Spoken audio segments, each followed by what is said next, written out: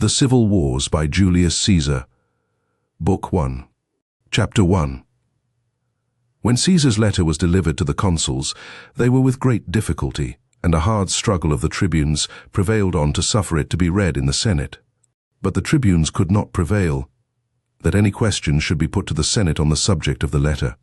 The consuls put the question on the regulation of the state, Lucius Lentulus. The consul promises that he will not fail the Senate and Republic if they declared their sentiments boldly and resolutely, but if they turned their regard to Caesar and courted his favor, as they did on former occasions, he would adopt a plan for himself, and not submit to the authority of the Senate that he too had a means of regaining Caesar's favor and friendship. Scipio spoke to the same purport, that it was Pompey's intention not to abandon the Republic if the Senate would support him, but if they should hesitate and act without energy, they would in vain implore his aid, if they should require it hereafter. Chapter 2. This speech of Scipio's, as the Senate was convened in the city and Pompey was near at hand, seemed to have fallen from the lips of Pompey himself. Some delivered their sentiments with more moderation, as Marcellus first, who in the beginning of his speech said, that the question ought not to be put to the Senate on this matter, till levies were made throughout all Italy, and armies raised under whose protection the Senate might freely and safely pass such resolutions as they thought proper, as Marcus Callidius afterward, who was of opinion that Pompey should set out for his province, that there might be no cause for arms, that Caesar was naturally apprehensive as 2 legions were forced from him, that Pompey was retaining those troops and keeping them near the city to do him injury, as Marcus Rufus, who followed Callidius almost word for word. They were all harshly rebuked by Lentulus, who peremptorily refused to propose Callidius's motion. Marcellus, overawed by his reproofs, retracted his opinion. Thus most of the Senate, intimidated by the expressions of the consul, by the fears of a present army, and the threats of Pompey's friends, unwillingly and reluctantly adopted Scipio's opinion, that Caesar should disband his army by a certain day, and should he not do so, he should be considered as acting against the state. Marcus Antonius and Quintus Cassius, tribunes of the people, interposed. The question was immediately put on their interposition. Violent opinions were expressed. Whoever spoke with the greatest acrimony and cruelty was most highly commended by Caesar's enemies. Chapter 3. The Senate having broken up in the evening, all who belonged to that order were summoned by Pompey. He applauded the forward and secured their votes for the next day. The more moderate he reproved and excited against Caesar.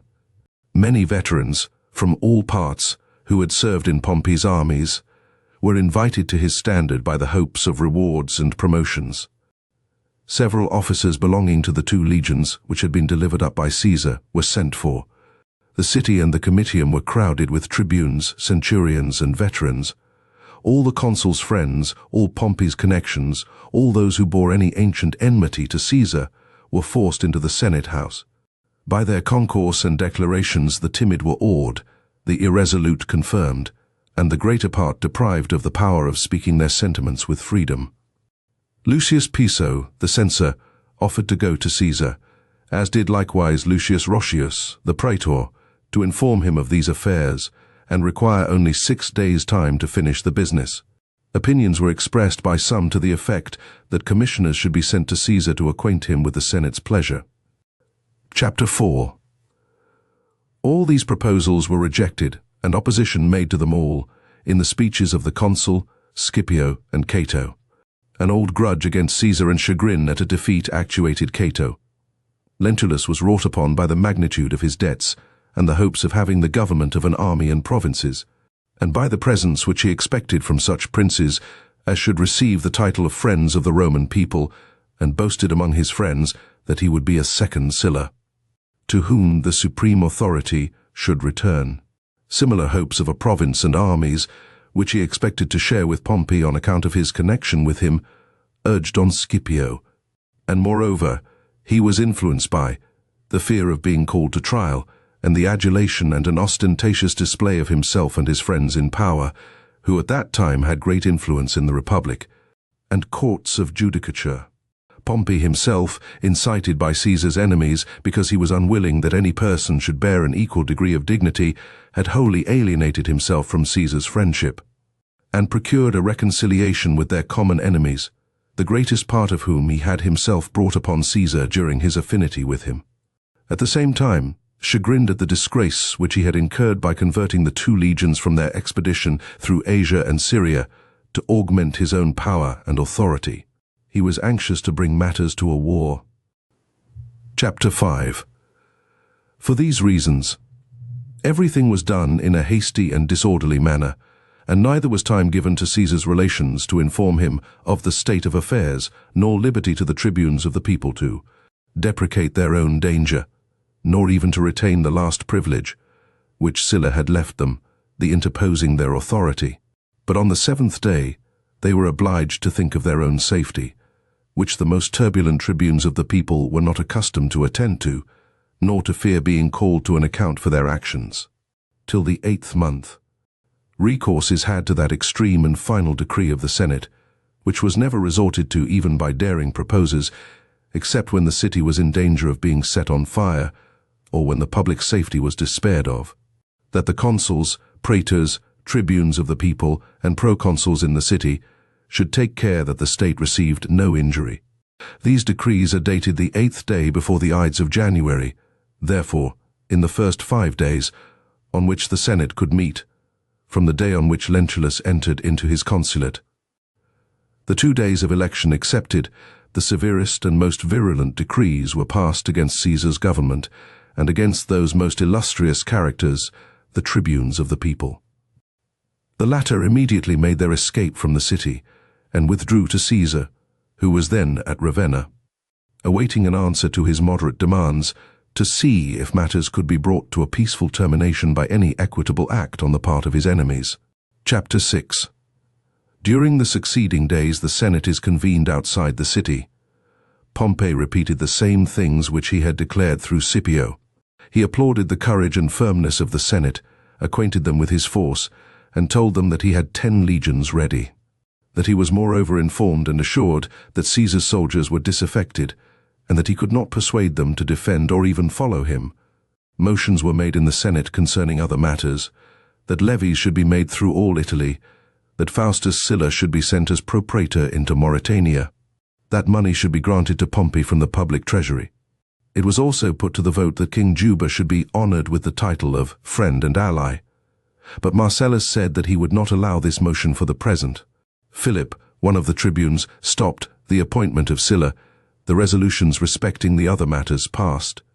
The provinces, 2 of which were consular, the remainder praetorian, were decreed to private persons. Scipio got Syria, Lucius Domitius Gaul. Philip and Marcellus were omitted from a private motive, and their lots were not even admitted. To the other provinces praetors were sent, nor was time granted, as in former years, to refer to the people on their appointment, nor to make them take the usual oath, and march out of the city in a public manner, robed in the military habit, after offering their vows, a circumstance which had never before happened. Both the consuls leave the city, and private men had lictors in the city and capital, contrary to all precedents of former times. Levies were made throughout Italy, arms demanded, and money exacted from the municipal towns, and violently taken from the temples. All distinctions between things human and divine are confounded. Chapter 7. These things being made known to Caesar, he harangued his soldiers. He reminded them of the wrongs done to him at all times by his enemies, and complained that Pompey had been alienated from him and led astray by them through envy and a malicious opposition to his glory, though he had always favored and promoted Pompey's honor and dignity. He complained that an innovation had been introduced into the Republic, that the intercession of the tribunes, which had been restored a few years before by Sylla, was branded as a crime, and suppressed by force of arms, that Sylla, who had stripped the tribunes of every other power, had nevertheless left the privilege of intercession unrestrained, that Pompey, who pretended to restore what they had lost, had taken away the privileges which they formerly had, that whenever the Senate decreed that the magistrates should take care that the Republic sustained no injury, by which words and decree the Roman people were obliged to repair to arms. It was only when pernicious laws were proposed, when the tribunes attempted violent measures, when the people seceded and possessed themselves of the temples and eminences of the city. And these instances of former times, he showed them were expiated by the fate of Saturninus and the Gracchi, that nothing of this kind was attempted now, nor even thought of. That no law was promulgated, no intrigue with the people going forward, no secession made.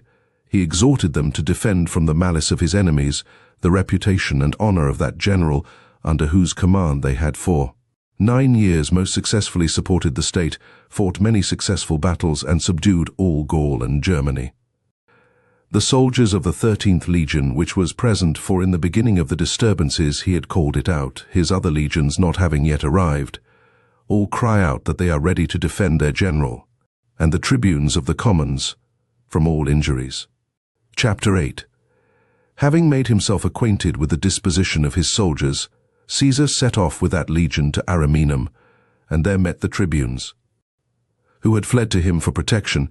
He called his other legions from winter quarters, and ordered them to follow him.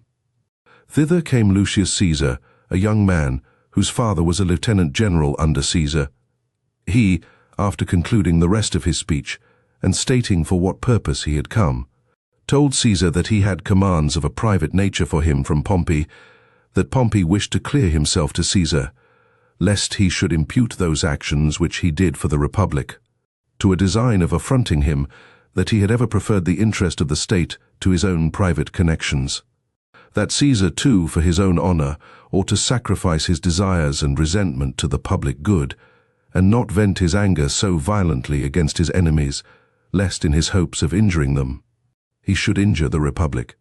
He spoke a few words to the same purport from himself, in addition to Pompey's apology. Roscius, the praetor, conferred with Caesar almost in the same words and on the same subject, and declared that Pompey had empowered him to do so. Chapter 9.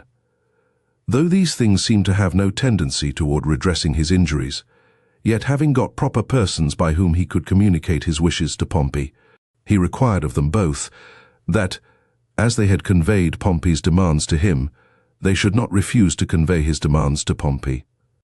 If by so little trouble they could terminate a great dispute, and liberate all Italy from her fears. That the honor of the Republic had ever been his first object, and dearer to him than life, that he was chagrined, that the favor of the Roman people was wrested from him by the injurious reports of his enemies, that he was deprived of a half-year's command, and dragged back to the city, though the people had ordered that regard should be paid to his suit for the consulate at the next election, though he was not present. That, however, he had patiently submitted to this loss of honor, for the sake of the Republic, that when he wrote letters to the Senate, requiring that all persons should resign the command of their armies, he did not obtain even that request, that levies were made throughout Italy, that the 2 legions which had been taken from him under the pretense of the Parthian war were kept at home, and that the state was in arms. To what did all these things tend, unless to his ruin? But nevertheless he was ready to condescend to any terms, and to endure everything for the sake of the Republic. Let Pompey go to his own province. Let them both disband their armies. Let all persons in Italy lay down their arms. Let all fears be removed from the city. Let free elections, and the whole Republic be resigned to the direction of the Senate and Roman people. That these things might be the more easily performed, and conditions secured and confirmed by oath, either let Pompey come to Caesar, or allow Caesar to go to him. It might be that all their disputes would be settled by an interview. Chapter 10. Roscius and Lucius Caesar, having received this message, went to Capua, where they met the consuls and Pompey, and declared to them Caesar's terms. Having deliberated on the matter, they replied, and sent written proposals to him by the same persons, the purport of which was, that Caesar should return into Gaul, leave Ariminum, and disband his army. If he complied with this, that Pompey would go to Spain. In the meantime, until security was given that Caesar would perform his promises, that the consuls and Pompey would not give over their levies. Chapter 11. It was not an equitable proposal to require that Caesar should quit Ariminum and return to his province. but that he Pompey should himself retain his province and the legions that belonged to another, and desire that Caesar's army should be disbanded, while he himself was making new levies, and that he should merely promise to go to his province, without naming the day on which he would set out. So that if he should not set out till after Caesar's consulate expired, yet he would not appear bound by any religious scruples about asserting a falsehood. But his not granting time for a conference, nor promising to set out to meet him, made the expectation of peace appear very hopeless. Caesar, therefore, sent Marcus Antonius, with 5 cohorts from Ariminum to Arretium. He himself stayed at Ariminum with 2 legions, with the intention of raising levies there. He secured Pisaurus, Fanum, and Ancona with a cohort each. Chapter 12. In the meantime, being informed that Thermus the praetor was in possession of Iguvium with 5 cohorts and was fortifying the town, but that the affections of all the inhabitants were very well inclined toward himself, he detached Curio with 3 cohorts, which he had at Ariminum and Pisaurus. Upon notice of his approach, Thermus, distrusting the affections of the townsmen, drew his cohorts out of it and made his escape. His soldiers deserted him on the road and returned home. Curio recovered Iguvium with the cheerful concurrence of all the inhabitants. Caesar, having received an account of this, and relying on the affections of the municipal towns, drafted all the cohorts of the 13th Legion from the garrison and set out for Auximum, a town into which Attius had brought his cohorts, and of which he had taken possession, and from which he had sent senators round about the country of Picenum to raise new levies. Chapter 13. Upon news of Caesar's approach, the Senate of Auximum went in a body to Attius Varus, and told him that it was not a subject for them to determine upon, yet neither they nor the rest of the freemen would suffer Caius Caesar, a general, who had merited so well of the Republic after performing such great achievements, to be excluded from their town and walls, wherefore he ought to pay some regard to the opinion of posterity, and his own danger. Alarmed at this declaration, Attius Varus drew out of the town the garrison which he had introduced, and fled. A fear of Caesar's front rank having pursued him, obliged him to halt, and when the battle began, Varus is deserted by his troops. Some of them disperse to their homes, the rest come over to Caesar, and along with them, Lucius Pupius, the chief centurion, is taken prisoner and brought to Caesar. He had held the same rank before in Cnaeus Pompey's army, but Caesar applauded the soldiers of Attius, set Pupius at liberty, returned thanks to the people of Auximum, and promised to be grateful for their conduct. Chapter 14. Intelligence of this being brought to Rome, so great a panic spread on a sudden that when Lentulus, the consul, came to open the treasury, to deliver money to Pompey by the Senate's decree, immediately on opening the hallowed door he fled from the city, for it was falsely rumored that Caesar was approaching, and that his cavalry were already at the gates. Marcellus, his colleague, followed him, and so did most of the magistrates. Cnaeus Pompey had left the city the day before, and was on his march to those legions which he had received from Caesar, and had disposed in winter quarters in Apulia. The levies were stopped within the city. No place on this side of Capua was thought secure. At Capua they first began to take courage and to rally, and determined to raise levies in the colonies, which had been sent thither by the Julian law, and Lentulus brought into the public marketplace the gladiators which Caesar maintained there for the entertainment of the people, and confirmed them in their liberty, and gave them horses and ordered them to attend him. But afterward, being warned by his friends that this action was censured by the judgment of all, he distributed them among the slaves of the district of Campania, to keep guard there. Chapter 15. Caesar, having moved forward from Auximum, traversed the whole country of Picenum. All the governors in these countries most cheerfully received him, and aided his army with every necessary. Ambassadors came to him even from Singulum, a town which Labienus had laid out and built at his own expense, and offered most earnestly to comply with his orders. He demanded soldiers, they sent them. In the meantime the 12th Legion came to join Caesar. With these 2 he marched to Asculum, the chief town of Picenum. Lentulus Spinther occupied that town with 10 cohorts, but, on being informed of Caesar's approach, he fled from the town, and, in attempting to bring off his cohorts with him, was deserted by a great part of his men.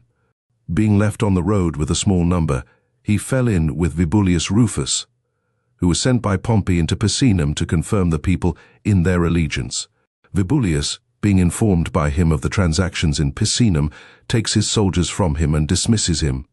He collects, likewise, from the neighboring countries, as many cohorts as he can from Pompey's new levies. Among them he meets with Ulcillus Hierus, fleeing from Camerinum, with 6 cohorts which he had in the garrison there, by a junction with which he made up 13 cohorts. With them he marched by hasty journeys to Corfinium, to Domitius Aenobarbus, and informed him that Caesar was advancing with 2 legions. Domitius had collected about 20 cohorts from Alba, and the Marsians, Pelignians, and neighboring states. Chapter 16. Caesar, having recovered Asculum and driven out Lentulus, ordered the soldiers that had deserted from him to be sought out, and a muster to be made. And, having delayed for 1 day there to provide corn, he marched to Corfinium. On his approach, 5 cohorts, sent by Domitius from the town, were breaking down a bridge which was over the river, at 3 miles distance from it. An engagement taking place there with Caesar's advanced guard, Domitius's men were quickly beaten off from the bridge and retreated precipitately into the town. Caesar, having marched his legions over, halted before the town and encamped close by the walls. Chapter 17. Domitius, upon observing this, sent messengers well acquainted with the country, encouraged by a promise of being amply rewarded, with dispatches to Pompey to Apulia to beg and entreat him to come to his assistance. That Caesar could be easily enclosed by the 2 armies, through the narrowness of the country, and prevented from obtaining supplies. Unless he did so, that he and upward of 30 cohorts, and a great number of senators and Roman knights, would be in extreme danger. In the meantime he encouraged his troops, disposed engines on the walls, and assigned to each man a particular part of the city to defend.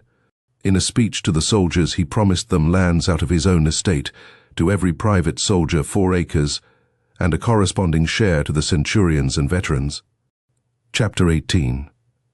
In the meantime, word was brought to Caesar that the people of Sulmo, a town about 7 miles distant from Corfinium, were ready to obey his orders, but were prevented by Quintus Lucretius, a senator, and Attius, a Pelignian, who were in possession of the town with a garrison of 7 cohorts. He sent Marcus Antonius thither, with 5 cohorts of the 8th legion. The inhabitants, as soon as they saw our standards, threw open their gates, and all the people, both citizens and soldiers, went out to meet and welcome Antonius. Lucretius and Attius leaped off the walls. Attius, being brought before Antonius, begged that he might be sent to Caesar. Antonius returned the same day on which he had set out with the cohorts and Attius. Caesar added these cohorts to his own army, and sent Attius away in safety. The 3 first days Caesar employed in fortifying his camp with strong works, in bringing in corn from the neighboring free towns, and waiting for the rest of his forces. Within the 3 days the 8th legion came to him, and 22 cohorts of the new levies in Gaul, and about 300 horse from the king of Noricum. On their arrival he made a second camp on another part of the town, and gave the command of it to Curio. He determined to surround the town with a rampart and turrets during the remainder of the time. Nearly at the time when the greatest part of the work was completed, all the messengers sent to Pompey returned. Chapter 19. Having read Pompey's letter, Domitius, concealing the truth, gave out in council that Pompey would speedily come to their assistance, and encouraged them not to despond, but to provide everything necessary for the defense of the town. He held private conferences with a few of his most intimate friends, and determined on the design of fleeing. As Domitius's countenance did not agree with his words, and he did everything with more confusion and fear than he had shown on the preceding days, and as he had several private meetings with his friends, contrary to his usual practice, in order to take their advice, and as he avoided all public councils and assemblies of the people, the truth could be no longer hid nor dissembled. For Pompey had written back in answer, that he would not put matters to the last hazard, that Domitius had retreated into the town of Corfinium without either his advice or consent. Therefore, if any opportunity should offer, he, Domitius, should come to him with the whole force. But the blockade and works round the town prevented his escape. Chapter 20. Domitius's design being noised abroad, the soldiers in Corfinium early in the evening began to mutiny and held a conference with each other by their tribunes and centurions, and the most respectable among themselves, that they were besieged by Caesar, that his works and fortifications were almost finished, that their general, Domitius, on whose hopes and expectations they had confided, had thrown them off and was meditating his own escape, that they ought to provide for their own safety. At first the Marsians differed in opinion, and possessed themselves of that part of the town which they thought the strongest. And so violent a dispute arose between them, that they attempted to fight and decide it by arms. However, in a little time, by messengers sent from one side to the other, they were informed of Domitius's meditated flight, of which they were previously ignorant.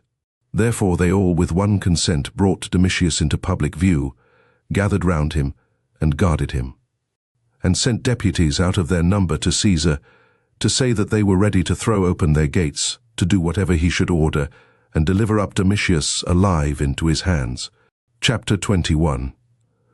Upon intelligence of these matters, though Caesar thought it of great consequence to become master of the town as soon as possible, and to transfer the cohorts to his own camp, lest any change should be wrought on their inclinations by bribes, encouragement, or fictitious messages, because in war great events are often brought about by trifling circumstances.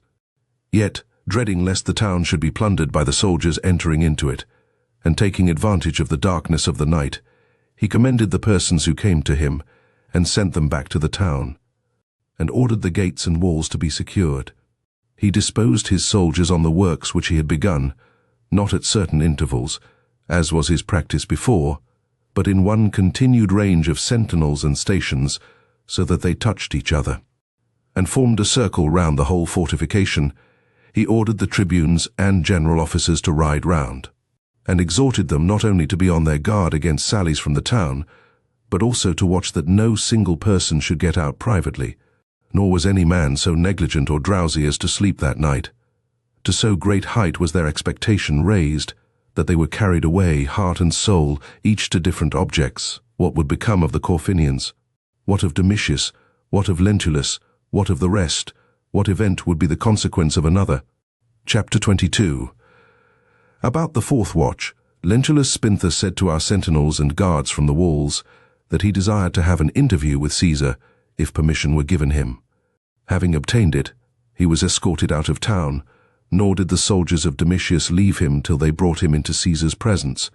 He pleaded with Caesar for his life, and entreated him to spare him, and reminded him of their former friendship, and acknowledged that Caesar's favors to him were very great, in that through his interest he had been admitted into the college of priests, in that after his praetorship he had been appointed to the government of Spain, in that he had been assisted by him in his suit for the consulate. Caesar interrupted him in his speech and told him that he had not left his province to do mischief to any man, but to protect himself from the injuries of his enemies, to restore to their dignity the tribunes of the people who had been driven out of the city on his account, and to assert his own liberty and that of the Roman people, who were oppressed by a few factious men. Encouraged by this address, Lentulus begged leave to return to the town, that the security which he had obtained for himself might be an encouragement to the rest to hope for theirs, saying that some were so terrified that they were induced to make desperate attempts on their own lives. Leave being granted him, he departed.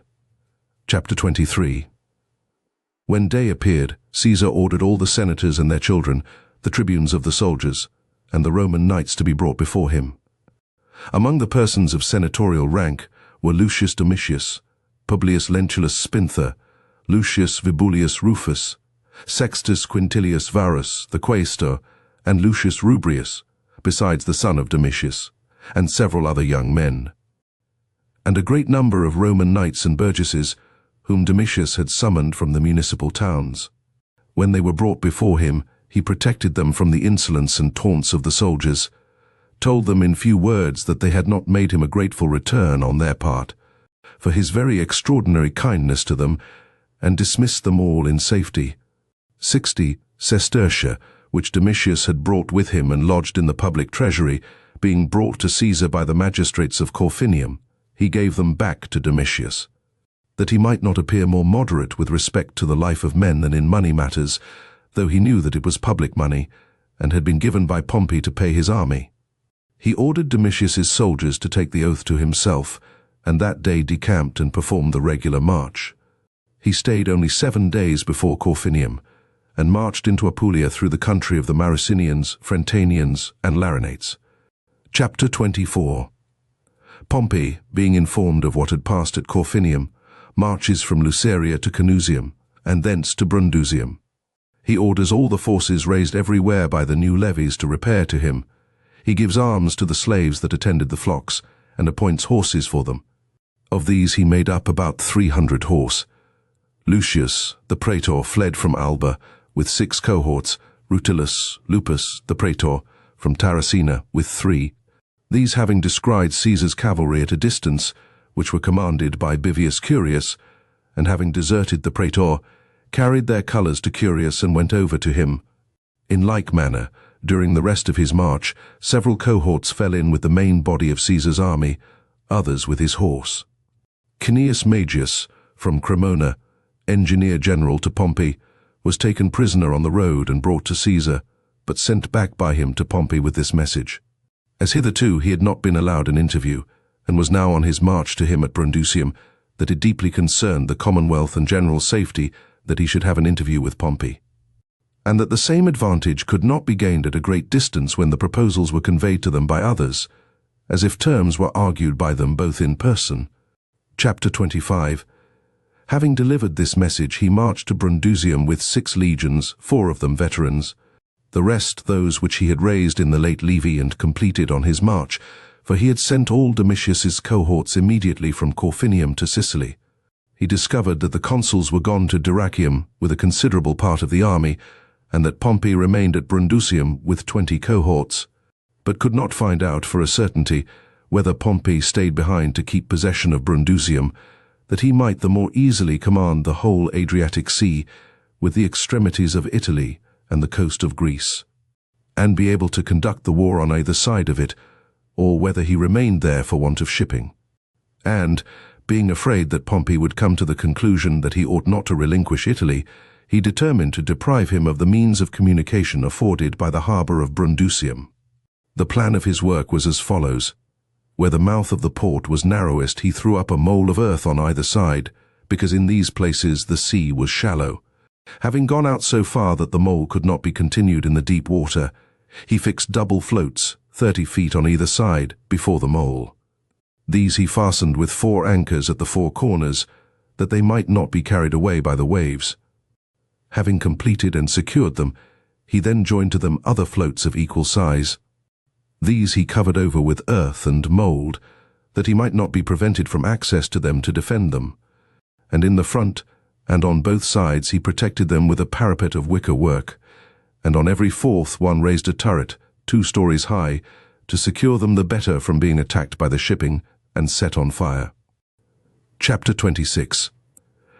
To counteract this, Pompey fitted out large merchant ships, which he found in the harbour of Brundusium. On them he erected turrets 3 stories high, and having furnished them with several engines and all sorts of weapons, drove them among Caesar's works. To break through the floats and interrupt the works, thus there happened skirmishes every day at a distance with slings, arrows, and other weapons. Caesar conducted matters as if he thought that the hopes of peace were not yet to be given up, and though he was very much surprised that Magius, whom he had sent to Pompey with a message, was not sent back to him, and though his attempting a reconciliation often retarded the vigorous prosecution of his plans, yet he thought that he ought by all means to persevere in the same line of conduct. He therefore sent Caninius Rebilus to have an interview with Scribonius Libo, his intimate friend and relation. He charges him to exhort Libo to effect a peace, but, above all things, requires that he should be admitted to an interview with Pompey. He declared that he had great hopes, if that were allowed him, that the consequence would be that both parties would lay down their arms on equal terms, that a great share of the glory and reputation of that event would redound to Libo, if, through his advice and agency, hostilities should be ended. Libo, having parted from the conference with Caninius, went to Pompey, and, shortly after, returns with answer that, as the consuls were absent, No treaty of composition could be engaged in without them. Caesar therefore thought it time at length to give over the attempt which he had often made in vain, and act with energy in the war. Chapter 27. When Caesar's works were nearly half finished, and after 9 days were spent in them, the ships which had conveyed the first division of the army to Dyrrhachium being sent back by the consuls, returned to Brundusium. Pompey, either frightened at Caesar's works or determined from the beginning to quit Italy, began to prepare for his departure on the arrival of the ships, and the more effectually to retard Caesar's attack, lest his soldiers should force their way into the town at the moment of his departure, he stopped up the gates, built walls across the streets and avenues, sunk trenches across the ways, and in them fixed palisadoes and sharp stakes, which he made level with the ground by means of hurdles and clay. But he barricaded with large beams fastened in the ground, and sharpened at the ends, 2 passages and roads without the walls, which led to the port. After making these arrangements, he ordered his soldiers to go on board without noise, and disposed here and there, on the wall and turrets, some light-armed veterans, archers and slingers. These he designed to call off by a certain signal, when all the soldiers were embarked, and left row galleys for them in a secure place. Chapter 28. The people of Brundusium, irritated by the insolence of Pompey's soldiers and the insults received from Pompey himself, were in favor of Caesar's party. Therefore, as soon as they were aware of Pompey's departure, while his men were running up and down, and busied about their voyage, they made signs from the tops of the houses. Caesar, being apprised of the design by them, ordered scaling ladders to be got ready, and his men to take arms, that he might not lose any opportunity of coming to an action. Pompey weighed anchor at nightfall. The soldiers who had been posted on the wall to guard it were called off by the signal which had been agreed on, and knowing the roads, ran down to the ships. Caesar's soldiers fixed their ladders and scaled the walls, but being cautioned by the people to beware of the hidden stakes and covered trenches, they halted, and being conducted by the inhabitants by a long circuit. They reached the port, and captured with their long boats and small craft 2 of Pompey's ships, full of soldiers, which had struck against Caesar's moles. Chapter 29. Though Caesar highly approved of collecting a fleet, and crossing the sea, and pursuing Pompey before he could strengthen himself with his transmarine auxiliaries, with the hope of bringing the war to a conclusion, yet he dreaded the delay and length of time necessary to effect it, because Pompey, by collecting all his ships, had deprived him of the means of pursuing him at present. The only resource left to Caesar was to wait for a fleet from the distant regions of Gaul, Picenum, and the Straits of Gibraltar. But this, on account of the season of the year, appeared tedious and troublesome. He was unwilling that, in the meantime, the veteran army, and the 2 Spains, one of which was bound to Pompey by the strongest obligations, should be confirmed in his interest, that auxiliaries and cavalry should be provided, and Gaul and Italy reduced in his absence. Chapter 30. Therefore, for the present he relinquished all intention of pursuing Pompey, and resolved to march to Spain, and commanded the magistrates of the free towns to procure him ships, and to have them convoyed to Brundusium.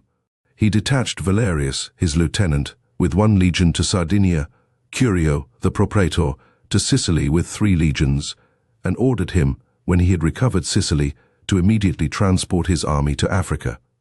Marcus Cotta was at this time governor of Sardinia. Marcus Cato of Sicily, and Tubero by the lots, should have had the government of Africa. The Caralitani, as soon as they heard that Valerius was sent against them, even before he left Italy, of their own accord drove Cotta out of the town, who, terrified because he understood that the whole province was combined against him, fled from Sardinia to Africa. Cato was in Sicily, repairing the old ships of war, and demanding new ones from the states, and these things he performed with great zeal. He was raising levies of Roman citizens, among the Lucani and Bruti, by his lieutenants, and exacting a certain quota of horse and foot from the states of Sicily.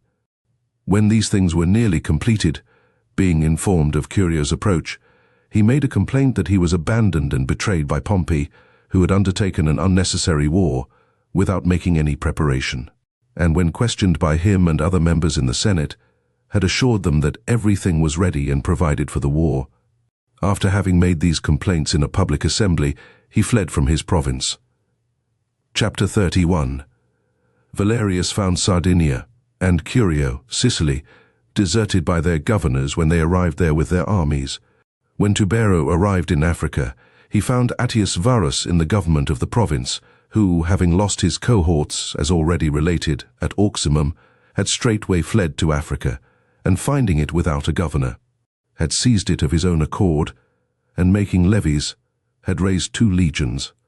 From his acquaintance with the people and country, and his knowledge of that province, he found the means of effecting this, because a few years before, at the expiration of his praetorship, he had obtained that province.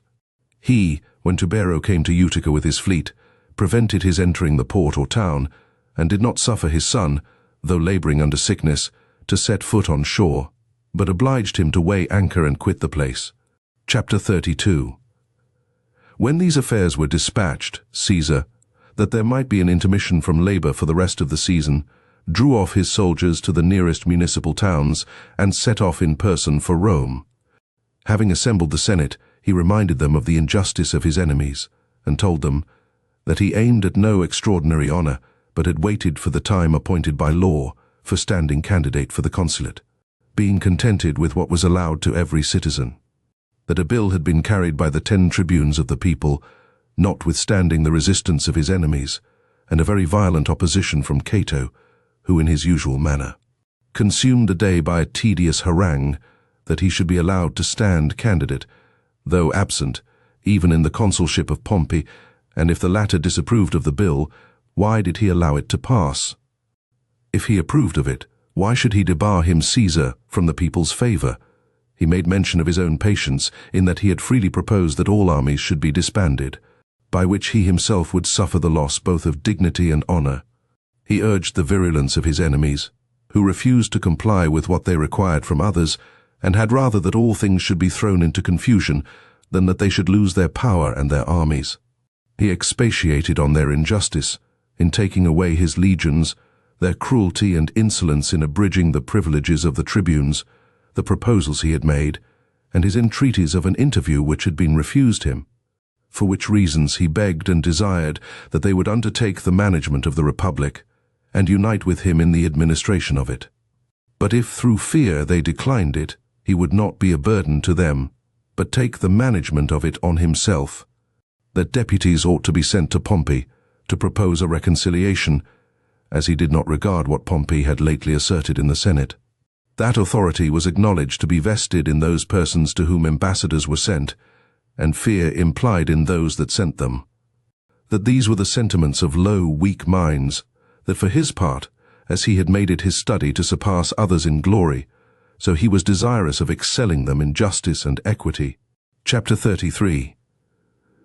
The Senate approved of sending deputies, but none could be found fit to execute the commission, for every person, from his own private fears, declined the office.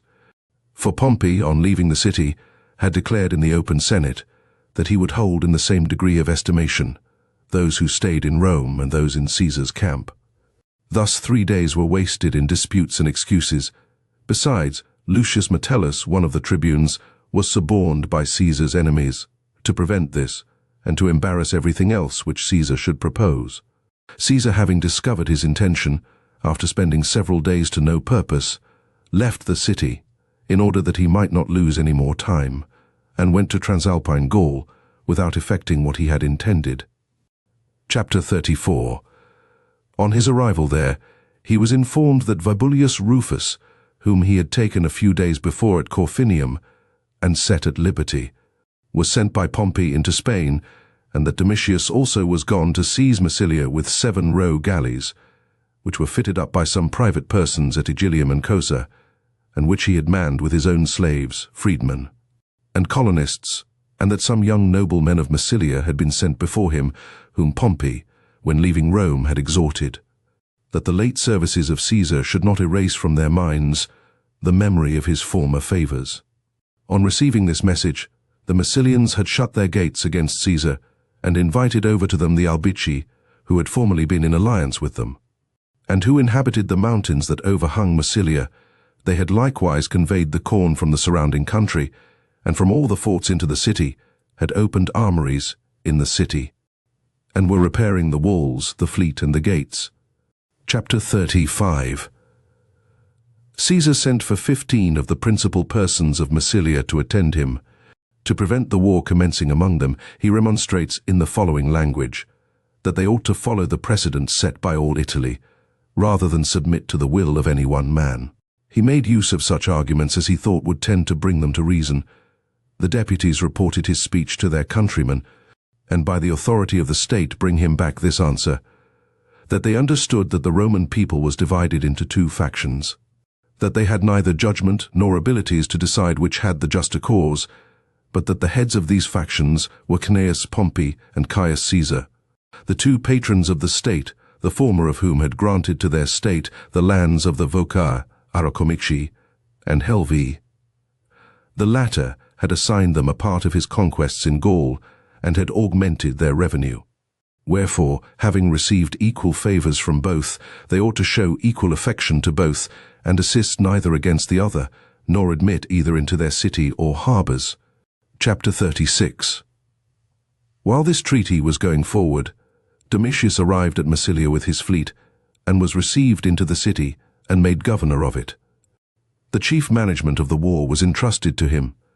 At his command they send the fleet to all parts, they seize all the merchantmen they could meet with, and carry them into the harbour. They apply the nails, timber, and rigging, with which they were furnished to rig and refit their other vessels. They lay up in the public stores all the corn that was found in the ships, and reserve the rest of their lading and convoy for the siege of the town, should such an event take place. Provoked at such ill treatment, Caesar led 3 legions against Massilia, and resolved to provide turrets, and Vineae to assault the town, and to build 12 ships at Arelas, which being completed and rigged in 30 days from the time the timber was cut down, and being brought to Massilia, he put under the command of Decimus Brutus, and left Caius Trebonius his lieutenant to invest the city. Chapter 37. While he was preparing and getting these things in readiness, he sent Caius Fabius, one of his lieutenants, into Spain with 3 legions, which he had disposed to winter quarters in Narbo, and the neighbouring country, and ordered him immediately to seize the passes of the Pyrenees, which were at that time occupied by detachments from Lucius Afranius, one of Pompey's lieutenants. He desired the other legions, which were passing the winter at a great distance, to follow close after him. Fabius, according to his orders, by using expedition, dislodged the party from the hills, and by hasty marches came up with the army of Afranius. Chapter 38. On the arrival of Vibullius Rufus, whom we have already mentioned, Pompey had sent into Spain Afranius, Petreius, and Varro, his lieutenants, one of whom had the command of Hither Spain, with 3 legions, the second of the country from the forest of Castulo to the river Guadiana with 2 legions, the third from the river Guadiana to the country of the Vetones and Lusitania, with the like number of legions divided among themselves their respective departments. Petreius was to march from Lusitania through the Vetones, and join Afranius with all his forces. Varro was to guard all further Spain with what legions he had. These matters being settled, reinforcements of horse and foot were demanded from Lusitania, by Petreius, from the Celtiberi, Cantabri, and all the barbarous nations which border on the ocean, by Afranius. When they were raised, Petreius immediately marched through the Vetones to Afranius. They resolved by joint consent to carry on the war in the vicinity of Herba on account of the advantages of its situation. Chapter 39. Afranius, as above mentioned, had 3 legions, Petreius 2. There were besides about 80 cohorts raised in Hither and further Spain, of which the troops belonging to the former province had shields, those of the latter targets, and about 5,000 horse raised in both provinces. Caesar had sent his legions into Spain, with about 6,000 auxiliary foot and 3,000 horse, which had served under him in all his former wars, and the same number from Gaul, which he himself had provided, having expressly called out all the most noble and valiant men of each state. The bravest of these were from the Aquitani and the Mountaineers, who border on the province in Gaul. He had been informed that Pompey was marching through Mauritania with his legions to Spain, and would shortly arrive. He at the same time borrowed money from the tribunes and centurions, which he distributed among his soldiers. By this proceeding he gained 2 points, He secured the interest of the centurions by this pledge in his hands, and by his liberality he purchased the affections of his army. Chapter 40. Fabius sounded the inclinations of the neighboring states by letters and messengers. He had made 2 bridges over the river Segre, at the distance of 4 miles from each other. He sent foraging parties over these bridges, because he had already consumed all the forage that was on his side of the river. The generals of Pompey's army did almost the same thing, and for the same reason, and the horse had frequent skirmishes with each other. When 2 of Fabius's legions had, as was their constant practice, gone forth as the usual protection to the foragers, and had crossed the river and the baggage, and all the horse were following them on a sudden, from the weight of the cattle and the mass of water, the bridge fell, and all the horse were cut off from the main army, which being known to Petreius and Afranius. From the timber and hurdles that were carried down the river, Afranius immediately crossed his own bridge, which communicated between his camp and the town, with 4 legions and all the cavalry, and marched against Fabius's 2 legions.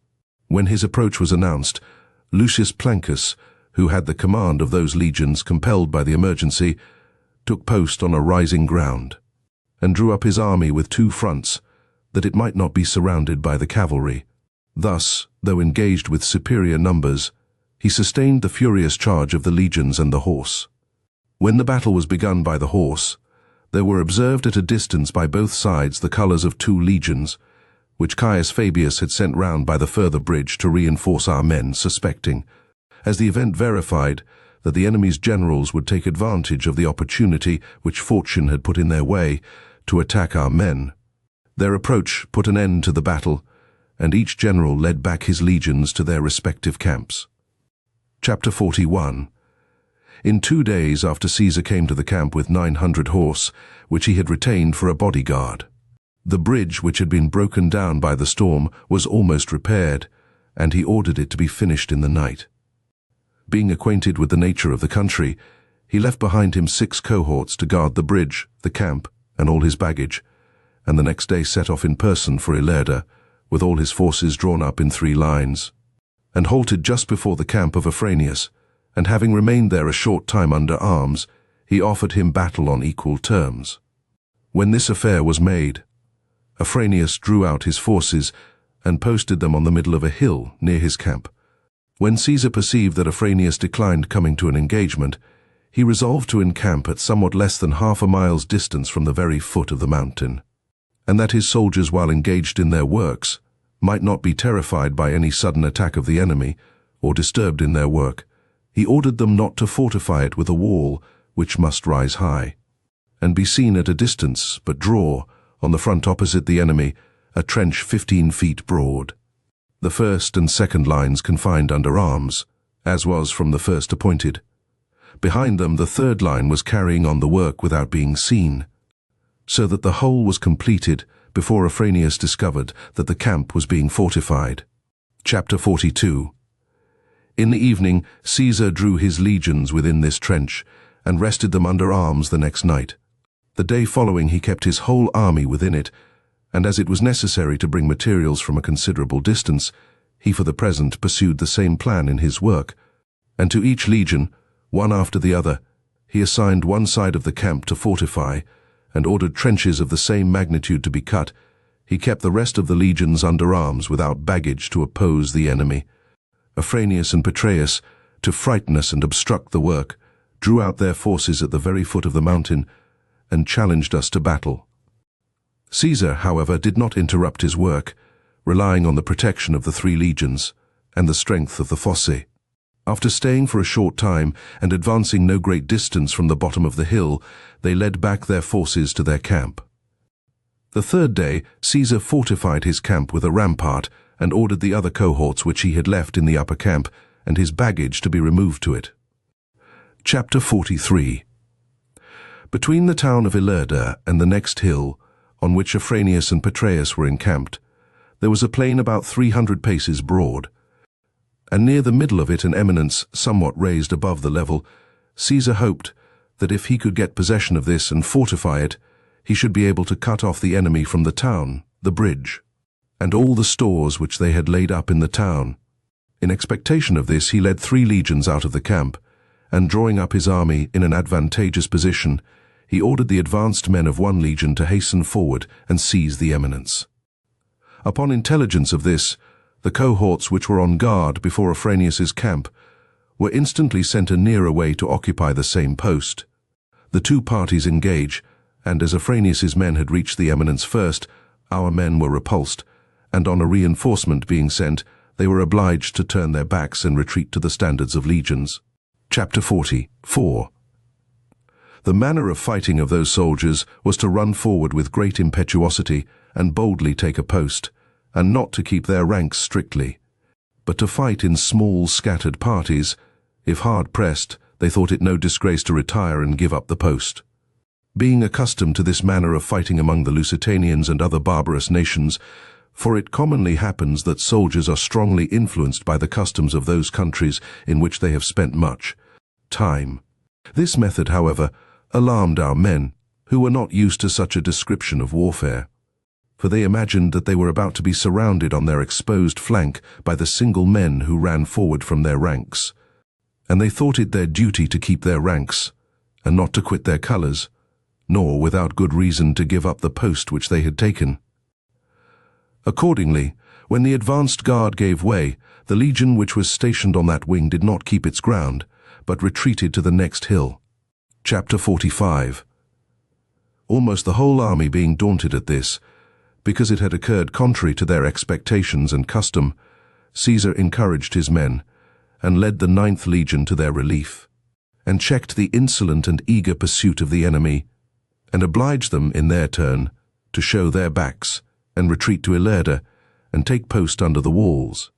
But the soldiers of the 9th Legion, being overzealous to repair the dishonour which had been sustained, having rashly pursued the fleeing enemy, advanced into disadvantageous ground, and went up to the foot of the mountain on which the town Ilerda was built. And when they wished to retire, they were again attacked by the enemy from the rising ground.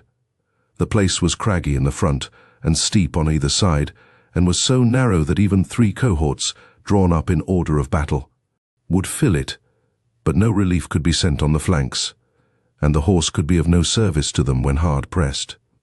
From the town, indeed, the precipice inclined with a gentle slope for near 400 paces. Our men had to retreat this way, as they had, through their eagerness, advanced too inconsiderately. The greatest contest was in this place, which was much to the disadvantage of our troops, both on account of its narrowness, and because they were posted at the foot of the mountain, so that no weapon was thrown at them without effect, yet they exerted their valour and patience, and bore every wound. The enemy's forces were increasing, and cohorts were frequently sent to their aid from the camp through the town, that fresh men might relieve the weary. Caesar was obliged to do the same, and relieve the fatigued by sending cohorts to that post. Chapter 46. After the battle had in this manner continued incessantly for 5 hours, and our men had suffered much from superior numbers, having spent all their javelins, they drew their swords and charged the enemy up the hill, and having killed a few, obliged the rest to fly. The cohorts being beaten back to the wall, and some being driven by their fears into the town, an easy retreat was afforded to our men. Our cavalry also, on either flank, though stationed on sloping or low ground, yet bravely struggled up to the top of the hill, and, riding between the two armies, made our retreat more easy and secure. Such were the various turns of fortune in the battle. In the first encounter about 70 of our men fell, among them Quintus Fulginius, 1st centurion of the 2nd line of the 14th Legion, who, for his extraordinary valour, had been promoted from the lower ranks to that post. About 600 were wounded. Of Afranius's party there were killed Titus Caecilius, principal centurion, and 4 other centurions, and above 200 men. Chapter 47. But this opinion is spread abroad concerning this day, that each party thought that they came off conquerors. Afranius's soldiers, because, though they were esteemed inferior in the opinion of all, yet they had stood our attack and sustained our charge, and, at first, had kept the post on the hill which had been the occasion of the dispute, and, in the first encounter, had obliged our men to fly. But ours, because, notwithstanding the disadvantage of the ground and the disparity of numbers, They had maintained the battle for 5 hours, had advanced up the hill sword in hand, and had forced the enemy to fly from the higher ground and driven them into the town. The enemy fortified the hill about which the contest had been with strong works and posted a garrison on it. Chapter 48. In 2 days after this transaction, there happened an unexpected misfortune, for so great a storm arose that it was agreed that there were never seen higher floods in those countries. It swept down the snow from all the mountains and broke over the banks of the river, and in one day carried away both the bridges which Fabius had built, a circumstance which caused great difficulties to Caesar's army. For as our camp, as already mentioned, was pitched between 2 rivers, the Segre and Cinca, and as neither of these could be forded for the space of 30 miles, they were all of necessity confined within these narrow limits. Neither could the states which had espoused Caesar's cause furnish him with corn, nor the troops, which had gone far to forage, return, as they were stopped by the waters. Nor could the convoys, coming from Italy and Gaul, make their way to the camp. Besides, it was the most distressing season of the year, when there was no corn in the blade, and it was nearly ripe. And the states were exhausted, because Afranius had conveyed almost all the corn, before Caesar's arrival, into Ilerda, and whatever he had left had been already consumed by Caesar. The cattle, which might have served as a secondary resource against want, had been removed by the states to a great distance on account of the war. They who had gone out to get forage or corn were chased by the light troops of the Lusitanians and the targeteers of hither Spain, who were well acquainted with the country and could readily swim across the river, because it is the custom of all those people not to join their armies without bladders. Chapter 49. But Afranius's army had abundance of everything. A great stock of corn had been provided and laid in long before. A large quantity was coming in from the whole province. They had a good store of forage. The bridge of Ilerda afforded an opportunity of getting all these without any danger, and the places beyond the bridge, to which Caesar had no access, were as yet untouched. Chapter 50. Those floods continued several days. Caesar endeavored to repair the bridges, but the height of the water did not allow him. And the cohorts disposed along the banks did not suffer them to be completed, and it was easy for them to prevent it, both from the nature of the river and the height of the water, but especially because their darts were thrown from the whole course of the bank on one confined spot, and it was no easy matter at one and the same time to execute a work in a very rapid flood, and to avoid the darts. Chapter 50.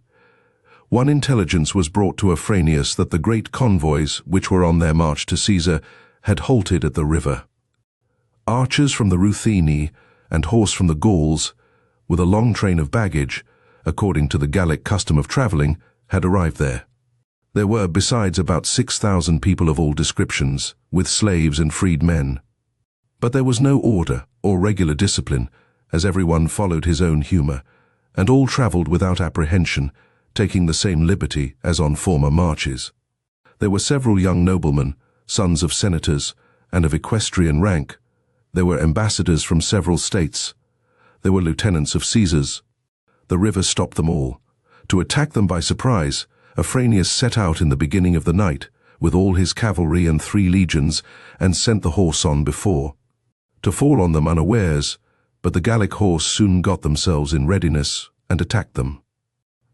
Though but few, they withstood the vast number of the enemy, as long as they fought on equal terms, but when the legions began to approach, having lost a few men, they retreated to the next mountains. The delay occasioned by this battle was of great importance to the security of our men, for having gained time, they retired to the higher grounds. There were missing that day about 200 bowmen, a few horse, and an inconsiderable number of servants and baggage.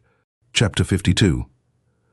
However, by all these things, the price of provisions was raised, which is commonly a disaster attendant, not only on a time of present scarcity, but on the apprehension of future want. Provisions had now reached 50 denarii each bushel, and the want of corn had diminished the strength of the soldiers, and the inconveniences were increasing every day. And so great an alteration was wrought in a few days, and fortune had so changed sides, that our men had to struggle with the want of every necessary, while the enemy had an abundant supply of all things, and were considered to have the advantage. Caesar demanded from those states which had acceded to his alliance a supply of cattle, as they had but little corn. He sent away the camp followers to the more distant states, and endeavored to remedy the present scarcity by every resource in his power. Chapter 53. Afranius and Petreius and their friends sent fuller and more circumstantial accounts of these things to Rome, to their acquaintances. Report exaggerated them, so that the war appeared to be almost at an end. When these letters and dispatches were received at Rome, a great concourse of people resorted to the house of Afranius, and congratulations ran high. Several went out of Italy to Cnaeus Pompey, some of them, to be the first to bring him the intelligence, others, that they might not be thought to have waited the issue of the war, and to have come last of all. Chapter 54. When Caesar's affairs were in this unfavorable position, and all the passes were guarded by the soldiers and horse of Afranius, and the bridges could not be prepared, Caesar ordered his soldiers to make ships of the kind that his knowledge of Britain a few years before had taught him. First, the keels and ribs were made of light timber, then the rest of the hulk of the ships was wrought with wicker work and covered over with hides. When these were finished, he drew them down to the river in wagons in one night, a distance of 22 miles from his camp, and transported in them some soldiers across the river, and on a sudden took possession of a hill adjoining the bank. This he immediately fortified, before he was perceived by the enemy. To this he afterward transported a legion, and having begun a bridge on both sides, he finished it in 2 days. By this means he brought safe to his camp the convoys and those who had gone out to forage, and began to prepare a conveyance for the provisions. Chapter 55. The same day he made a great part of his horse pass the river, who, falling on the foragers by surprise as they were dispersed without any suspicions, intercepted an incredible number of cattle and people, and when some Spanish light-armed cohorts were sent to reinforce the enemy, our men judiciously divided themselves into 2 parts, the one to protect the spoil, the other to resist the advancing foe and to beat them back, and they cut off from the rest and surrounded one cohort, which had rashly ventured out of the line before the others, and after putting it to the sword, returned safe with considerable booty to the camp over the same bridge. Chapter 56.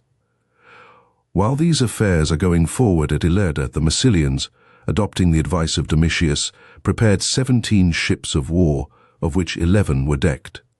To these they add several smaller vessels, that our fleet might be terrified by numbers. They manned them with a great number of archers and of the Albici, of whom mention has been already made. And these they incited by rewards and promises.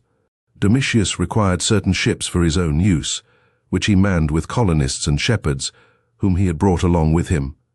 A fleet being thus furnished with every necessary, he advanced with great confidence against our ships, commanded by Decimus Brutus. It was stationed at an island opposite to Massilia. Chapter 57. Brutus was much inferior in number of ships, but Caesar had appointed to that fleet the bravest men selected from all his legions, Anticignani and centurions, who had requested to be employed in that service. They had provided iron hooks and harpoons, and had furnished themselves with a vast number of javelins, darts, and missiles. Thus prepared, and being apprised of the enemy's approach, they put out from the harbour and engaged the Massilians. Both sides fought with great courage and resolution, nor did the Albici, a hardy people, bred on the highlands and inured to arms, fall much short of our men in valour. And being lately come from the Massilians, they retained in their minds their recent promises, and the wild shepherds, encouraged by the hope of liberty, were eager to prove their zeal in the presence of their masters. Chapter 58. The Massilians themselves, confiding in the quickness of their ships and the skill of their pilots, eluded ours and evaded the shock, and as long as they were permitted by clear space, lengthening their line, they endeavored to surround us, or to attack single ships with several of theirs, or to run across our ships, and carry away our oars if possible. But when necessity obliged them to come nearer, they had recourse, from the skill and art of the pilots, to the valour of the mountaineers. But our men, not having such expert seamen or skilful pilots, for they had been hastily drafted from the merchant ships, and were not yet acquainted even with the names of the rigging, were moreover impeded by the heaviness and slowness of our vessels, which, having been built in a hurry and of green timber, were not so easily maneuvered. Therefore, when Caesar's men had an opportunity of a close engagement, they cheerfully opposed two of the enemy's ships with one of theirs, and throwing in the grappling irons and holding both ships fast, they fought on both sides of the deck and boarded the enemies. And having killed numbers of the Albician shepherds, they sank some of their ships, took others with the men on board, and drove the rest into the harbour. That day the Massilians lost 9 ships, including those that were taken. Chapter 59. When news of this battle was brought to Caesar at Ilerda, the bridge being completed at the same time, fortune soon took a turn. The enemy, daunted by the courage of our horse, did not scour the country as freely or as boldly as before, but sometimes advancing a small distance from the camp, that they might have a ready retreat, they foraged within narrower bounds. At other times, they took a longer circuit to avoid our outposts and parties of horse, or having sustained some loss, or descried our horse at a distance, they fled in the midst of their expedition. Leaving their baggage behind them, at length they resolved to leave off foraging for several days, and contrary to the practice of all nations, to go out at night. Chapter 60. In the meantime, the Ossenses and the Caliguritani, who are under the government of the Ossenses, send ambassadors to Caesar and offer to submit to his orders. They are followed by the Tarraconenses, Jacetani and Ossetani, and in a few days more by the Illogavonenses, who dwell near the river Ebro. He requires of them all to assist him with corn, to which they agreed, and having collected all the cattle in the country, they convey them into his camp. One entire cohort of the Illogavonenses, knowing the design of their state, came over to Caesar from the place where they were stationed, and carried their colours with them. A great change is shortly made in the face of affairs. The bridge being finished, 5 powerful states being joined to Caesar, a way opened for the receiving of corn, and the rumours of the assistance of legions which were said to be on their march, with Pompey at their head. Through Mauritania, having died away, several of the more distant states revolt from Afranius, and enter into league with Caesar. Chapter 61. While the spirits of the enemy were dismayed at these things, Caesar, that he might not be always obliged to send his horse a long circuit round by the bridge, having found a convenient place, began to sink several drains 30 feet deep, by which he might draw off a part of the river Segre and make a ford over it. When these were almost finished, Afranius and Petreius began to be greatly alarmed, lest they should be altogether cut off from corn and forage, because Caesar was very strong in cavalry. They therefore resolved to quit their posts, and to transfer the war to Celtiberia. There was, moreover, a circumstance that confirmed them in this resolution, for of the 2 adverse parties, that which had stood by Sertorius in the late war, being conquered by Pompey, still trembled at his name and sway. Though absent, the other, which had remained firm in Pompey's interest, loved him for the favours which they had received, but Caesar's name was not known to the barbarians. From these they expected considerable aid, both of horse and foot, and hoped to protract the war till winter in a friendly country. Having come to this resolution, they gave orders to collect all the ships in the river Ebro, and to bring them to Octogesa, a town situated on the river Ebro, about 20 miles distant from their camp. At this part of the river, they ordered a bridge to be made of boats fastened together, and transported 2 legions over the river Segre, and fortified their camp with a rampart 12 feet high. Chapter 62.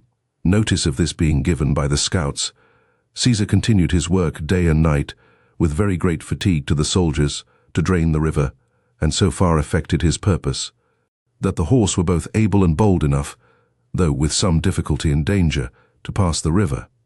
But the foot had only their shoulders and upper part of their breast above the water, so that their fording it was retarded, not only by the depth of the water, but also by the rapidity of the current.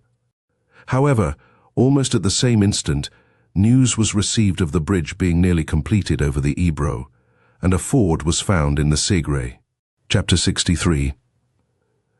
Now indeed the enemy began to think that they ought to hasten their march. Accordingly, leaving 2 auxiliary cohorts in the garrison at Ilerda, they crossed the Segre with their whole force. and formed one camp with the 2 legions which they had led across a few days before. Caesar had no resource but to annoy and cut down their rear, since with his cavalry to go by the bridge required him to take a long circuit so that they would arrive at the Ebro by a much shorter route. The horse which he had detached crossed the ford, and when Afranius and Petreius had broken up their camp about the 3rd watch, they suddenly appeared on their rear and spreading round them in great numbers, retard and impede their march.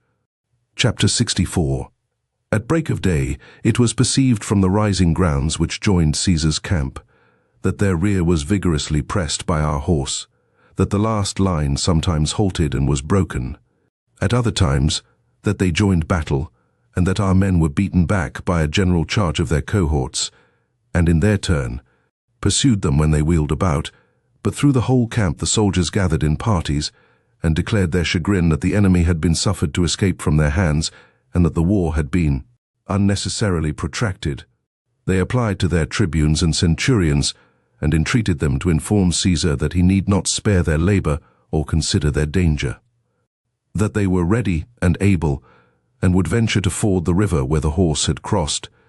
Caesar, encouraged by their zeal and importunity, though he felt reluctant to expose his army to a river so exceedingly large, yet judged it prudent to attempt it and make a trial. Accordingly, he ordered all the weaker soldiers, whose spirit or strength seemed unequal to the fatigue, to be selected from each century, and left them with 1 legion besides. To guard the camp, the rest of the legions he drew out without any baggage, and having disposed a great number of horses in the river, above and below the ford, he led his army over. A few of his soldiers, being carried away by the force of the current, were stopped by the horse and taken up, and not a man perished. His army being safe on the opposite bank, he drew out his forces and resolved to lead them forward in 3 battalions. And so great was the ardor of the soldiers that, notwithstanding the addition of a circuit of 6 miles and a considerable delay in fording the river, before the 9th hour of the day they came up with those who had set out at the 3rd watch. Chapter 65. When Afranius, who was in company with Petreius, saw them at a distance, being affrighted at so unexpected a sight, he halted on a rising ground and drew up his army.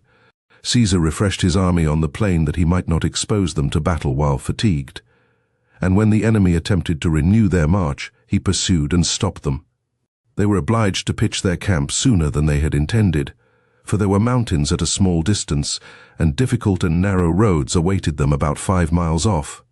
They retired behind these mountains, that they might avoid Caesar's cavalry, and placing parties in the narrow roads, stop the progress of his army, and lead their own forces across the Ebro without danger or apprehension.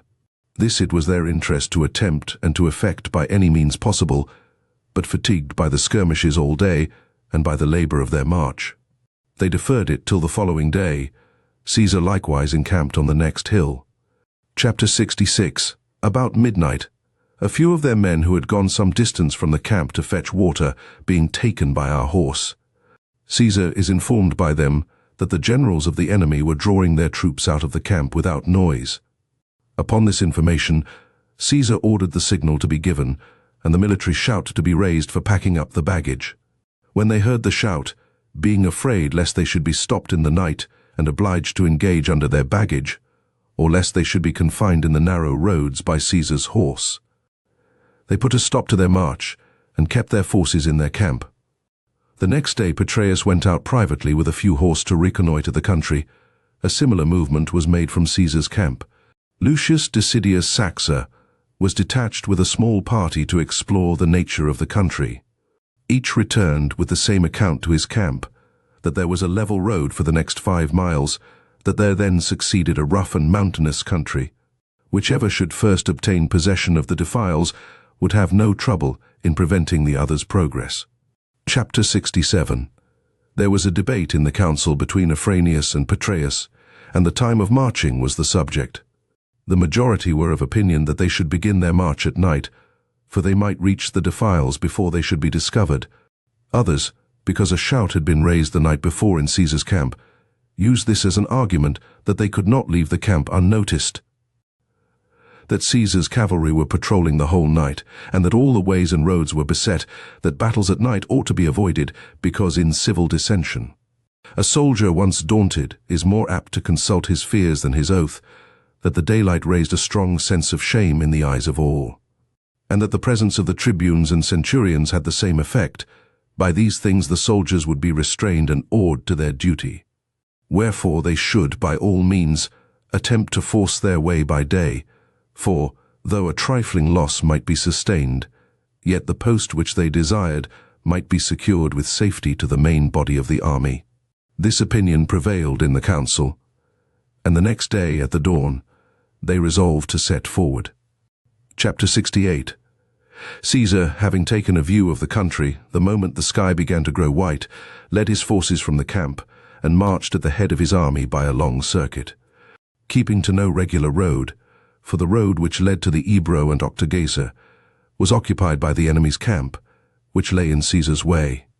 His soldiers were obliged to cross extensive and difficult valleys. Craggy cliffs in several places interrupted their march, insomuch that their arms had to be handed to one another, and the soldiers were forced to perform a great part of their march unarmed, and were lifted up the rocks by each other. But not a man murmured at the fatigue, because they imagined that there would be a period to all their toils if they could cut off the enemy from the Ebro and intercept their convoys. Chapter 69. At first, Afranius's soldiers ran in high spirits from their camp to look at us, and in contumelious language upbraided us that we were forced, for want of necessary subsistence, to run away, and return to Ilerda. For our route was different from what we proposed, and we appeared to be going a contrary way. But their generals applauded their own prudence in keeping within their camp, and it was a strong confirmation of their opinion, that they saw we marched without wagons or baggage, which made them confident that we could not long endure want. But when they saw our army gradually wheel to the right, and observed our van was already passing the line of their camp, there was nobody so stupid or averse to fatigue as not to think it necessary to march from the camp immediately and oppose us. The cry to arms was raised, and all the army, except a few which were left to guard the camp, set out and marched the direct road to the Ebro. Chapter 70. The contest depended entirely on dispatch, which should first get possession of the defile and the mountains. The difficulty of the roads delayed Caesar's army, but his cavalry pursuing Afranius's forces retarded their march. However, the affair was necessarily reduced to this point, with respect to Afranius's men, that if they first gained the mountains, which they desired, they would themselves avoid all danger, but could not save the baggage of their whole army, nor the cohorts which they had left behind in the camps, to which, being intercepted by Caesar's army, by no means could assistance be given. Caesar first accomplished the march, and having found a plain behind large rocks, drew up his army there in order of battle and facing the enemy. Afranius, perceiving that his rear was galled by our cavalry, and seeing the enemy before him, having come to a hill, made a halt on it. Thence he detached 4 cohorts of Spanish light infantry to the highest mountain which was in view. To this he ordered them to hasten with all expedition and to take possession of it, with the intention of going to the same place with all his forces, then altering his route and crossing the hills to Octogesa. As the Spaniards were making toward it in an oblique direction, Caesar's horse espied them and attacked them, nor were they able to withstand the charge of the cavalry even for a moment, but were all surrounded and cut to pieces in the sight of the 2 armies. Chapter 71. There was now an opportunity for managing affairs successfully, nor did it escape Caesar that an army daunted at suffering such a loss before their eyes could not stand, especially as they were surrounded by our horse, and the engagement would take place on even and open ground. To this he was importuned on all sides. The lieutenants, centurions, and tribunes gathered round him, and begged that he would not hesitate to begin the battle, that the hearts of all the soldiers were very anxious for it, that Afranius's men had by several circumstances betrayed signs of fear, in that they had not assisted their party, in that they had not quitted the hill, in that they did not sustain the charge of our cavalry, but crowding their standards into one place, did not observe either rank or order.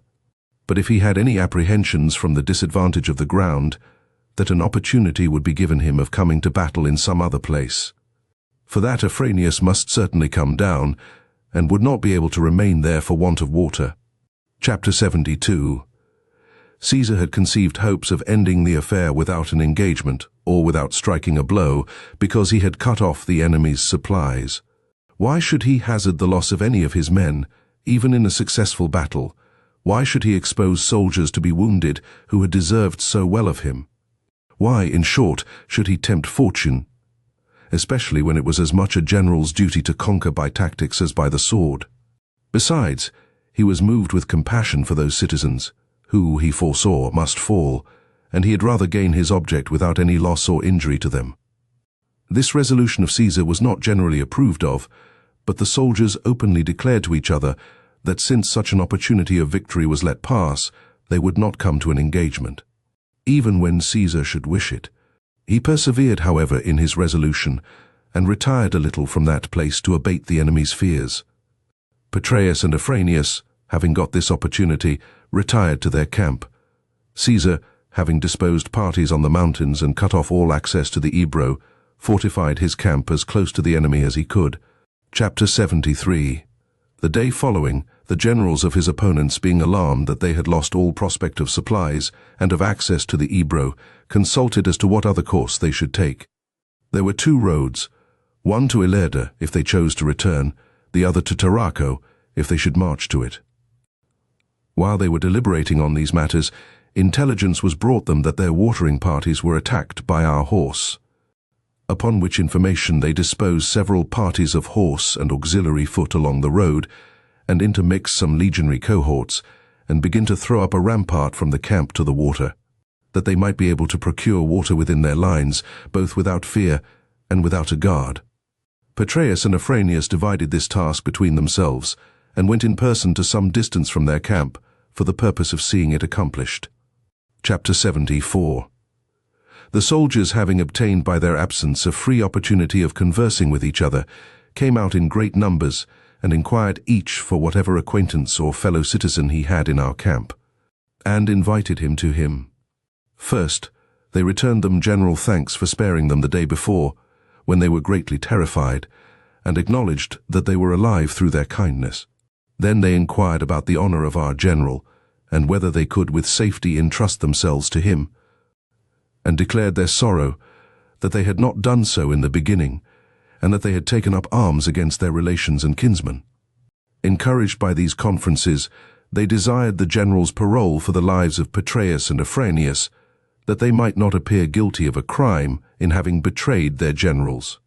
When they were assured of obtaining their demands, they promised that they would immediately remove their standards, and sent centurions of the first rank as deputies to treat with Caesar about a peace. In the meantime, some of them invite their acquaintances and bring them to their camp. Others are brought away by their friends, so that the two camps seemed to be united into one, and several of the tribunes and centurions came to Caesar, and paid their respects to him. The same was done by some of the nobility of Spain, whom they summoned to their assistance, and kept in their camp as hostages. They inquired after their acquaintance and friends, by whom each might have the means of being recommended to Caesar. Even Afranius' son, a young man, endeavored, by means of Sulpicius the lieutenant, to make terms for his own and his father's life. Every place was filled with mirth and congratulations in the one army, because they thought they had escaped so impending danger; in the other, because they thought they had completed so important a matter without blows. And Caesar, in every man's judgment, reaped the advantage of his former lenity, and his conduct was applauded by all. Chapter 75. When these circumstances were announced to Afranius, he left the work which he had begun, and returned to his camp, determined, as it appeared, whatever should be the event, to bear it with an even and steady mind. Petreius did not neglect himself. He armed his domestics, with them and the Praetorian cohort of Spaniards, and a few foreign horse, his dependents, whom he commonly kept near him to guard his person. He suddenly flew to the rampart, interrupted the conferences of the soldiers, drove our men from the camp, and put to death as many as he caught. The rest formed into a body, and being alarmed by the unexpected danger, wrapped their left arms in their cloaks and drew their swords, and in this manner, depending on the nearness of their camp, defended themselves against the Spaniards and the horse, and made good their retreat to the camp, where they were protected by the cohorts which were on guard. Chapter 76. Petreius, after accomplishing this, went round every maniple, calling the soldiers by their names, and entreating with tears that they would not give up him and their absent General Pompey, as a sacrifice to the vengeance of their enemies. Immediately they ran in crowds to the general's pavilion, when he required them all to take an oath that they would not desert, nor betray the army nor the generals, nor form any design distinct from the general interest. He himself swore first to the tenor of those words, and obliged Afranius to take the same oath. The tribunes and centurions followed their example. The soldiers were brought out by sentries, and took the same oath. They gave orders that whoever had any of Caesar's soldiers should produce them. As soon as they were produced, they put them to death publicly in the praetorium, but most of them concealed those that they had entertained, and let them out at night over the rampart. Thus the terror raised by the generals, the cruelty of the punishments, the new obligation of an oath, removed all hopes of surrender for the present, changed the soldiers' minds, and reduced matters to the former state of war. Chapter 77. Caesar ordered the enemy's soldiers, who had come into his camp to hold a conference, to be searched for with the strictest diligence, and sent back. But of the tribunes and centurions, several voluntarily remained with him, and he afterward treated them with great respect. The centurions he promoted to higher ranks, and conferred on the Roman knights the honor of tribunes. Chapter 78. Afranius's men were distressed in foraging, and procured water with difficulty. The legionary soldiers had a tolerable supply of corn. Because they had beef ordered to bring from Ilerda sufficient to last 22 days, the Spanish and auxiliary forces had none, for they had but few opportunities of procuring any, and their bodies were not accustomed to bear burdens, and therefore a great number of them came over to Caesar every day. Their affairs were under these difficulties, but of the two schemes proposed, the most expedient seemed to be to return to Ilerda, because they had left some corn there, and there they hoped to decide on a plan for their future conduct. Tarraco lay at a greater distance, and in such a space they knew affairs might admit of many changes. Their design having met with approbation, they set out from their camp. Caesar, having sent forward his cavalry to annoy and retard their rear, followed close after with his legions. Not a moment passed in which their rear was not engaged with our horse. Chapter 79. Their manner of fighting was this: the light cohorts closed their rear, and frequently made a stand on the level grounds. If they had a mountain to ascend, the very nature of the place readily secured them from any danger, for the advanced guards from the rising grounds protected the rest in their ascent. When they approached a valley or declivity, and the advanced men could not impart assistance to the tardy, our horse threw their darts at them from the rising grounds with advantage. Then their affairs were in a perilous situation. The only plan left was that whenever they came near such places, they should give orders to the legions to halt, and by a violent effort repulse our horse, and these being forced to give way, they should suddenly, with the utmost speed, run all together down to the valley, and having passed it, should face about again on the next hill. For so far were they from deriving any assistance from their horse, of which they had a large number, that they were obliged to receive them into the center of their army, and themselves protect them, as they were daunted by former battles. And on their march, no one could quit the line without being taken by Caesar's horse. Chapter 80. While skirmishes were fought in this manner, they advanced but slowly and gradually, and frequently halted to help their rear, as then happened. For having advanced 4 miles, and being very much harassed by our horse, they took post on a high mountain, and there entrenched themselves on the front only, facing the enemy, and did not take their baggage off their cattle. When they perceived that Caesar's camp was pitched, and the tents fixed up, and his horse sent out to forage, they suddenly rushed out about 12 o'clock the same day, and, having hopes that we should be delayed by the absence of our horse, they began to march, which Caesar perceiving, followed them with the legions that remained. He left a few cohorts to guard his baggage, and ordered the foragers to be called home at the 10th hour, and the horse to follow him. The horse shortly returned to their daily duty on march, and charged the rear so vigorously that they almost forced them to fly, and several privates and some centurions were killed. The main body of Caesar's army was at hand, and universal ruin threatened them. Chapter 81. Then indeed, not having opportunity either to choose a convenient position for their camp or to march forward, they were obliged to halt, and to encamp at a distance from water, and on ground naturally unfavorable. But for the reasons already given, Caesar did not attack them, nor suffer a tent to be pitched that day, that his men might be the readier to pursue them, whether they attempted to run off by night or by day. Observing the defect in their position, they spent the whole night in extending their work, and turning their camp to ours. The next day at dawn, they do the same, and spend the whole day in that manner, but in proportion as they advanced their works, and extended their camp. They were further distant from the water, and one evil was remedied by another. The first night, no one went out for water. The next day they left a guard in the camp, and led out all their forces to water, but not a person was sent to look for forage. Caesar was more desirous that they should be humbled by these means, and forced to come to terms, than decide the contest by battle. Yet he endeavored to surround them with a wall and trench, that he might be able to check their most sudden sally, to which he imagined that they must have recourse. Hereupon, urged by want of fodder, that they might be the readier for a march, they killed all their baggage cattle. Chapter 82. In this work, and the deliberations on it, 2 days were spent. By the third day, a considerable part of Caesar's work was finished. To interrupt his progress, they drew out their legions about the 8th hour, by a certain signal, and placed them in order of battle before their camp. Caesar, calling his legions off from their work, and ordering the horse to hold themselves in readiness, marshalled his army. For to appear to decline an engagement contrary to the opinion of the soldiers and the general voice would have been attended with great disadvantage. But for the reasons already known, he was dissuaded from wishing to engage, and the more especially because the short space between the camps, even if the enemy were put to flight, would not contribute much to a decisive victory, for the two camps were not distant from each other above 2,000 feet. 2 parts of this were occupied by the armies, and 1/3 left for the soldiers to charge and make their attack. If a battle should be begun, the nearness of the camps would afford a ready retreat to the conquered party in the flight.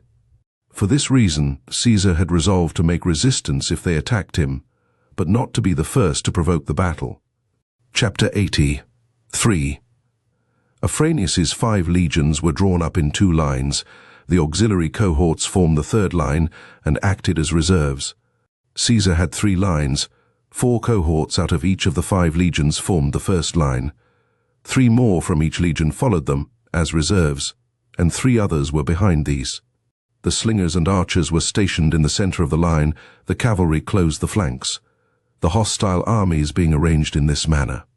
Each seemed determined to adhere to his first intention, Caesar not to hazard a battle, unless forced to it, Afranius to interrupt Caesar's works.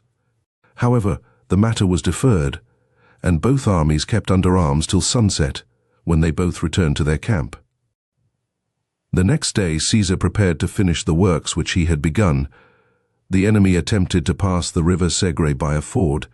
Caesar, having perceived this, sent some light-armed Germans and a party of horse across the river, and disposed several parties along the banks to guard them. Chapter 84. At length, beset on all sides, their cattle having been 4 days without fodder, and having no water, wood, or corn, they beg a conference, and that, if possible, in a place remote from the soldiers. When this was refused by Caesar, but a public interview offered if they chose it, Afranius's son was given as a hostage to Caesar. They met in the place appointed by Caesar. In the hearing of both armies, Afranius spoke thus, that Caesar ought not to be displeased either with him or his soldiers, for wishing to preserve their attachment to their general, Cnaeus Pompey, that they had now sufficiently discharged their duty to him, and had suffered punishment enough, in having endured the want of every necessary. But now, pent up almost like wild beasts, they were prevented from procuring water, and prevented from walking abroad, and were not able to bear the bodily pain or the mental disgrace, but confessed themselves vanquished, and begged and entreated, if there was any room left for mercy, that they should not be necessitated to suffer the most severe penalties. These sentiments were delivered in the most submissive and humble language. Chapter 85. Caesar replied, that either to complain or sue for mercy became no man less than him, for that every other person had done their duty. Himself, in having declined to engage on favorable terms in an advantageous situation and time, that all things tending to a peace might be totally unembarrassed. His army, in having preserved and protected the men whom they had in their power, notwithstanding the injuries which they had received, and the murder of their comrades. And even Afranius's soldiers, who of themselves treated about concluding a peace, by which they thought that they would secure the lives of all. Thus, that the parties on both sides inclined to mercy, that the generals only were averse to peace, that they paid no regard to the laws either of conference or truce, and had most inhumanly put to death ignorant persons who were deceived by a conference, that therefore they had met that fate which usually befalls men from excessive obstinacy and arrogance, and were obliged to have recourse, and most earnestly desire that which they had shortly before disdained, that, for his part, he would not avail himself of their present humiliation, or his present advantage, to require terms by which his power might be increased, but only that those armies, which they had maintained for so many years to oppose him, should be disbanded, for 6 legions had been sent into Spain, and a 7th raised there, and many and powerful fleets provided, and generals of great military experience sent to command them, for no other purpose than to oppose him. That none of these measures were adopted to keep the Spains in peace, or for the use of the province, which, from the length of the peace, stood in need of no such aid, that all these things were long since designed against him, that against him a new sort of government was established, that the same person should be at the gates of Rome, to direct the affairs of the city, and though absent, have the government of 2 most warlike provinces for so many years, that against him the laws of the magistrates had been altered, that the late praetors and consuls should not be sent to govern the provinces, as had been the constant custom, but persons approved of and chosen by a faction. That against him the excuse of age was not admitted, but persons of tried experience in former wars were called up to take the command of the armies.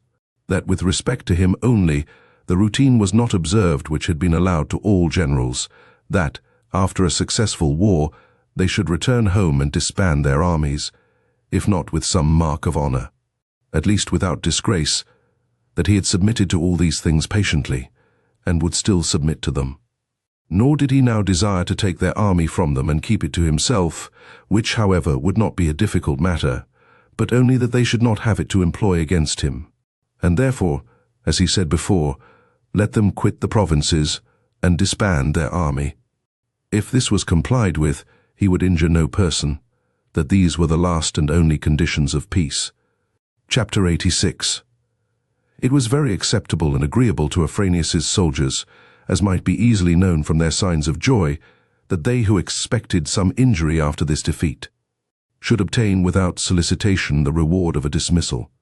For when a debate was introduced about the place and time of their dismissal, they all began to express, both by words and signs, from the rampart where they stood, that they should be discharged immediately, for although every security might be given that they would be disbanded, still the matter would be uncertain, if it was deferred to a future day. After a short debate on either side, it was brought to this issue, that those who had any settlement or possession in Spain should be immediately discharged, the rest at the river Var. Caesar gave security that they should receive no damage, and that no person should be obliged against his inclination to take the military oath under him. Chapter 87. Caesar promised to supply them with corn from the present time till they arrived at the river Var. He further adds, that whatever any of them lost in the war, which was in the possession of his soldiers, should be restored to those that lost them. To his soldiers he made a recompense in money for those things, a just valuation being made. Whatever disputes Afranius's soldiers had afterward among themselves, they voluntarily submitted to Caesar's decision. Afranius and Petreius, when pay was demanded by the legions, a sedition almost breaking out, asserted that the time had not yet come, and required that Caesar should take cognizance of it, and both parties were content with his decision. About a third part of their army being dismissed in 2 days, Caesar ordered 2 of his legions to go before, the rest to follow the vanquished enemy, that they should encamp at a small distance from each other. The execution of this business he gave in charge to Quintus Fufius Calenus, one of his lieutenants. According to his directions, they marched from Spain to the river Var, and there the rest of the army was disbanded. Book 2, Chapter 1. While these things were going forward in Spain, Caius Trebonius, Caesar's lieutenant, who had been left to conduct the assault of Massilia, began to raise a mound, vineae and turrets against the town on 2 sides, one of which was next the harbour and docks, the other on that part where there is a passage from Gaul and Spain to that sea which forces itself up the mouth of the Rhone. For Massilia is washed almost on 3 sides by the sea. The remaining 4th part is the only side which has access by land. A part even of this space, which reaches to the fortress, being fortified by the nature of the country, and a very deep valley, required a long and difficult siege.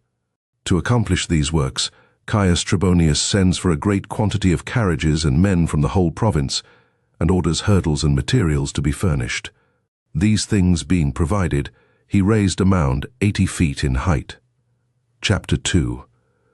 But so great a store of every thing necessary for a war had been a long time before laid up in the town, and so great a number of engines, that no vineae made of hurdles could withstand their force.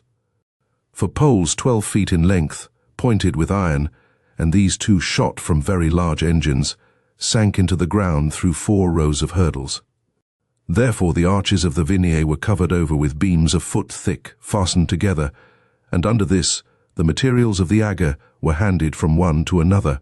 Before this was carried a testudo 60 feet long, for levelling the ground, made also of very strong timber, and covered over with everything that was capable of protecting it against the fire and stones thrown by the enemy.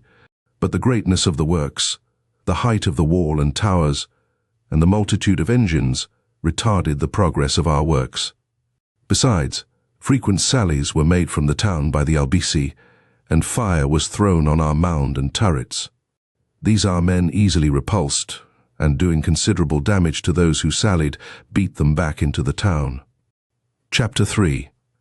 In the meantime, Lucius Nasidius, being sent by Cneius Pompey with a fleet of 16 sail, a few of which had beaks of brass, to the assistance of Lucius Domitius and the Massilians, passed the straits of Sicily without the knowledge or expectation of Curio, and, putting with his fleet into Messana, and making the nobles and senate take flight with the sudden terror, carried off one of their ships out of dock.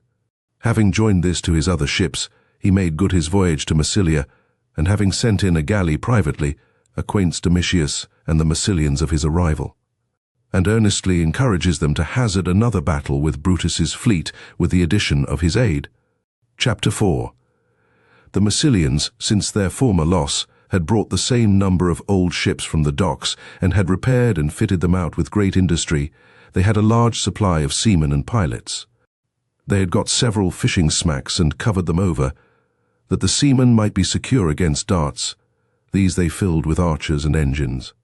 With a fleet thus appointed, encouraged by the entreaties and tears of all the old men, matrons and virgins, to succour the state in this hour of distress, they went on board with no less spirit and confidence than they had fought before. For it happens, from a common infirmity of human nature, that we are more flushed with confidence, or more vehemently alarmed at things unseen, concealed, and unknown, as was the case then. For the arrival of Lucius Nasidius had filled the state with the most sanguine hopes and wishes. Having got a fair wind, they sailed out of port, and went to Nasidius to Torrois, which is a fort belonging to the Massilians, and there ranged their fleet, and again encouraged each other to engage, and communicated their plan of operation. The command of the right division was given to the Massilians, that of the left to Nasidius. Chapter 5. Brutus sailed to the same place with an augmented fleet. For to those made by Caesar at Aurelis were added 6 ships taken from the Massilians, which he had refitted since the last battle, and had furnished with every necessary. Accordingly, having encouraged his men to despise a vanquished people whom they had conquered when yet unbroken, he advanced against them full of confidence and spirit. From Trebonius's camp and all the higher grounds, it was easy to see into the town, how all the youth which remained in it, and all persons of more advanced years, with their wives and children, and the public guards, were either extending their hands from the wall to the heavens, or were repairing to the temples of the immortal gods, and prostrating themselves before their images, were entreating them to grant them victory. Nor was there a single person who did not imagine that his future fortune depended on the issue of that day. For the choice of their youth, and the most respectable of every age, being expressly invited and solicited, had gone on board the fleet, that if any adverse fate should befall them, they might see that nothing was left for them to attempt, and if they proved victorious, they might have hopes of preserving the city, either by their internal resources or by foreign assistance. Chapter 6. When the battle was begun, no effort of valor was wanting to the Massilians, but, mindful of the instructions which they had a little before received from their friends, they fought with such spirit as if they supposed that they would never have another opportunity to attempt a defense, and as if they believed that those whose lives should be endangered in the battle would not long precede the fate of the rest of the citizens, who, if the city was taken, must undergo the same fortune of war. Our ships being at some distance from each other, room was allowed both for the skill of their pilots and the maneuvering of their ships. And if at any time ours, gaining an advantage by casting the iron hooks on board their ships, grappled with them, from all parts they assisted those who were distressed, nor, after being joined by the Albici, did they decline coming to close engagement, nor were they much inferior to our men in valor. At the same time, showers of darts, thrown from a distance from the lesser ships, suddenly inflicted several wounds on our men when off their guard and otherwise engaged, and 2 of their 3 decked galleys. Having descried the ship of Decimus Brutus, which could be easily distinguished by its flag, rode up against him with great violence from opposite sides. But Brutus, seeing into their designs, by the swiftness of his ship, extricated himself with such address as to get clear, though only by a moment. From the velocity of their motion they struck against each other with such violence that they were both excessively injured by the shock, the beak, indeed, of one of them being broken off. The whole ship was ready to founder, which circumstance being observed, the ships of Brutus's fleet, which were nearest that station, attack them when in this disorder, and sink them both. Chapter 7. But Nasidius's ships were of no use, and soon left the fight, for the sight of their country or the entreaties of their relations did not urge them to run a desperate risk of their lives. Therefore, of the number of the ships not one was lost. Of the fleet of the Massilians 5 were sunk, 4 taken, and 1 ran off with Nasidius. All that escaped made the best of their way to hither Spain, but one of the rest was sent forward to Massilia for the purpose of bearing this intelligence, and when it came near the city, the whole people crowded out to hear the tidings, and, on being informed of the event, were so oppressed with grief that one would have imagined that the city had been taken by an enemy at the same moment. The Massilians, however, began to make the necessary preparations for the defense of their city with unwearied energy. Chapter 8. The legionary soldiers who had the management of the works on the right side observed, from the frequent sallies of the enemy, that it might prove a great protection to them to build a turret of brick under the wall for a fort and place of refuge, which they at first built low and small, to guard them against sudden attacks. To it they retreated, and from it they made defense if any superior force attacked them, and from it they sallied out either to repel or pursue the enemy. It extended 30 feet on every side, and the thickness of the walls was 5 feet. But afterward, as experience is the best master in everything on which the wit of man is employed, it was found that it might be of considerable service if it was raised to the usual height of turrets, which was effected in the following manner. Chapter 9. When the turret was raised to the height for flooring, they laid it on the walls in such a manner that the ends of the joists were covered by the outer face of the wall, that nothing should project to which the enemy's fire might adhere. They, moreover, built over the joists with small bricks as high as the protection of the Pluti and Vinae permitted them, and on that place they laid 2 beams across, angle-ways, at a small distance from the outer walls, to support the rafters which were to cover the turret, and on the beams they laid joists across in a direct line, and on these they fastened down planks. These joists they made somewhat longer, to project beyond the outside of the wall, that they might serve to hang a curtain on them to defend and repel all blows while they were building the walls between that and the next. Floor, and the floor of this story they faced with bricks and mortar, that the enemy's fire might do them no damage. And on this they spread mattresses, lest the weapons thrown from engines should break through the flooring, or stones from catapults should batter the brickwork. They, moreover, made 3 mats of cable ropes, each of them the length of the turret walls, and 4 feet broad, and, hanging them round the turret on the 3 sides which faced the enemy, fastened them to the projecting joists. For this was the only sort of defence which, they had learned by experience in other places, could not be pierced by darts or engines. But when that part of the turret which was completed was protected and secured against every attempt of the enemy, they removed the pluti to other works. They began to suspend gradually, and raise by screws from the first floor the entire roof of the turret, and then they elevated it as high as the length of the mats allowed. Hid and secured within these coverings, they built up the walls with bricks, and again, by another turn of the screw, cleared a place for themselves to proceed with the building. And, when they thought it time to lay another floor, they laid the ends of the beams, covered in by the outer bricks in like manner as in the first story. And from that story they again raised the uppermost floor and the matwork. In this manner, securely and without a blow or danger, they raised it 6 stories high, and in laying the materials left loopholes in such places as they thought proper for working their engines. Chapter 10. When they were confident that they could protect the works which lay around from this turret, they resolved to build a musculus, 60 feet long, of timber, 2 feet square, and to extend it from the brick tower to the enemy's tower and wall. This was the form of it. First, 2 beams of equal length were laid on the ground at the distance of 4 feet from each other, and in them were fastened small pillars, 5 feet high, which were joined together by braces, with a gentle slope, on which the timber which they must place to support the roof of the musculus should be laid. Upon this were laid beams 2 feet square, bound with iron plates and nails. To the upper covering of the musculus and the upper beams, they fastened laths, 4 fingers square, to support the tiles which were to cover the musculus.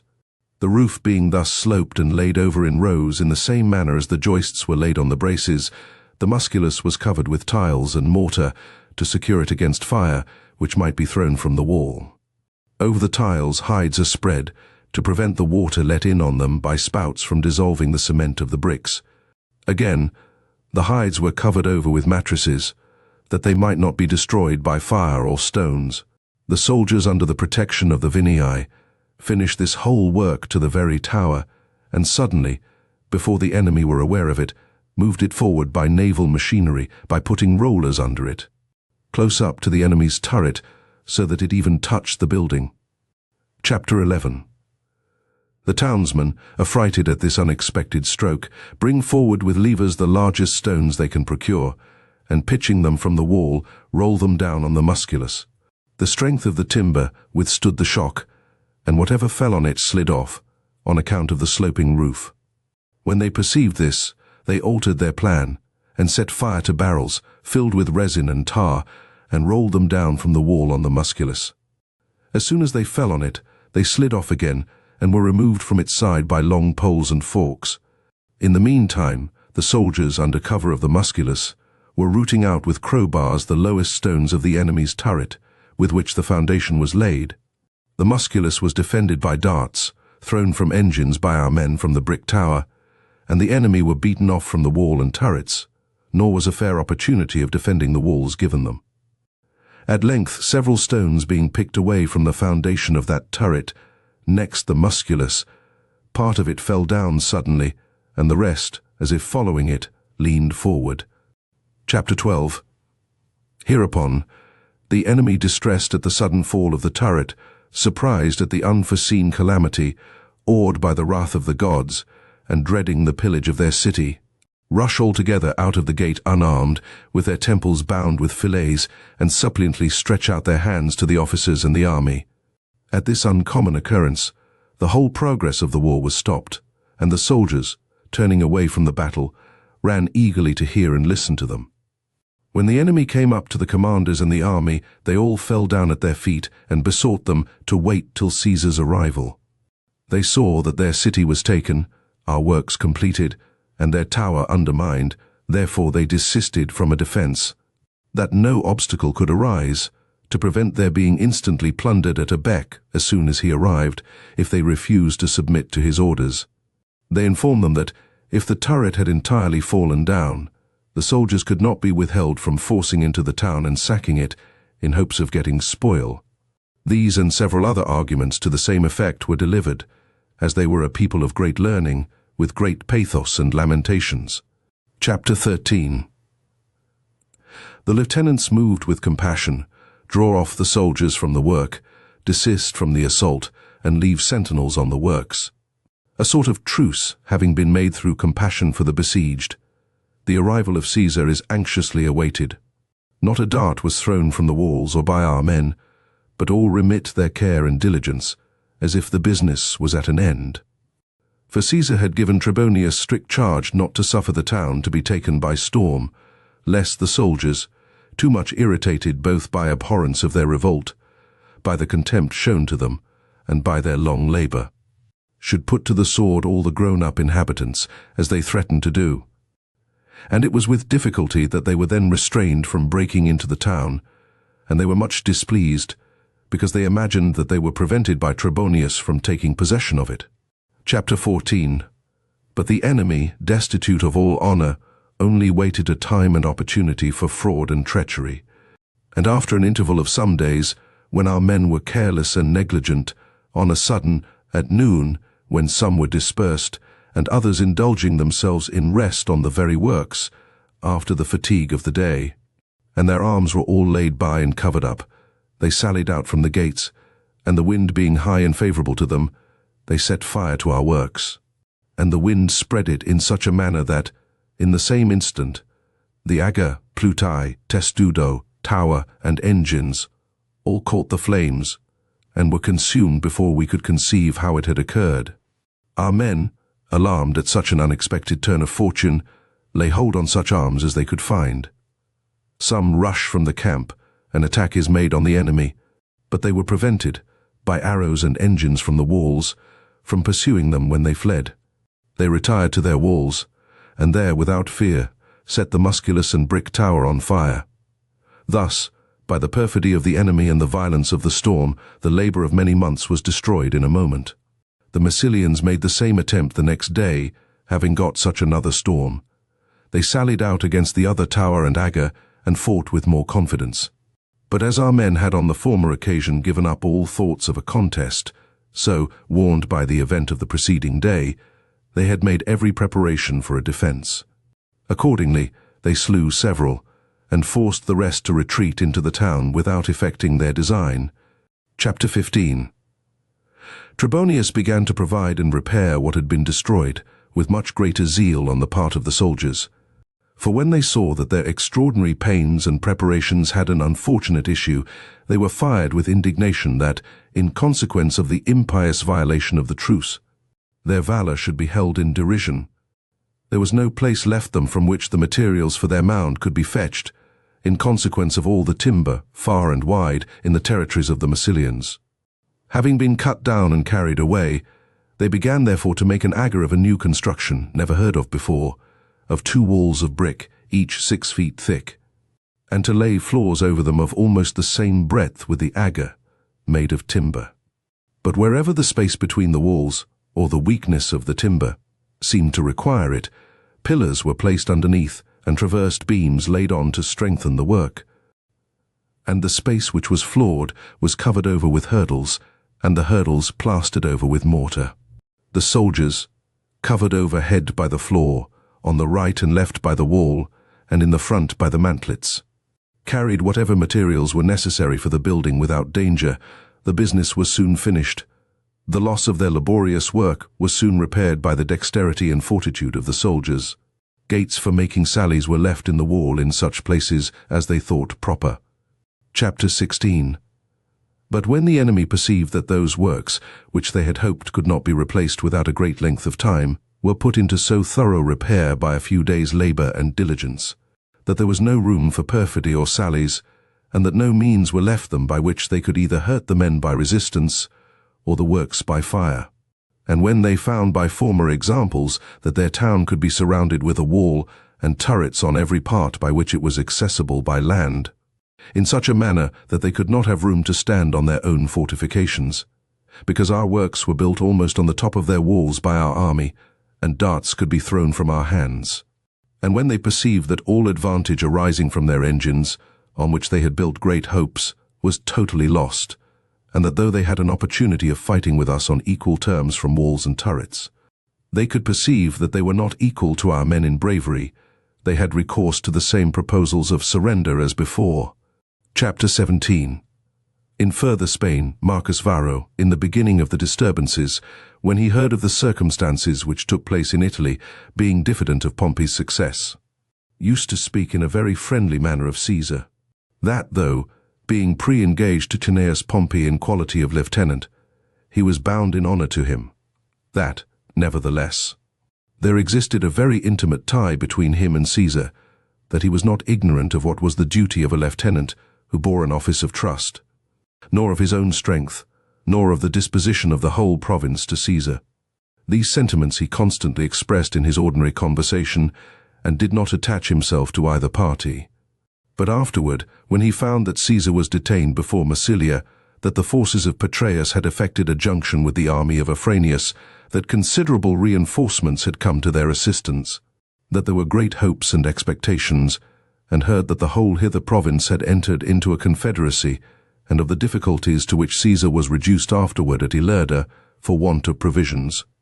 And Afranius wrote to him a fuller and more exaggerated account of these matters. He began to regulate his movements by those of fortune. Chapter 18. He made levies throughout the province, and having completed his 2 legions, he added to them about 30 auxiliary cohorts. He collected a large quantity of corn to send partly to the Massilians, partly to Afranius and Petreius. He commanded the inhabitants of Gades to build 10 ships of war. Besides, he took care that several others should be built in Spain. He removed all the money and ornaments from the temple of Hercules to the town of Gades, and sent 6 cohorts thither from the province to guard them, and gave the command of the town of Gades to Caius Galonius, a Roman knight and friend of Domitius, who had come thither sent by Domitius to recover an estate for him, and he deposited all the arms, both public and private, in Galonius's house. He himself, Varro, made severe harangues against Caesar. He often pronounced from his tribunal that Caesar had fought several unsuccessful battles, and that a great number of his men had deserted to Afranius. That he had these accounts from undoubted messengers, and authority on which he could rely. By these means he terrified the Roman citizens of that province, and obliged them to promise him for the service of the state 190,000 sesterces, 20,000 pounds weight of silver, and 120,000 bushels of wheat. He laid heavier burdens on those states, which he thought were friendly disposed to Caesar, and billeted troops on them.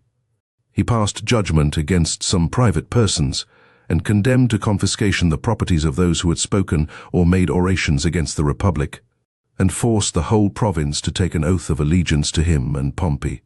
Being informed of all that happened in hither Spain, he prepared for war. This was his plan of operations. He was to retire with his 2 legions to Gades, and to lay up all the shipping and provisions there. For he had been informed that the whole province was inclined to favor Caesar's party. He thought that the war might be easily protracted in an island, if he was provided with corn and shipping. Caesar, although called back to Italy by many and important matters, yet had determined to leave no dregs of war behind him in Spain, because he knew that Pompey had many dependents and clients in the hither province. Chapter 19. Having therefore sent 2 legions into further Spain under the command of Quintus Cassius, tribune of the people, he himself advances with 600 horse by forced marches, and issues a proclamation, appointing a day on which the magistrates and nobility of all the states should attend him at Corduba.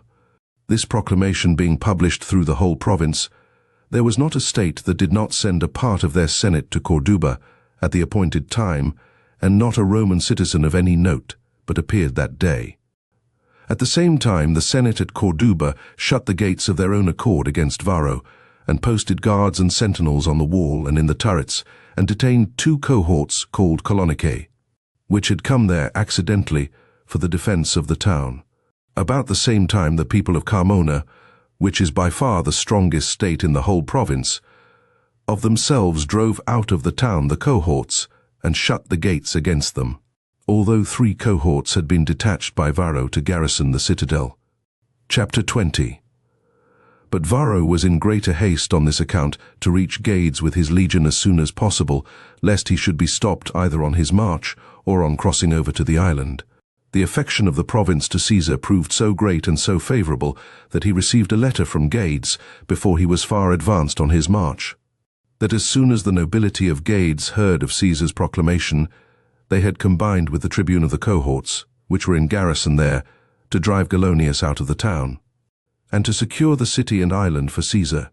That having agreed on the design, they had sent notice to Galonius to quit Gades of his own accord, while he could do it with safety. If he did not, they would take measures for themselves, that for fear of this Galonius had been induced to quit the town. When this was known, one of Varro's 2 legions, which was called Vernacular, carried off the colours from Varro's camp, he himself standing by and looking on, and retired to his spolis, and took post in the market and public places without doing any injury, and the Roman citizens residing there approved so highly of this act, that every one most earnestly offered to entertain them in their houses. When Varro, terrified at these things, having altered his route, proposed going to Italica, he was informed by his friends that the gates were shut against him. Then indeed, when intercepted from every road, he sends word to Caesar that he was ready to deliver up the legion which he commanded. He sends to him Sextus Caesar, and orders him to deliver it up to him. Varro, having delivered up the legion, went to Caesar to Corduba, and having laid before him the public accounts, handed over to him most faithfully whatever money he had, and told him what quantity of corn and shipping he had, and where. Chapter 21. Caesar made a public oration at Corduba, in which he returned thanks to all severally, to the Roman citizens, because they had been zealous to keep the town in their own power; to the Spaniards, for having driven out the garrison; to the Gaditani, for having defeated the attempts of his enemies and asserted their own liberty; to the tribunes and centurions who had gone there as a guard, for having by their valor confirmed them in their purpose. He remitted the tax which the Roman citizens had promised to Varro for the public use. He restored their goods to those who he was informed had incurred that penalty by speaking too freely. Having given public and private rewards to some, he filled the rest with flattering hopes of his future intentions, and having stayed 2 days at Corduba, he set out for Gades. He ordered the money and ornaments which had been carried away from the temple of Hercules, and lodged in the houses of private persons, to be replaced in the temple. He made Quintus Cassius governor of the province, and assigned him 4 legions. He himself, with those ships which Marcus Varro had built, and others which the Gaditani had built by Varro's orders, arrived in a few days at Tarraco, where ambassadors from the greatest part of the nearer province waited his arrival.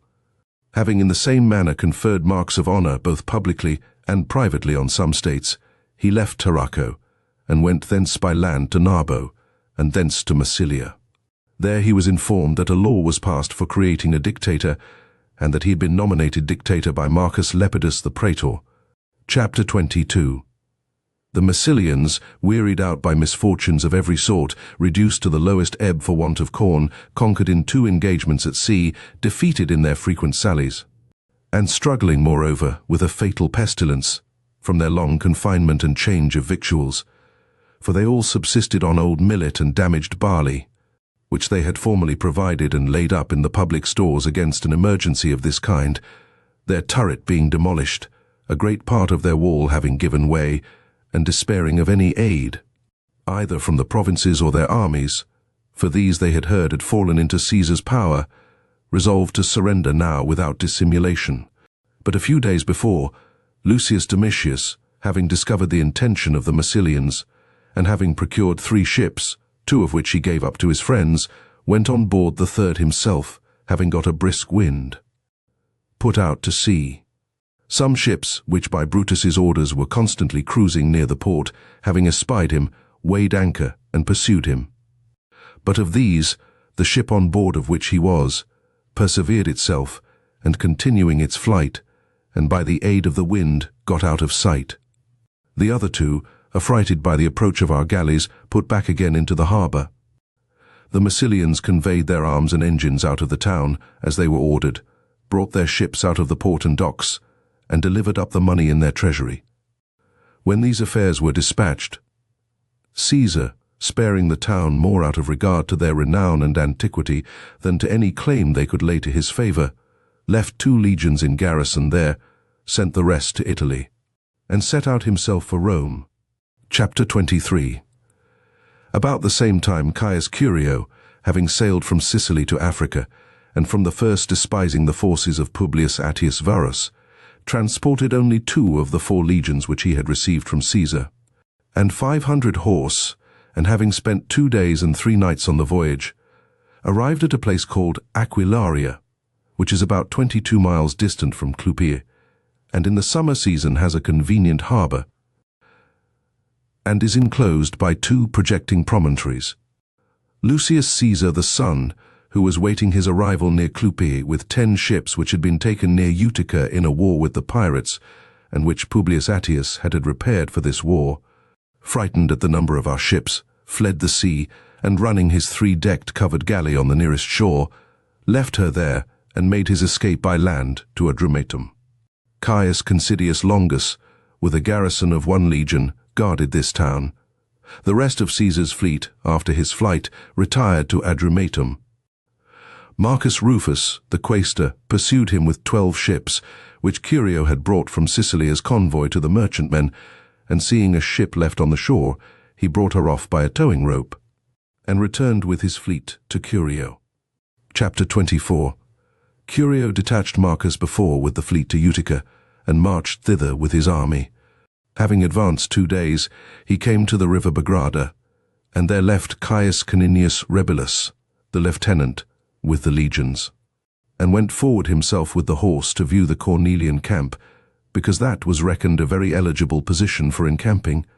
It is a straight ridge, projecting into the sea, steep and rough on both sides, but the ascent is more gentle on that part which lies opposite Utica. It is not more than a mile distant from Utica in a direct line, but on this road there is a spring, to which the sea comes up and overflows.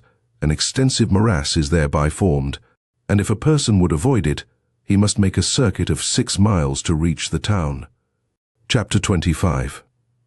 Having examined this place, Curio got a view of Varus's camp, joining the wall and town, at the gate called Bellica, well fortified by its natural situation, on one side by the town itself, on the other by a theatre which is before the town, the approaches to the town being rendered difficult and narrow by the very extensive outbuildings of that structure. At the same time he observed the roads very full of carriages and cattle, which they were conveying from the country into the town on the sudden alarm. He sent his cavalry after them to plunder them and get the spoil, and at the same time Varus had detached as a guard for them 600 Numidian horse and 400 foot, which King Juba had sent to Utica as auxiliaries a few days before. There was a friendship subsisting between his Juba's father and Pompey, and a feud between him and Curio, because he, when a tribune of the people, had proposed a law, in which he endeavoured to make public property of the kingdom of Juba. The horse engaged, but the Numidians were not able to stand our first charge, but 120 being killed, the rest retreated into their camp near the town. In the meantime, on the arrival of his men of war, Curio ordered proclamation to be made to the merchant ships, which lay at anchor before Utica, in number about 200, that he would treat as enemies all that did not set sail immediately for the Cornelian camp. As soon as the proclamation was made, in an instant they all weighed anchor and left Utica, and repaired to the place commanded them. This circumstance furnished the army with plenty of everything. Chapter 26. After these transactions, Curio returned to his camp to Brigada, and by a general shout of the whole army was saluted Imperator. The next day he led his army to Utica, and encamped near the town. Before the works of the camp were finished, the horse upon guard brought him word that a large supply of horse and foot sent by King Juba were on their march to Utica, and at the same time a cloud of dust was observed. And in a moment, the front of the line was in sight. Curio, surprised at the suddenness of the affair, sent on the horse to receive their first charge and detain them. He immediately called off his legions from the work and put them in battle array. The horse began the battle, and before the legions could be completely marshalled and take their ground, the king's entire forces being thrown into disorder and confusion, because they had marched without any order and were under no apprehensions, betake themselves to flight, almost all the enemy's horse being safe, because they made a speedy retreat into the town along the shore. Caesar's soldiers slay a great number of their infantry. Chapter 27. The next night, 2 Marsian centurions with 22 men belonging to the companies deserted from Curio's camp to Attius Varus. They, whether they uttered the sentiments which they really entertained, or wished to gratify Varus, for what we wish we readily give credit to, and what we think ourselves, we hope is the opinion of other men, assured him that the minds of the whole army were disaffected to Curio, that it was very expedient that the armies should be brought in view of each other, and an opportunity of a conference be given. Induced by their opinion, Varus the next day led his troops out of the camp. Curio did so in like manner, and with only one small valley between them, each drew up his forces. Chapter 28. In Varus's army, there was one Sextus Quintilius Varus, who, as we have mentioned before, was at Corfinium. When Caesar gave him his liberty, he went over to Africa. Now, Curio had transported to Africa those legions which Caesar had received under his command a short time before at Corfinium, so that the officers and companies were still the same, excepting the change of a few centurions. Quintilius, making this a pretext for addressing them, began to go round Curio's lines, and to entreat the soldiers not to lose all recollection of the oath which they took first to Domitius and to him their quaestor, nor bear arms against those who had shared the same fortune and endured the same hardships in a siege, nor fight for those by whom they had been opprobriously called deserters.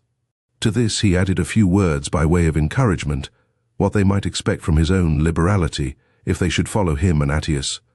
On the delivery of this speech, no intimation of their future conduct is given by Curio's army, and thus both generals led back their troops to their camp. Chapter 29. However, a great and general fear spread through Curio's camp, for it is soon increased by the various discourses of men. For every one formed an opinion of his own, and to what he had heard from others, added his own apprehensions. When this had spread from a single author to several persons, and was handed from one another, there appeared to be many authors for such sentiments as these: that it was a civil war, that they were men, and therefore that it was lawful for them to act freely, and follow which party they pleased. These were the legions which a short time before had belonged to the enemy, for the custom of offering free towns to those who joined the opposite party had changed Caesar's kindness. For the harshest expressions of the soldiers in general did not proceed from the Marsi and Pellini, as those which passed in the tents the night before, and some of their fellow soldiers heard them with displeasure. Some additions were also made to them by those who wished to be thought more zealous in their duty.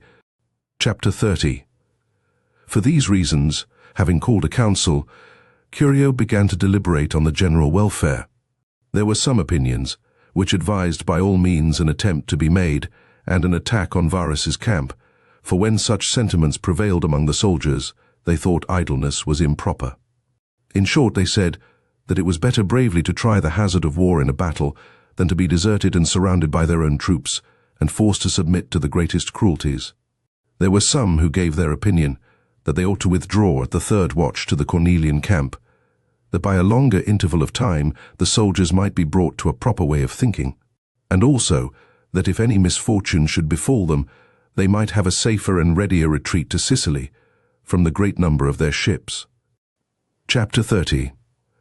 Curio, censuring both measures, said that the one was as deficient in spirit as the other exceeded in it, that the latter advised a shameful flight, and the former recommended us to engage at a great disadvantage. For on what, says he, can we rely that we can storm a camp, fortified both by nature and art? Or indeed, what advantage do we gain if we give over the assault? After having suffered considerable loss, as if success did not acquire for a general the affection of his army, and misfortune their hatred. But what does a change of camp imply but a shameful flight and universal despair, and the alienation of the army? For neither ought the obedient to suspect that they are distrusted, nor the insolent to know that we fear them, because our fears augment the licentiousness of the latter, and diminish the zeal of the former. But if, says he, we were convinced of the truth of the reports of the disaffection of the army, which I indeed am confident are either altogether groundless, or at least less than they are supposed to be, how much better to conceal and hide our suspicions of it, than by our conduct confirm it? Ought not the defects of an army to be as carefully concealed as the wounds in our bodies, lest we should increase the enemy's hopes? But they moreover advise us to set out at midnight, in order, I suppose, that those who attempt to do wrong may have a fairer opportunity. For conduct of this kind is restrained either by shame or fear, to the display of which the night is most averse. Wherefore, I am neither so rash as to give my opinion that we ought to attack their camp without hopes of succeeding, nor so influenced by fear as to despond. And I imagine that every expedient ought first to be tried, and I am in a great degree confident that I shall form the same opinions as yourselves on this matter. Chapter 32. Having broken up the council, he called the soldiers together, and reminded them what advantage Caesar had derived from their zeal at Corfinium, how by their good offices and influence he had brought over a great part of Italy to his interest. For, says he, all the municipal towns afterward imitated you and your conduct, nor was it without reason that Caesar judged so favorably, and the enemy so harshly of you. For Pompey, though beaten in no engagement, yet was obliged to shift his ground and leave Italy, from the precedent established by your conduct. Caesar committed me, whom he considered his dearest friend, and the provinces of Sicily and Africa, without which he was not able to protect Rome or Italy, to your protection. There are some here present who encourage you to revolt from us, for what can they wish for more than at once to ruin us, and to involve you in a heinous crime? Or what baser opinions could they in their resentment entertain of you, than that you would betray those who acknowledge themselves indebted to you for everything, and put yourselves in the power of those who think they have been ruined by you? Have you not heard of Caesar's exploits in Spain, that he routed 2 armies, conquered 2 generals, recovered 2 provinces, and effected all this within 40 days after he came in sight of the enemy? Can those who were not able to stand against him while they were uninjured resist him when they are ruined? Will you, who took part with Caesar while victory was uncertain, take part with the conquered enemy when the fortune of the war is decided, and when you ought to reap the reward of your services? For they say that they have been deserted and betrayed by you, and remind you of a former oath. But did you desert Lucius Domitius, or did Lucius Domitius desert you? Did he not, when you were ready to submit to the greatest difficulties, cast you off? Did he not, without your privacy, endeavor to effect his own escape? When you were betrayed by him, were you not preserved by Caesar's generosity? And how could he think you bound by your oath to him, when, after having thrown up the ensigns of power and abdicated his government, he became a private person and a captive in another's power? A new obligation is left upon you, that you should disregard the oath by which you are at present bound, and have respect only to that which was invalidated by the surrender of your general and his diminution of rank. But I suppose, although you are pleased with Caesar, you are offended with me. However, I shall not boast of my services to you, which still are inferior to my own wishes or your expectations. But, however, soldiers have ever looked for the rewards of labor at the conclusion of a war, and what the issue of it is likely to be, not even you can doubt. But why should I omit to mention my own diligence and good fortune, and to what a happy crisis affairs are now arrived? Are you sorry that I transported the army safe and entire, without the loss of a single ship? That on my arrival, in the very first attack, I routed the enemy's fleet? That twice in 2 days I defeated the enemy's horse? That I carried out of the very harbor and bay 200 of the enemy's victuallers, and reduced them to that situation that they can receive no supplies either by land or sea? Will you divorce yourselves from this fortune and these generals, and prefer the disgrace of Corfinium, the defeat of Italy, the surrender of both Spain's, and the prestige of the African war? I, for my part, wished to be called a soldier of Caesar's. You honored me with the title of Imperator. If you repent your bounty, I give it back to you. Restore to me my former name, that you may not appear to have conferred the honor on me as a reproach. Chapter 33. The soldiers, being affected by this oration, frequently attempted to interrupt him while he was speaking, so that they appeared to bear with excessive anguish the suspicion of treachery. And when he was leaving the assembly, they unanimously besought him to be of good spirits, and not hesitate to engage the enemy and put their fidelity and courage to a trial.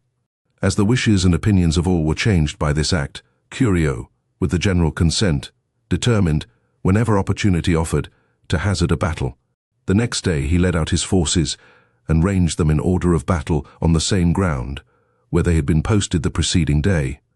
Nor did Attius Varus hesitate to draw out his men, that, if any occasion should offer, either to tamper with our men or to engage on equal terms, he might not miss the opportunity. Chapter 34. There lay between the two armies a valley, as already mentioned, not very deep, but of a difficult and steep ascent. Each was waiting till the enemy's forces should attempt to pass it, that they might engage with the advantage of the ground. At the same time, on the left wing, the entire cavalry of Publius Attius, and several light-armed infantry intermixed with them, were perceived descending into the valley. Against them Curio detached his cavalry and 2 cohorts of the Marrucini, whose first charge the enemy's horse were unable to stand, but setting spurs to their horses, fled back to their friends. The light infantry, being deserted by those who had come out along with them, were surrounded and cut to pieces by our men. Varus's whole army, facing that way, saw their men flee and cut down. Upon which Regulus, one of Caesar's lieutenants, whom Curio had brought with him from Sicily, knowing that he had great experience in military matters, cried out, "You see, the enemy are daunted, Curio. Why do you hesitate to take advantage of the opportunity?" Curio, having merely expressed this, that the soldiers should keep in mind the professions which they had made to him the day before, then ordered them to follow him and ran far before them all. The valley was so difficult of ascent that the foremost men could not struggle up it unless assisted by those behind. But the minds of Attius's soldiers, being prepossessed with fear and the flight and slaughter of their men, never thought of opposing us. And they all imagined that they were already surrounded by our horse. And therefore, before a dart could be thrown, or our men come near them, Varus's whole army turned their backs and retreated to their camp. Chapter 35. In this flight 1. Fabius, a Pelignian common soldier in Curio's army, pursuing the enemy's rear, with a loud voice shouted to Varus by his name, and often called him, so that he seemed to be one of his soldiers, who wished to speak to him and give him advice. When Varus, after being repeatedly called, stopped and looked at him, and inquired who he was and what he wanted, he made a blow with his sword at his naked shoulder, and was very near killing Varus. But he escaped the danger by raising his shield to ward off the blow. Fabius was surrounded by the soldiers near him and cut to pieces, and by the multitude and crowds of those that fled, the gates of the camps were thronged and the passage stopped. And a greater number perished in that place without a stroke than in the battle and flight. Nor were we far from driving them from this camp, and some of them ran straightway to the town without halting. But both the nature of the ground and the strength of the fortifications prevented our access to the camp, for Curio's soldiers, marching out to battle, were without those things which were requisite for storming a camp. Curio, therefore, led his army back to the camp, with all his troops safe except Fabius. Of the enemy about 600 were killed and 1,000 wounded, all of whom, after Curio's return, and several more, under pretext of their wounds, but in fact through fear, withdrew from the camp into the town, which Varus, perceiving and knowing the terror of his army, leaving a trumpeter in his camp and a few tents for show, at the 3rd watch led back his army quietly into the town. Chapter 36. The next day Curio resolved to besiege Utica, and to draw lines about it. In the town there was a multitude of people, ignorant of war, owing to the length of the peace. Some of them Uticans, very well inclined to Caesar. For his favors to them, the Roman population was composed of persons differing widely in their sentiments. The terror occasioned by former battles was very great, and therefore they openly talked of surrendering, and argued with Attius that he should not suffer the fortune of them all to be ruined by his obstinacy. While these things were in agitation, couriers, who had been sent forward, arrived from King Juba, with the intelligence that he was on his march, with considerable forces, and encouraged them to protect and defend their city, a circumstance which greatly comforted their desponding hearts. Chapter 37. The same intelligence was brought to Curio, but for some time he could not give credit to it, because he had so great confidence in his own good fortune. And at this time Caesar's success in Spain was announced in Africa by messages and letters. Being elated by all these things, he imagined that the king would not dare to attempt anything against him. But when he found out from undoubted authority that his forces were less than 20 miles distant from Utica, abandoning his works, he retired to the Cornelian camp. Here he began to lay in corn and wood, and to fortify his camp, and immediately dispatched orders to Sicily that his 2 legions and the remainder of his cavalry should be sent to him. His camp was well adapted for protracting a war, from the nature and strength of the situation, from its proximity to the sea, and the abundance of water and salt, of which a great quantity had been stored up from the neighboring salt pits. Timber could not fail him from the number of trees, nor corn, with which the lands abounded. Wherefore, with the general consent, Curio determined to wait for the rest of his forces, and protract the war. Chapter 38. This plan being settled, and his conduct approved of, he is informed by some deserters from the town that Juba had stayed behind in his own kingdom, being called home by a neighboring war, and a dispute with the people of Leptis, and that Sabura, his commander-in-chief, who had been sent with a small force, was drawing near to Utica. Curio, rashly believing this information, altered his design, and resolved to hazard a battle. His youth, his spirits, his former good fortune and confidence of success contributed much to confirm this resolution. Induced by these motives, early in the night he sent all his cavalry to the enemy's camp near the river Bagrada, of which Sabura, of whom we have already spoken, was the commander. But the king was coming after them with all his forces, and was posted at a distance of 6 miles behind Sabura. The horse that were sent performed their march that night, and attacked the enemy unawares and unexpectedly, for the Numidians, after the usual barbarous custom, encamped here and there without any regularity. The cavalry having attacked them, when sunk in sleep and dispersed, killed a great number of them. Many were frightened and ran away, after which the horse returned to Curio, and brought some prisoners with them. Chapter 39. Curio had set out at the 4th watch with all his forces except 5 cohorts which he left to guard the camp. Having advanced 6 miles, he met the horse, heard what had happened, and inquired from the captives who commanded the camp at Bagrada. They replied Sabura. Through eagerness to perform his journey he neglected to make further inquiries, but looking back to the company next him, "Don't you see, soldiers," says he, "that the answer of the prisoners corresponds with the account of the deserters, that the king is not with him, and that he sent only a small force which was not able to withstand a few horse? Hasten then to spoil, to glory, that we may now begin to think of rewarding you and returning you thanks." The achievements of the horse were great in themselves, especially if their small number be compared with the vast host of Numidians. However, the account was enlarged by themselves, as men are naturally inclined to boast of their own merit. Besides, many spoils were produced. The men and horses that were taken were brought into their sight, that they might imagine that every moment of time which intervened was a delay to their conquest. By this means the hope of Curio was seconded by the ardor of the soldiers.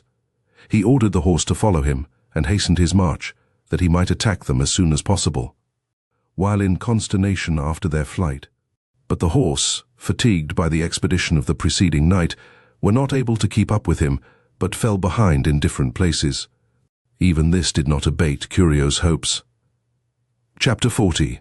Juba, being informed by Sabura of the battle in the night, sent to his relief 2,000 Spanish and Gallic horse, which he was accustomed to keep near him to guard his person, and that part of his infantry on which he had the greatest dependence, and he himself followed slowly after with the rest of his forces and 40 elephants. Suspecting that as Curio had sent his horse before, he himself would follow them. Sabura drew up his army, both horse and foot, and commanded them to give way gradually and retreat through the pretense of fear. That when it was necessary he would give them the signal for battle, and such orders as he found circumstances required.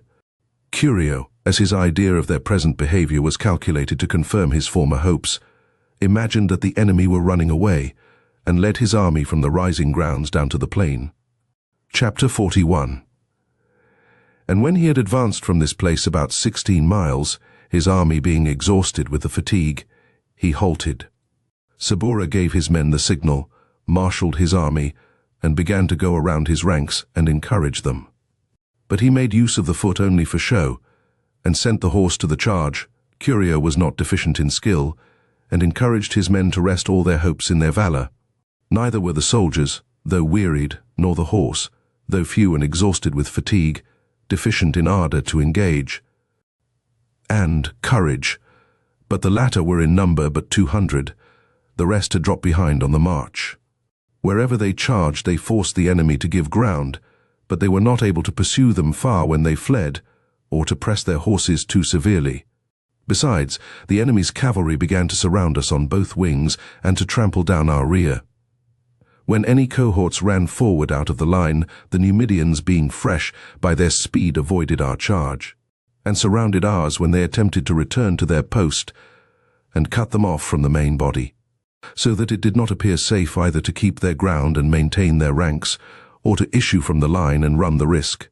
The enemy's troops were frequently reinforced by assistance sent from Juba. Strength began to fail our men through fatigue, and those who had been wounded could neither quit the field nor retire to a place of safety, because the whole field was surrounded by the enemy's cavalry.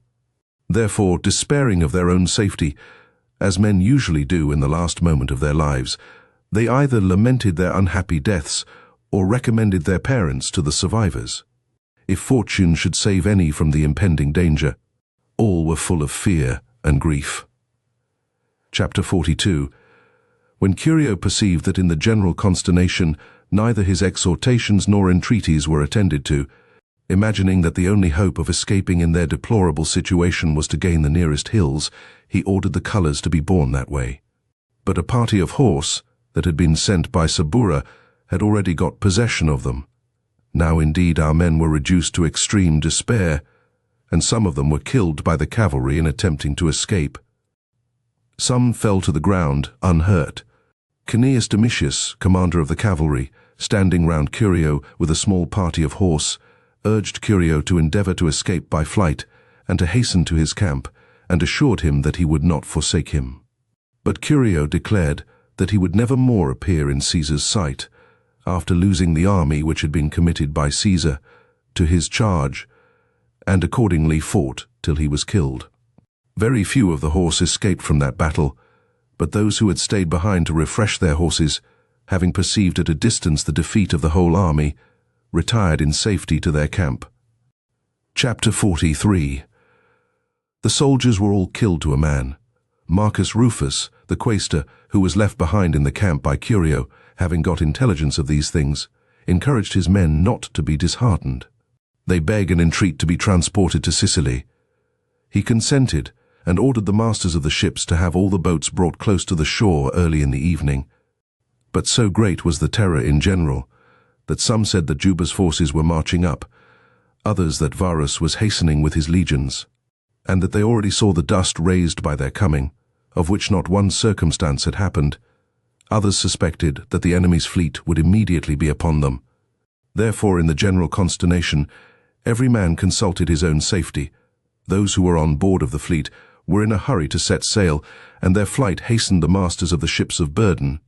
A few small fishing boats attended their duty and his orders.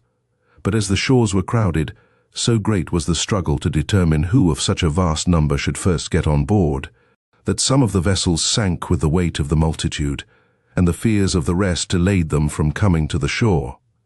Chapter 44. From which circumstances, it happened that a few foot and aged men that could prevail either through interest or pity, or who were able to swim to the ships, were taken on board and landed safe in Sicily. The rest of the troops sent their centurions as deputies to Varus at night, and surrendered themselves to him. But Juba the next day, having spied their cohorts before the town, claimed them as his booty, and ordered great part of them to be put to the sword. A few he selected and sent home to his own realm. Although Varus complained that his honor was insulted by Juba, yet he dare not oppose him. Juba rode on horseback into the town, attended by several senators, among whom were Servius Sulpicius and Licinius Damasippus, and in a few days arranged and ordered what he would have done in Utica, and in a few days more returned to his own kingdom with all his forces. Book 3, Chapter 1. Julius Caesar, holding the election as dictator, was himself appointed consul with Publius Servilius, for this was the year in which it was permitted by the laws that he should be chosen consul. This business being ended, as credit was beginning to fail in Italy and the debts could not be paid, he determined that arbitrators should be appointed, and that they should make an estimate of the possessions and properties of the debtors, how much they were worth before the war, and that they should be handed over in payment to the creditors. This he thought the most likely method to remove and abate the apprehension of an abolition of debt, the usual consequence of civil wars and dissensions, and to support the credit of the debtors.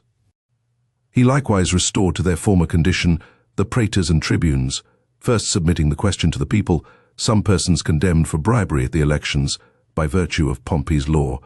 At the time when Pompey kept his legions quartered in the city, these trials were finished in a single day, one judge hearing the merits and another pronouncing the sentences. Because they had offered their service to him in the beginning of the civil war, if he chose to accept them, setting the same value on them as if he had accepted them, because they had put themselves in his power. For he had determined that they ought to be restored rather by the judgment of the people than appear admitted to it by his bounty, that he might neither appear ungrateful in repaying an obligation, nor arrogant in depriving the people of their prerogative of exercising this bounty. Chapter 2. In accomplishing these things and celebrating the Latin festival and holding all the elections, he spent 11 days, and having resigned the dictatorship, set out from the city and went to Brundusium, where he had ordered 12 legions and all his cavalry to meet him. But he scarcely found as many ships as would be sufficient to transport 15,000 legionary soldiers and 500 horse. This, the scarcity of shipping, was the only thing that prevented Caesar from putting a speedy conclusion to the war. And even these troops embarked very short of their number, because several had fallen in so many wars in Gaul, and the long march from Spain had lessened their number very much, and a severe autumn in Apulia and the district about Brundusium, after the very wholesome countries of Spain and Gaul, had impaired the health of the whole army. Chapter 3. Pompey, having got a year's respite to provide forces during which he was not engaged in war, nor employed by an enemy, had collected a numerous fleet from Asia and the Cyclades, from Corcyra, Athens, Pontus, Bithynia, Syria, Cilicia, Phoenicia, and Egypt, and had given directions that a great number should be built in every other place. He'd exacted a large sum of money from Asia, Syria, and all the kings, dynasts, tetrarchs, and free states of Achaia, and had obliged the corporations of those provinces, of which he himself had the government, to count down to him a large sum. Chapter 4. He had made up 9 legions of Roman citizens, 5 from Italy which he had brought with him, 1 veteran legion from Sicily, which being composed of 2 he called the Gomula, 1 from Crete and Macedonia, of veterans who had been discharged by their former generals and had settled in those provinces, 2 from Asia, which had been levied by the activity of Lentulus. Besides, he had distributed among his legions a considerable number, by way of recruits, from Thessaly, Boeotia, Achaia, and Epirus. With his legions he also intermixed the soldiers taken from Caius Antonius. Besides these he expected 2 legions from Syria, with Scipio from Crete, Lacedaemon, Pontus, Syria, and other states. He got about 3,000 archers, 6 cohorts of slingers, 2,000 mercenary soldiers, and 7,000 horse, 600 of which Deiotarus had brought from Gaul, Ariobarzanes, 500 from Cappadocia. Cotus had given him about the same number from Thrace, and had sent his son Sedalis with them. From Macedonia there were 200 of extraordinary valor.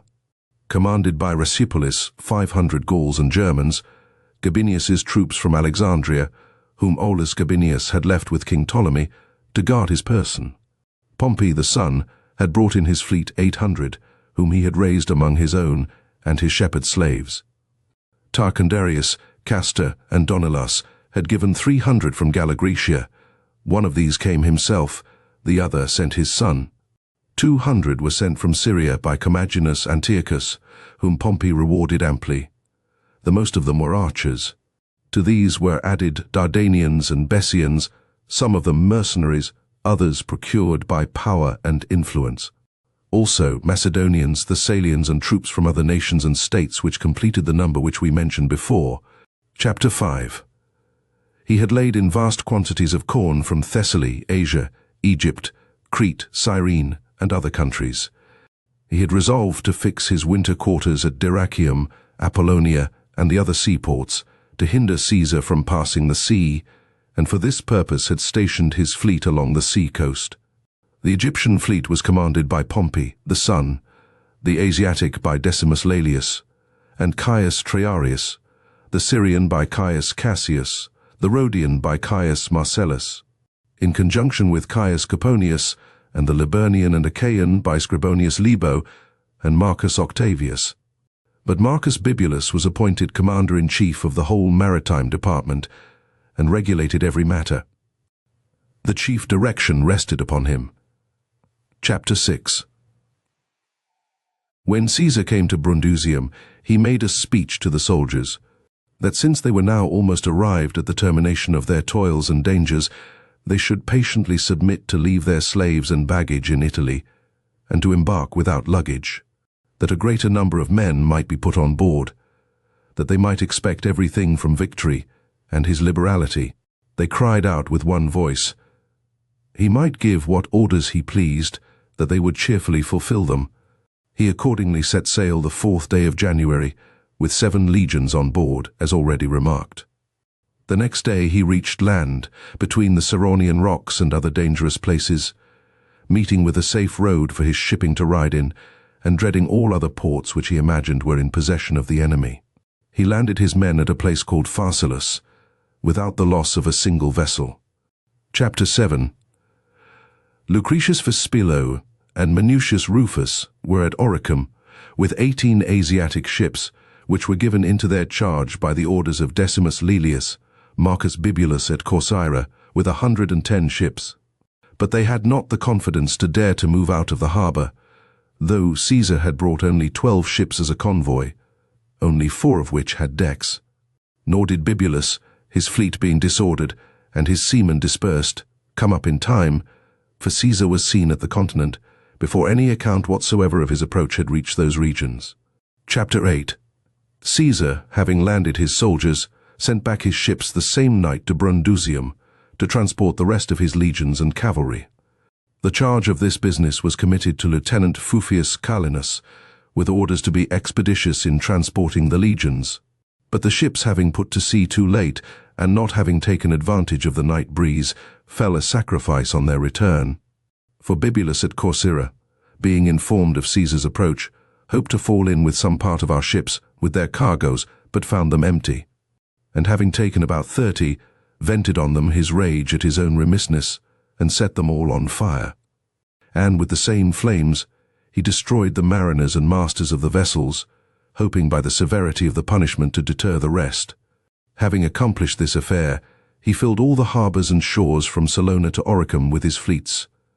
Having disposed his guard with great care, he lay on board himself in the depth of winter, declining no fatigue or duty, and not waiting for reinforcements, in hopes that he might come within Caesar's reach. Chapter 9. But after the departure of the Liburnian fleet, Marcus Octavius sailed from Illyricum with what ships he had to Salona, and having spirited up the Dalmatians and other barbarous nations, he drew Issa off from its connection with Caesar, but not being able to prevail with the council of Salona, either by promises or menaces, he resolved to storm the town. But it was well fortified by its natural situation and a hill. The Roman citizens built wooden towers, the better to secure it. But when they were unable to resist, on account of the smallness of their numbers, being weakened by several wounds, they stooped to the last resource, and set at liberty all the slaves old enough to bear arms, and cutting the hair off the women's heads, made ropes for their engines. Octavius, being informed of their determination, surrounded the town with 5 encampments, and began to press them at once with a siege and storm. They were determined to endure every hardship, and their greatest distress was the want of corn. They therefore sent deputies to Caesar, and begged a supply from him. All other inconveniences they bore by their own resources, as well as they could. And after a long interval, when the length of the siege had made Octavius's troops more remiss than usual, having got an opportunity at noon, when the enemy were dispersed, they disposed their wives and children on the walls. To keep up the appearance of their usual attention, and forming themselves into one body, with the slaves whom they had lately enfranchised, they made an attack on Octavius's nearest camp, and having forced that, attacked the second with the same fury, and then the third and the fourth, and then the other, and beat them from them all. And having killed a great number, obliged the rest, and Octavius himself, to fly for refuge to their ships. This put an end to the blockade. Winter was now approaching, and Octavius, despairing of capturing the town, after sustaining such considerable losses, withdrew to Pompey, to Dyrrachium. Chapter 10. We have mentioned that Vibullius Rufus, an officer of Pompey's, had fallen twice into Caesar's power, first at Corfinium and afterward in Spain. Caesar thought him a proper person, on account of his favors conferred on him, to send with proposals to Pompey, and he knew that he had an influence over Pompey. This was the substance of his proposals, that it was the duty of both to put an end to their obstinacy and forbear hostilities, and not tempt fortune any further. That sufficient loss had been suffered on both sides, to serve as a lesson and instruction to them, to render them apprehensive of future calamities, by Pompey, in having been driven out of Italy, and having lost Sicily, Sardinia, and the 2 Spains, and 130 cohorts of Roman citizens, in Italy and Spain, by himself, in the death of Curio, and the loss of so great an army in Africa, and the surrender of his soldiers in Corcyra. Wherefore they should have pity on themselves and the Republic, for, from their own misfortunes, they had sufficient experience of what fortune can effect in war, that this was the only time to treat for peace, when each had confidence in his own strength, and both seemed on an equal footing. Since if fortune showed ever so little favor to either, he who thought himself superior would not submit to terms of accommodation, nor would be content with an equal division, when he might expect to obtain the whole. That as they could not agree before, the terms of peace ought to be submitted to the Senate and people in Rome. That in the meantime it ought to content the Republic and themselves, if they both immediately took oath in a public assembly, that they would disband their forces within the 3 following days. That having divested themselves of the arms and auxiliaries on which they place their present confidence, they must both of necessity acquiesce in the decision of the people and Senate. To give Pompey the fuller assurance of his intentions, he would dismiss all his forces on the land, even his garrisons. Chapter 11. Vibullius, having received this commission from Caesar, thought it no less necessary to give Pompey notice of Caesar's sudden approach, that he might adopt such plans as the circumstance required, than to inform him of Caesar's message, and therefore continuing his journey by night as well as by day, and taking fresh horses for dispatch, he posted away to Pompey, to inform him that Caesar was marching toward him with all his forces. Pompey was at this time in Candavia, and was on his march from Macedonia to his winter quarters in Apollonia and Dyrrachium. But surprised at the unexpected news, he determined to go to Apollonia by speedy marches, to prevent Caesar from becoming master of all the maritime states. But as soon as Caesar had landed his troops, he set off the same day for Oricum. When he arrived there, Lucius Torquatus, who was governor of the town by Pompey's appointment, and had a garrison of Parthenians in it, endeavored to shut the gates and defend the town, and ordered the Greeks to man the walls and to take arms. But as they refused to fight against the power of the Roman people, and as the citizens made a spontaneous attempt to admit Caesar, Despairing of any assistance, he threw open the gates, and surrendered himself and the town to Caesar, and was preserved safe from injury by him. Chapter 12. Having taken Oricum, Caesar marched without making any delay to Apollonia. Stebarius, the governor, hearing of his approach, began to bring water into the citadel, and to fortify it, and to demand hostages of the town's people.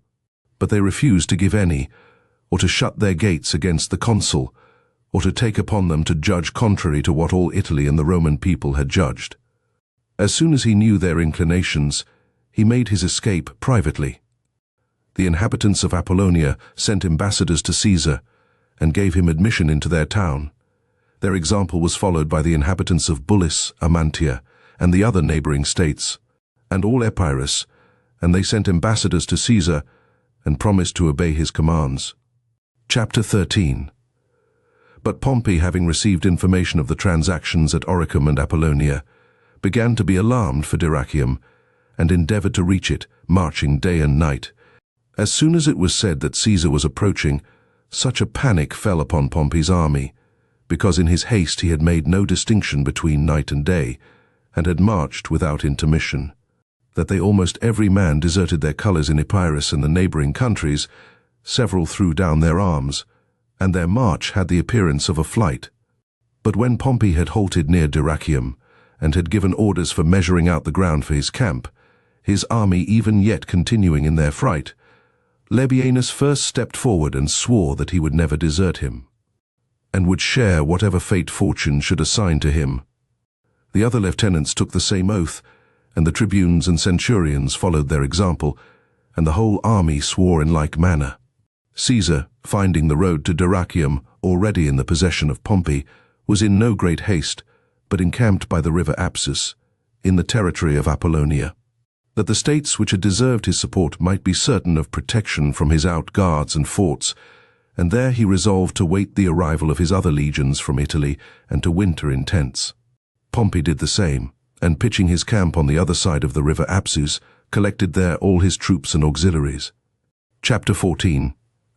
Calenus, having put the legions and cavalry on board at Brundusium, as Caesar had directed him, as far as the number of his ships allowed, weighed anchor, and having sailed a little distance from port, received a letter from Caesar, in which he was informed that all the ports and the whole shore was occupied by the enemy's fleet. On receiving this information, he returned into the harbour, and recalled all the vessels. One of them, which continued the voyage, and did not obey Calenus's command, because it carried no troops, but was private property, bore away for Oricum, and was taken by Bibulus, who spared neither slaves nor free men, nor even children, but put all to the sword. Thus the safety of the whole army depended on a very short space of time and a great casualty. Chapter 15. Bibulus, as has been observed before, lay with his fleet near Oricum.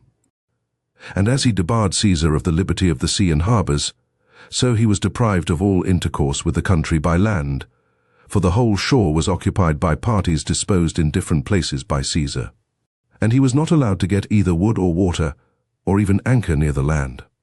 He was reduced to great difficulties, and distressed with extreme scarcity of every necessary, insomuch that he was obliged to bring, in transports from Corcyra, not only provisions, but even wood and water, and it once happened that, meeting with violent storms, they were forced to catch the dew by night, which fell on the hides that covered their decks. Yet all these difficulties they bore patiently, and without repining, and thought they ought not to leave the shores and harbours free from blockade.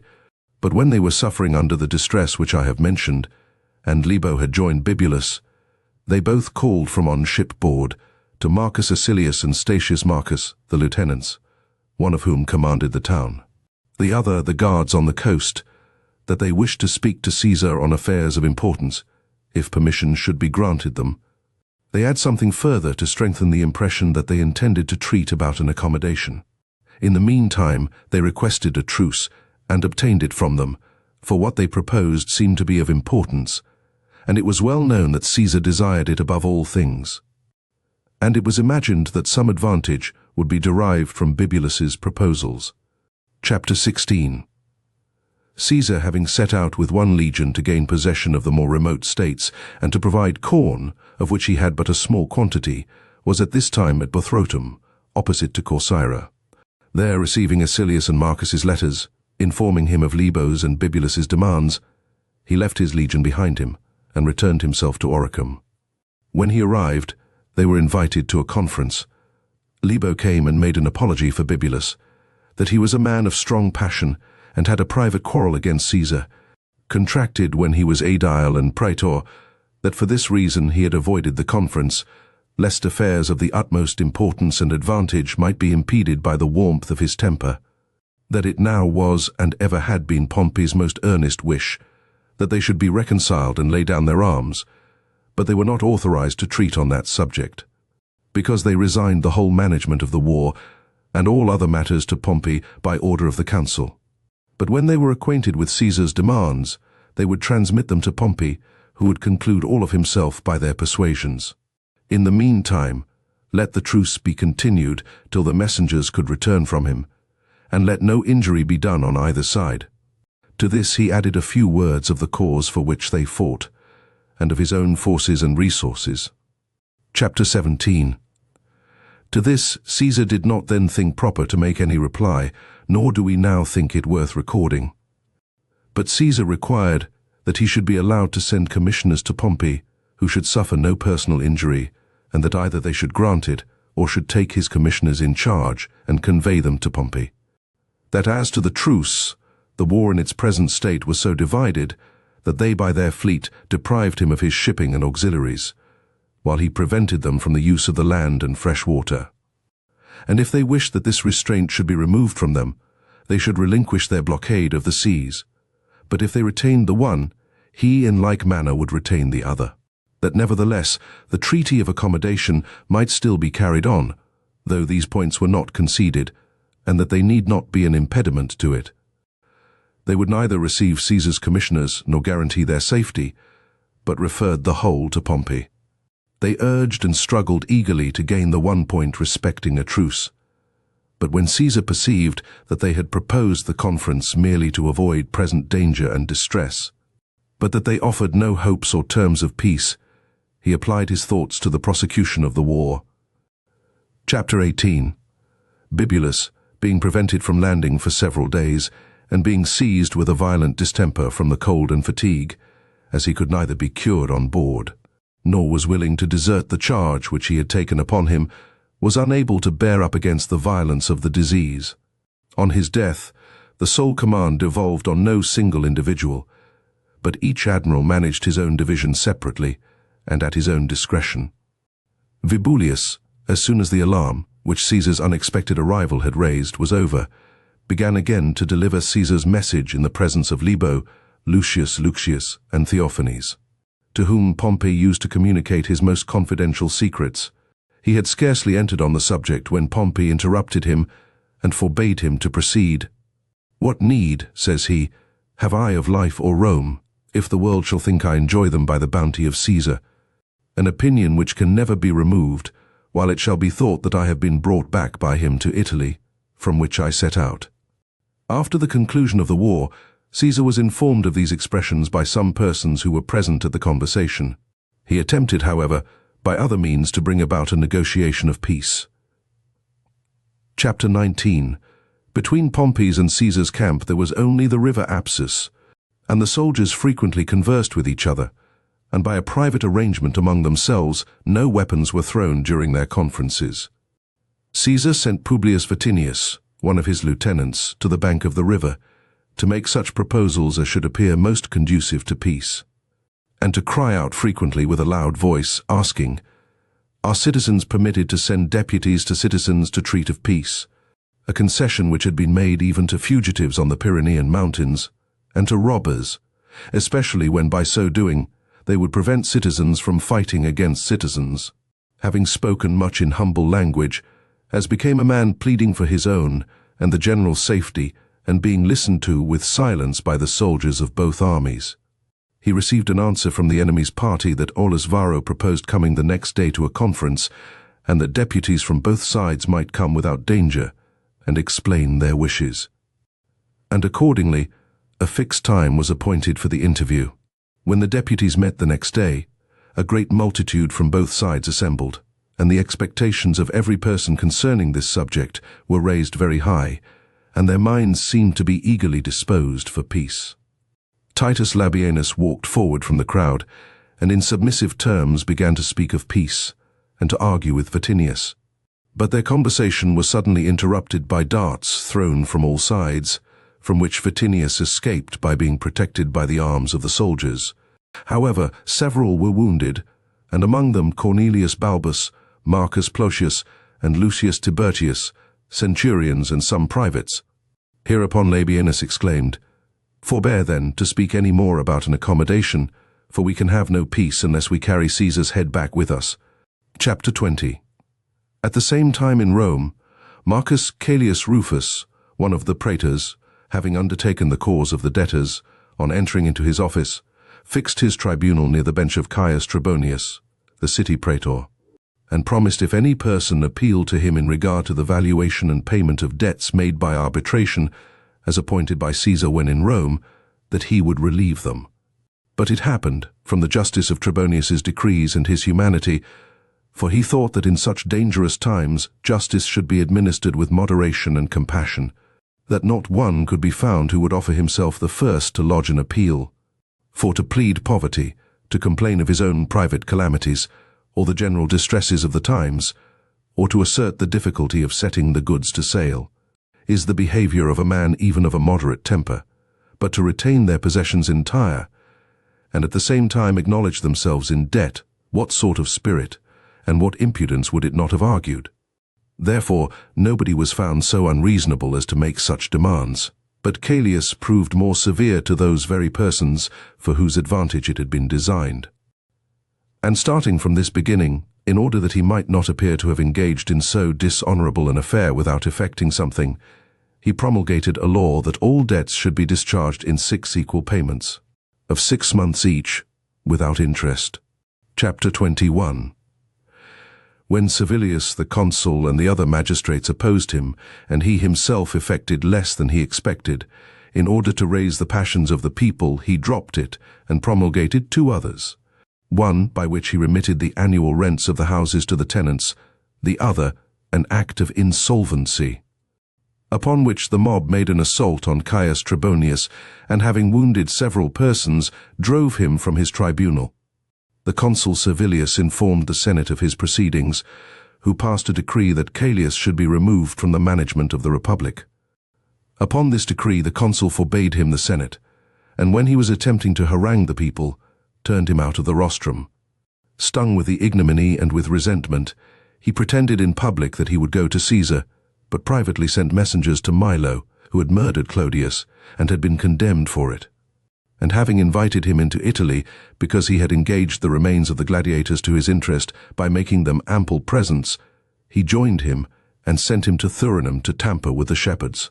When he himself was on his road to Casilinum, at the same time that his military standards and arms were seized at Capua, his slaves seen at Naples, and the design of betraying the town discovered.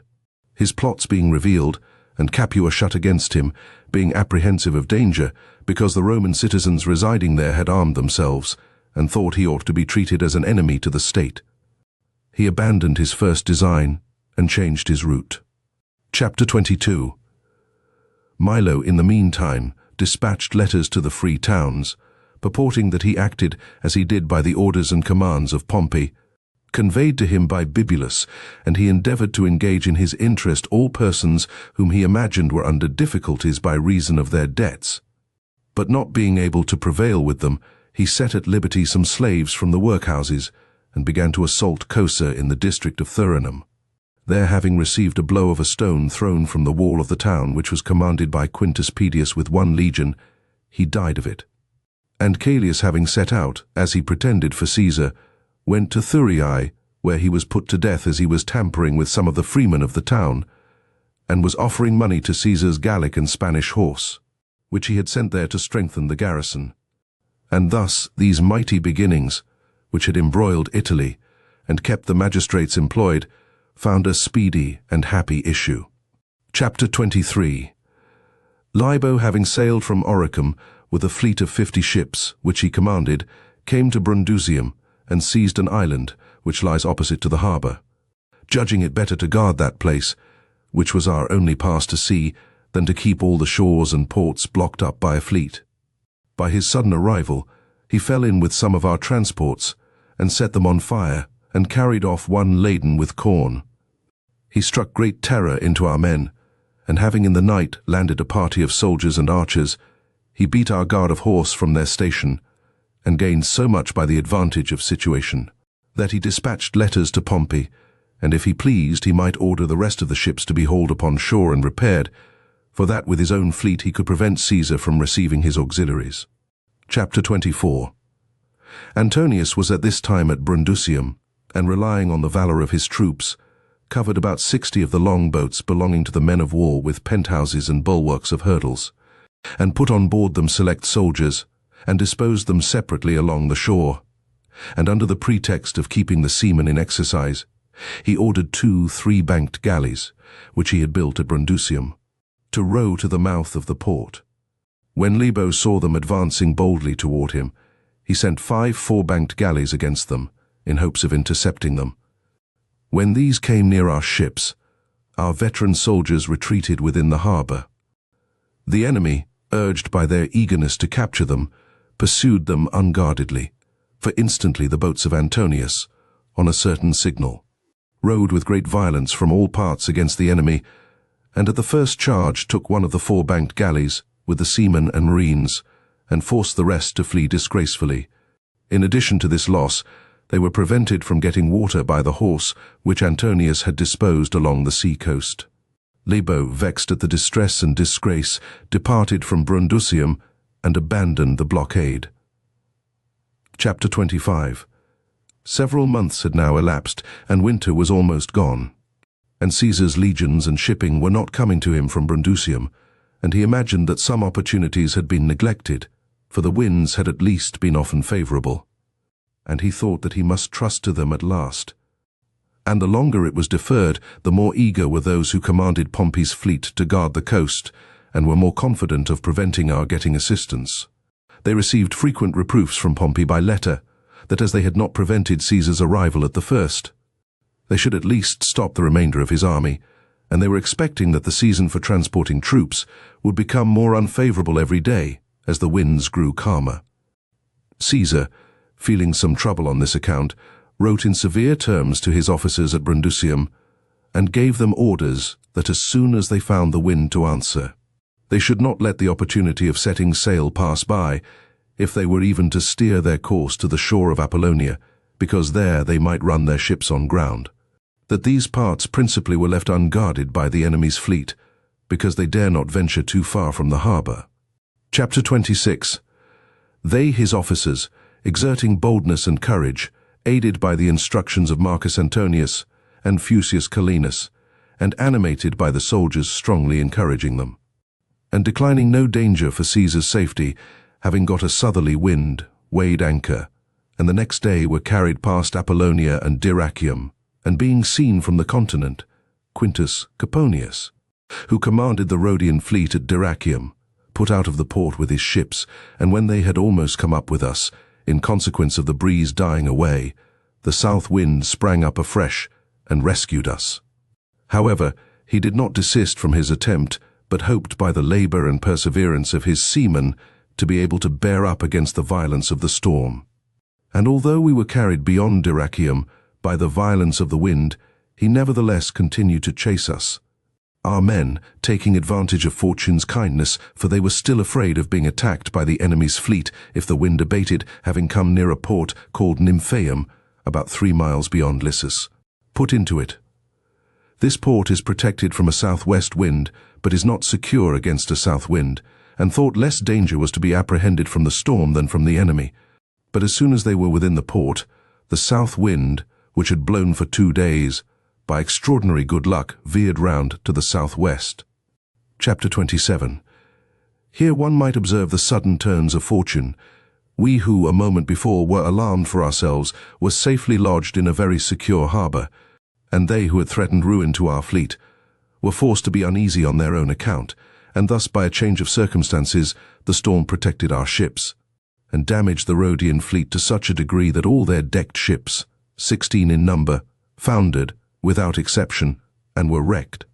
And of the prodigious number of seamen and soldiers, some lost their lives by being dashed against the rocks, others were taken by our men, but Caesar sent them all safe home. Chapter 28. 2 of our ships, that had not kept up with the rest, being overtaken by the night, and not knowing what port the rest had made to, came to an anchor opposite Lissus. Ortesilius Crassus, who commanded Pompey's fleet, detached after them several barges and small craft, and attempted to take them. At the same time, he treated with them about capitulating, and promised them their lives if they would surrender. One of them carried 220 recruits. The other was manned with somewhat less than 200 veterans. Here it might be seen what security men derive from a resolute spirit. For the recruits, frightened at the number of vessels, and fatigued with the rolling of the sea and with seasickness, surrendered to Ortesilius. After having first received his oath that the enemy would not injure them, but as soon as they were brought before him, contrary to the obligation of his oath, they were inhumanly put to death in his presence. But the soldiers of the veteran legion, who had also struggled, not only with the inclemency of the weather, but by laboring at the pump, thought it their duty to remit nothing of their former valor, and having protracted the beginning of the night in settling the terms, under pretence of surrendering, they obliged the pilot to run the ship aground, and having got a convenient place on the shore, they spent the rest of the night there, and at daybreak, when Ortesilius had sent against them a party of the horse, who guarded that part of the coast, to the number of 400, besides some armed men who had followed them from the garrison, they made a brave defense, and having killed some of them, retreated in safety to our army. Chapter 29. After this action, the Roman citizens who resided at Lissus, a town which Caesar had before assigned them, and had carefully fortified, received Antony into their town, and gave him every assistance. Ortesilius, apprehensive for his own safety, escaped out of the town, and went to Pompey. All his forces, whose number amounted to 3 veteran legions, and 1 of recruits, and about 800 horse being landed. Antony sent most of his ships back to Italy, to transport the remainder of the soldiers and horse. The pontons, which are a sort of Gallic ships, he left at Lissus with this object, that if Pompey, imagining Italy defenseless, should transport his army thither, and this notion was spread among the common people, Caesar might have some means of pursuing him, and he sent messengers to him with great dispatch, to inform him in what part of the country he had landed his army, and what number of troops he had brought over with him. Chapter 30. Caesar and Pompey received this intelligence almost at the same time, for they had seen the ships sail past Apollonia and Dyrrachium. They directed their march after them by land, but at first they were ignorant to what part they had been carried, but when they were informed of it, they each adopted a different plan. Caesar, to form a junction with Antonius as soon as possible, Pompey, to oppose Antonius's forces on their march to Caesar, and, if possible, to fall upon them unexpectedly from ambush. And the same day they both led out their armies from their winter encampment along the river Apsus, Pompey, privately by night, Caesar, openly by day. But Caesar had to march a longer circuit up the river to find a ford. Pompey's route being easy, because he was not obliged to cross the river, he advanced rapidly and by forced marches against Antonius, and being informed of his approach, chose a convenient situation, where he posted his forces and kept his men close within camp, and forbade fires to be kindled, that his arrival might be the more secret. An account of this was immediately carried to Antonius by the Greeks. He dispatched messengers to Caesar, and confined himself in his camp for 1 day. The next day Caesar came up with him. On learning his arrival, Pompey, to prevent his being hemmed in between 2 armies, quitted his position, and went with all his forces to Asparagium, in the territory of Dyrrachium, and there encamped in a convenient situation. Chapter 31. During these times, Scipio, though he had sustained some losses near Mount Armanus, had assumed to himself the title of Imperator, after which he demanded large sums of money from the states and princes. He had also exacted from the tax-gatherers 2 years' rents that they owed, and enjoined them to lend him the amount of the next year, and demanded a supply of horse from the whole province. When they were collected, leaving behind him his neighboring enemies, the Parthians who shortly before had killed Marcus Crassus, the imperator, and had kept Marcus Bibulus besieged, he drew his legions and cavalry out of Syria, and when he came into the province, which was under great anxiety and fear of the Parthian war, and heard some declarations of the soldiers, that they would march against an enemy, if he would lead them on, but would never bear arms against a countryman and consul, he drew off his legions to winter quarters to Pergamus, and the most wealthy cities, and made them rich presents, and in order to attach them more firmly to his interest, permitted them to plunder the cities. Chapter 32. In the meantime, the money which had been demanded from the province at large was most vigorously exacted. Besides, many new imposts of different kinds were devised to gratify his avarice. A tax of so much a head was laid on every slave and child. Columns, doors, corn, soldiers, sailors, arms, engines, and carriages were made subject to a duty. Wherever a name could be found for anything, it was deemed a sufficient reason for levying money on it. Officers were appointed to collect it, not only in the cities, but in almost every village and fort, and whosoever of them acted with the greatest rigor and inhumanity was esteemed the best man and best citizen. The province was overrun with bailiffs and officers, and crowded with overseers and tax-gatherers, who, besides the duties imposed, exacted a gratuity for themselves. For they asserted that being expelled from their own homes and countries, they stood in need of every necessary, endeavoring by a plausible pretense to color the most infamous conduct. To this was added the most exorbitant interest, as usually happens in times of war, the whole sums being called in, on which occasion they alleged that the delay of a single day was a donation.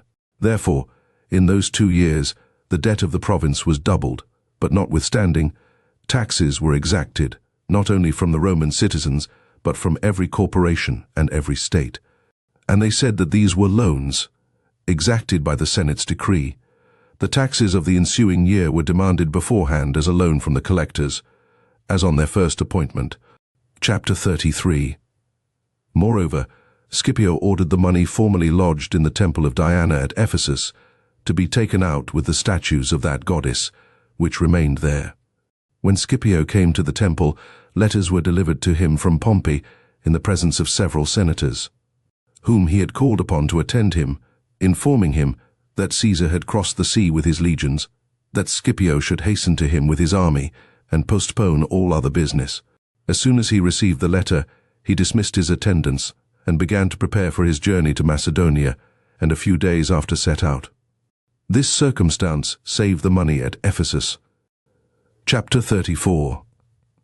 Caesar, having effected a junction with Antonius's army, and having drawn his legion out of Oricum, which he had left there to guard the coast, thought he ought to sound the inclination of the provinces, and march further into the country, and when ambassadors came to him from Thessaly and Aetolia, to engage that the states in those countries would obey his orders, if he sent a garrison to protect them. He dispatched Lucius Cassius Longinus, with the 27th, a legion composed of young soldiers and 200 horse, to Thessaly, and Caius Calvisius Sabinus, with 5 cohorts and a small party of horse, into Aetolia. He recommended them to be especially careful to provide corn, because those regions were nearest to him. He ordered Cnaeus Domitius Calvinus to march into Macedonia with 2 legions, the 11th and 12th, and 500 horse. From which province Menedemus, the principal man of those regions, on that side which is called the Free, having come as ambassador, assured him of the most devoted affection of all his subjects. Chapter 35. Of these Calvisius, on his first arrival in Aetolia, being very kindly received, dislodged the enemy's garrisons in Calydon and Naupactus, and made himself master of the whole country. Cassius went to Thessaly with his legion. As there were 2 factions there, he found the citizens divided in their inclinations. Hegesaratus, a man of established power, favored Pompey's interest. Petreius, a young man of a most noble family, warmly supported Caesar with his own and his friends' influence. Chapter 36. At the same time, Domitius arrived in Macedonia, and when numerous embassies had begun to wait on him from many of the states, news was brought that Scipio was approaching with his legions, which occasioned various opinions and reports, for in strange events, rumor generally goes before. Without making any delay in any part of Macedonia, he marched with great haste against Domitius, and when he was come within about 20 miles of him, wheeled on a sudden toward Cassius Longinus in Thessaly. He effected this with such celerity that news of his march and arrival came together, for to render his march expeditious, he left the baggage of his legions behind him at the river Haliacmon, which divides Macedonia from Thessaly, under the care of Marcus Favonius, with a guard of 8 cohorts, and ordered him to build a strong fort there. At the same time, Cotys's cavalry, which used to infest the neighborhood of Macedonia, flew to attack Cassius's camp, at which Cassius, being alarmed, and having received information of Scipio's approach, and seen the horse, which he imagined to be Scipio's, he betook himself to the mountains that environ Thessaly, and thence began to make his route toward Ambracia. But when Scipio was hastening to pursue him, dispatches overtook him from Favonius, that Domitius was marching against him with his legions, and that he could not maintain the garrison over which he was appointed, without Scipio's assistance. On receipt of these dispatches, Scipio changed his designs and his route, desisted from his pursuit of Cassius, and hastened to relieve Favonius. Accordingly, continuing his march day and night, he came to him so opportunely that the dust raised by Domitius's army and Scipio's advanced guard were observed at the same instant. Thus, the vigilance of Domitius saved Cassius, and the expedition of Scipio, Favonius. Chapter 37. Scipio, having stayed for 2 days in his camp along the river Haliacmon, which ran between him and Domitius's camp, on the 3rd day, at dawn, led his army across a ford, and having made a regular encampment the day following, drew up his forces in front of his camp. Domitius thought he ought not to show any reluctance, but should draw out his forces and hazard a battle. But as there was a plain 6 miles in breadth between the 2 camps, he posted his army before Scipio's camp, while the latter persevered in not quitting his entrenchment. However, Domitius with difficulty restrained his men, and prevented their beginning a battle, the more so as a rivulet with steep banks, joining Scipio's camp, retarded the progress of our men. When Scipio perceived the eagerness and alacrity of our troops to engage, suspecting that he should be obliged the next day, either to fight against his inclination, or to incur great disgrace by keeping within his camp. Though he had come with high expectation, yet by advancing rashly, made a shameful end, and at night crossed the river, without even giving the signal for breaking up the camp, and returned to the ground from which he came, and there encamped near the river, on an elevated situation. After a few days he placed a party of horse in ambush in the night, where our men had usually gone to forage for several days before. And when Quintus Varus, commander of Domitius's horse, came there as usual, they suddenly rushed from their ambush. But our men bravely supported their charge, and returned quickly every man to his own rank, and in their turn made a general charge on the enemy, and having killed about 80 of them, and put the rest to flight, retreated to their camp with the loss of only 2 men. Chapter 38.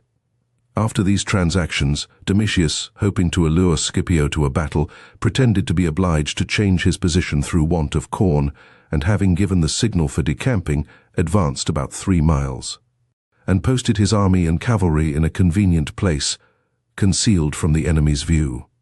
Scipio, being in readiness to pursue him, detached his cavalry and a considerable number of light infantry to explore Domitius's route. When they had marched a short way, and their foremost troops were within reach of our ambush, their suspicions being raised by the neighing of the horses, they began to retreat, and the rest who followed them, observing with what speed they retreated, made a halt. Our men, perceiving that the enemy had discovered their plot, and thinking it in vain to wait for any more, having got 2 troops in their power, intercepted them. Among them was Marcus Opimius, general of the horse, but he made his escape. They either killed or took prisoners all the rest of these 2 troops, and brought them to Domitius. Chapter 39.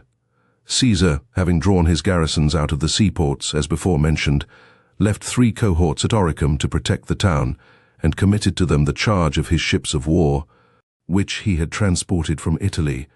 Acilius, as lieutenant general, had the charge of this duty and the command of the town. He drew the ships into the inner part of the harbour, behind the town, and fastened them to the shore, and sank a merchant ship in the mouth of the harbour to block it up, and near it he fixed another at anchor, on which he raised a turret, and faced it to the entrance of the port, and filled it with soldiers, and ordered them to keep guard against any sudden attack. Chapter 40. Cneus, Pompey's son, who commanded the Egyptian fleet, having got intelligence of these things, came to Oricum, and weighed up the ship that had been sunk with a windlass, and by straining at it with several ropes, and attacked the other which had been placed by Acilius to watch the port with several ships, on which he had raised very high turrets, so that fighting as it were from an eminence, and sending fresh men constantly to relieve the fatigued, and at the same time attempting the town on all sides by land, with ladders and his fleet, in order to divide the force of his enemies. He overpowered our men by fatigue, and the immense number of darts, and took the ship, having beat off the men that were put on board to defend it, who, however, made their escape in small boats.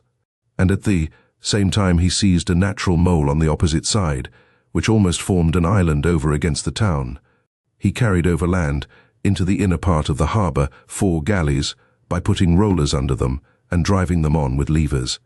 Then attacking on both sides the ships of war which were moored to the shore and were not manned, he carried off 4 of them, and set the rest on fire.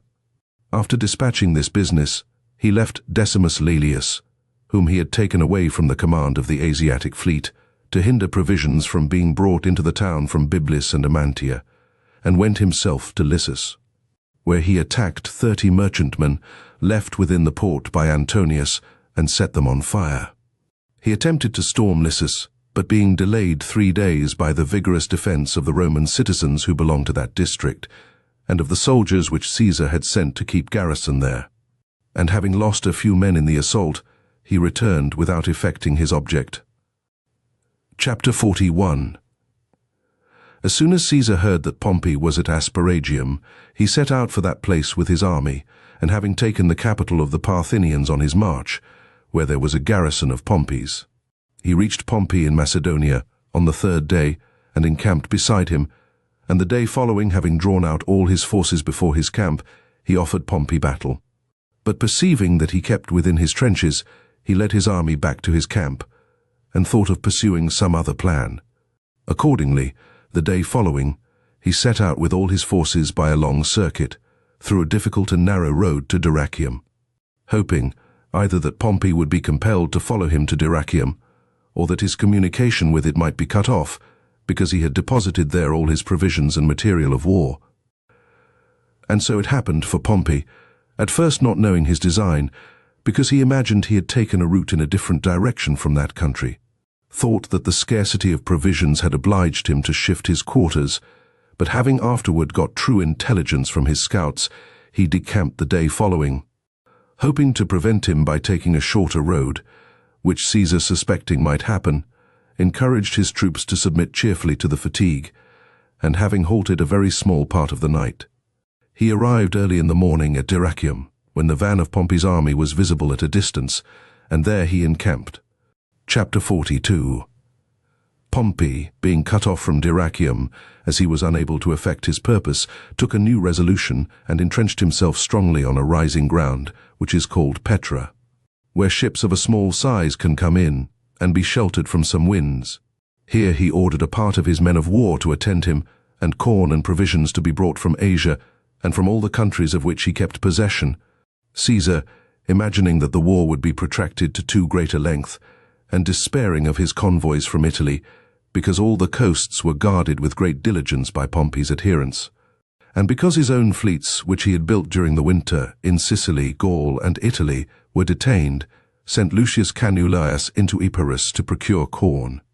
And because these countries were too remote, he fixed granaries in certain places, and regulated the carriage of the corn for the neighboring states. He likewise gave directions that search should be made for whatever corn was in Lissus, the country of the Partheni, and all the places of strength. The quantity was very small, both from the nature of the land, for the country is rough and mountainous, and the people commonly import what grain they use, and because Pompey had foreseen what would happen, and some days before had plundered the Partheni, and having ravaged and dug up their houses, carried off all the corn, which he collected by means of his horse. Chapter 43. Caesar, on being informed of these transactions, pursued measures suggested by the nature of the country. For round Pompey's camps there were several high and rough hills. These he first of all occupied with guards, and raised strong forts on them.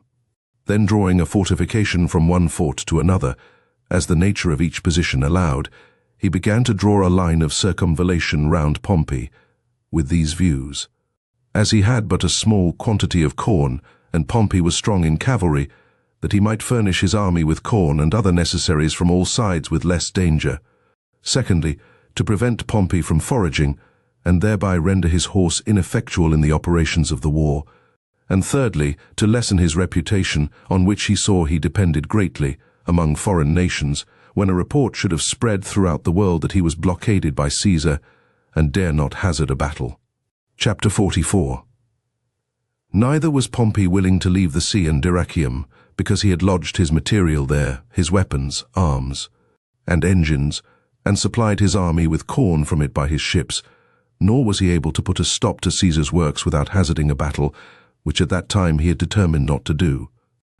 Nothing was left but to adopt the last resource, namely, to possess himself of as many hills as he could, and cover as great an extent of country as possible with his troops, and divide Caesar's forces as much as possible. And so it happened, for having raised 24 forts, and taken in a compass of 15 miles, he got forage in this space.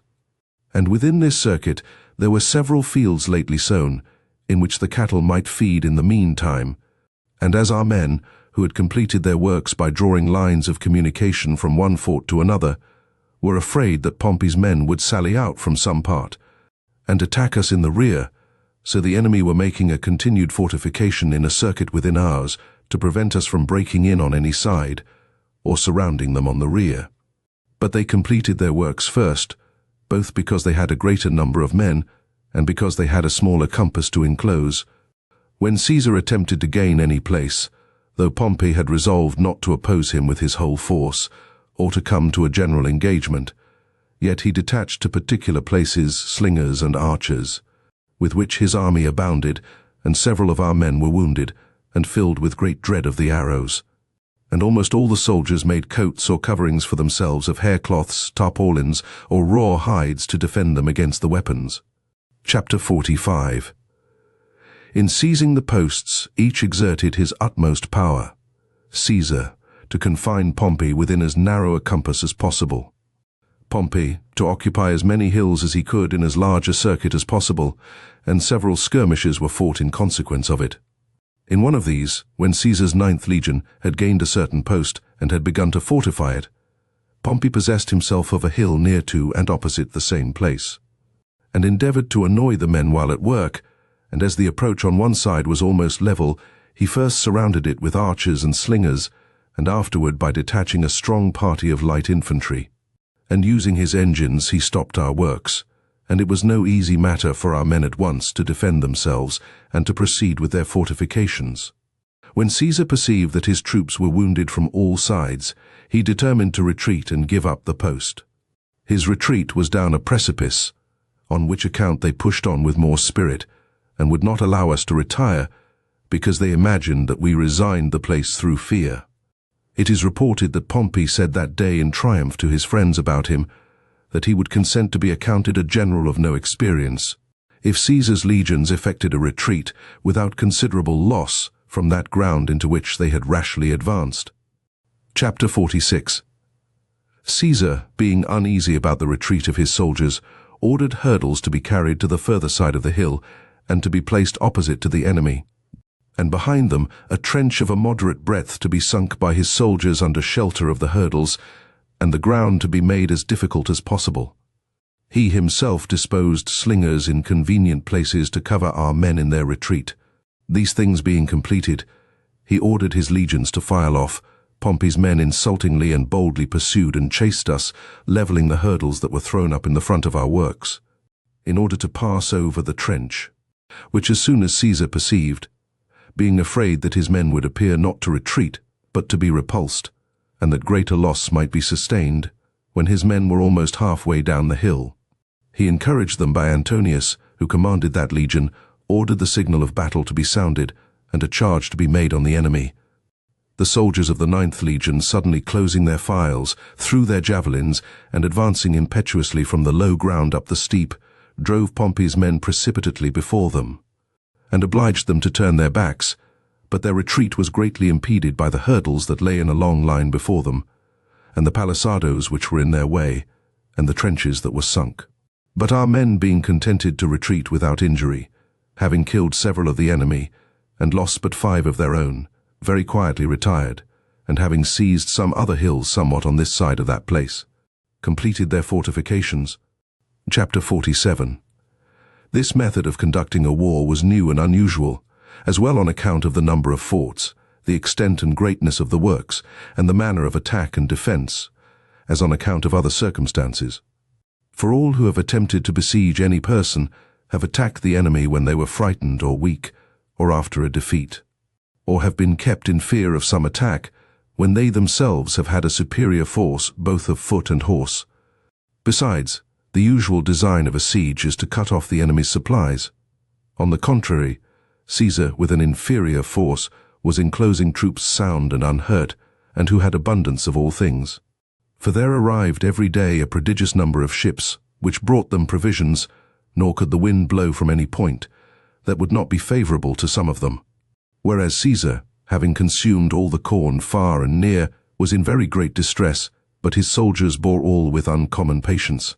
For they remembered that they lay under the same difficulties last year in Spain, and yet by labor and patience had concluded a dangerous war. They recollected too that they had suffered an alarming scarcity at Alesia, and a much greater at Avaricum, and yet had returned victorious over mighty nations. They refused neither barley nor pulse when offered them, and they held in great esteem cattle, of which they got great quantities from Epirus. Chapter 48. There was a sort of root called chara, discovered by the troops which served under Valerius. This they mixed up with milk, and it greatly contributed to relieve their want. They made it into a sort of bread. They had great plenty of it, loaves made of this. When Pompey's men upbraided ours with want, they frequently threw among them to damp their hopes. Chapter 49. The corn was now beginning to ripen, and their hope supported their want, as they were confident of having abundance in a short time.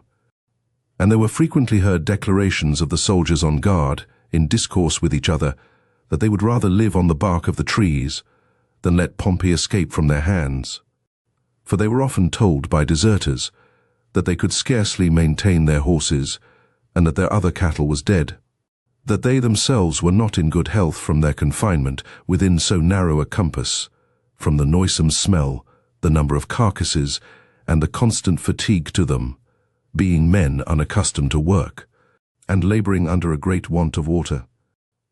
For Caesar had either turned the course of all the rivers and streams which ran to the sea, or had dammed them up with strong works.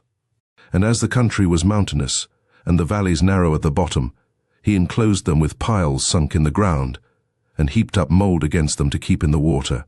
They were therefore obliged to search for low and marshy grounds, and to sink wells, and they had this labour in addition to their daily works. And even these springs were at a considerable distance from some of their posts, and soon dried up with the heat. But Caesar's army enjoyed perfect health and abundance of water, and had plenty of all sorts of provisions except corn.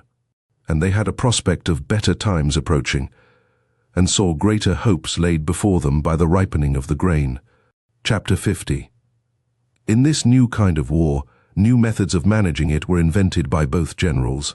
Pompey's men, perceiving by our fires at night at what part of the works our cohorts were on guard, coming silently upon them, discharged their arrows at random among the whole multitude, and instantly retired to their camp.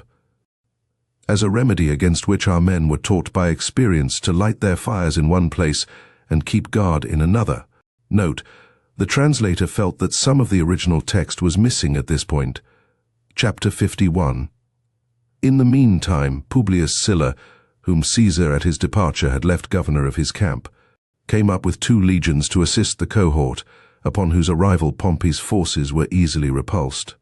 Nor did they stand the sight and charge of our men, and the foremost falling, the rest turned their backs and quitted the field. But Sylla called our men in from the pursuit, lest their ardour should carry them too far. But most people imagine that if he had consented to a vigorous pursuit, the war might have been ended that day.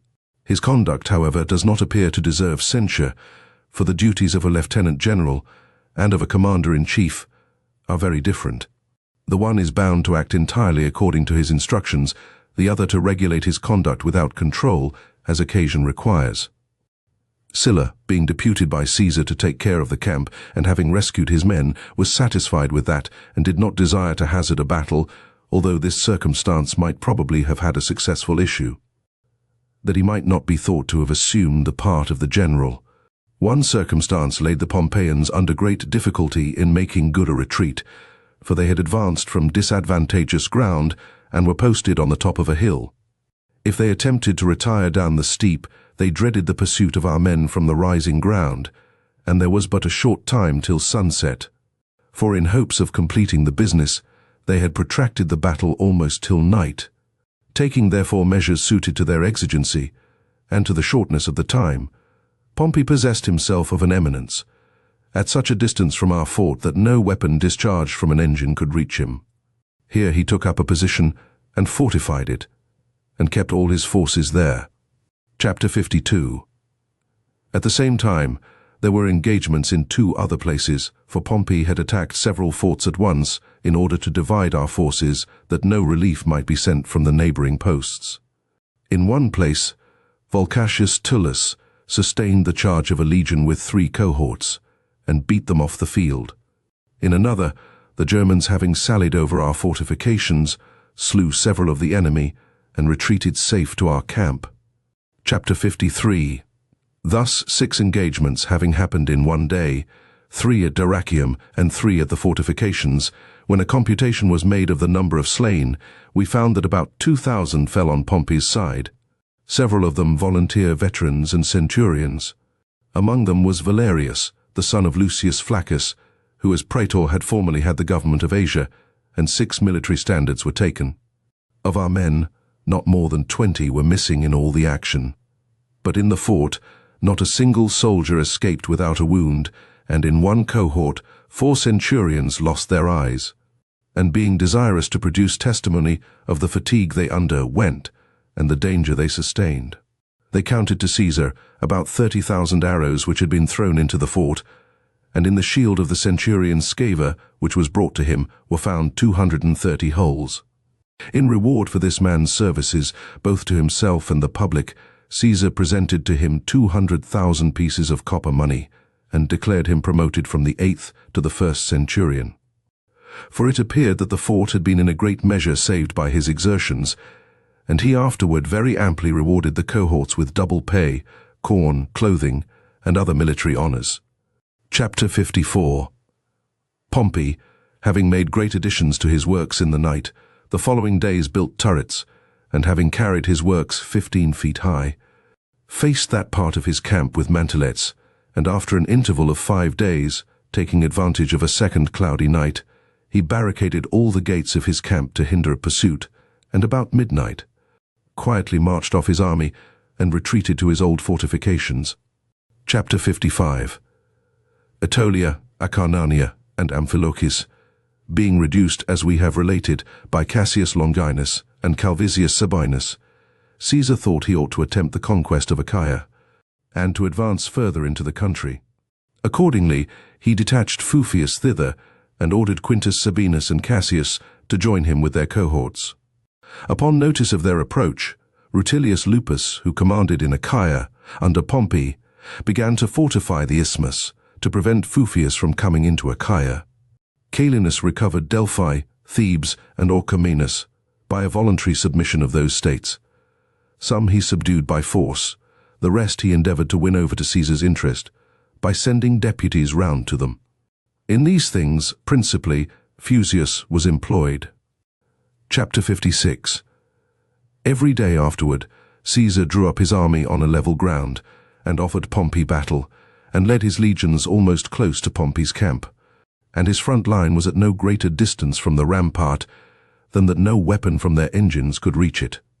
But Pompey, to save his credit and reputation with the world, drew out his legions, but so close to his camp that his rear line might touch the rampart, and that his whole army, when drawn up, might be protected by the darts discharged from it.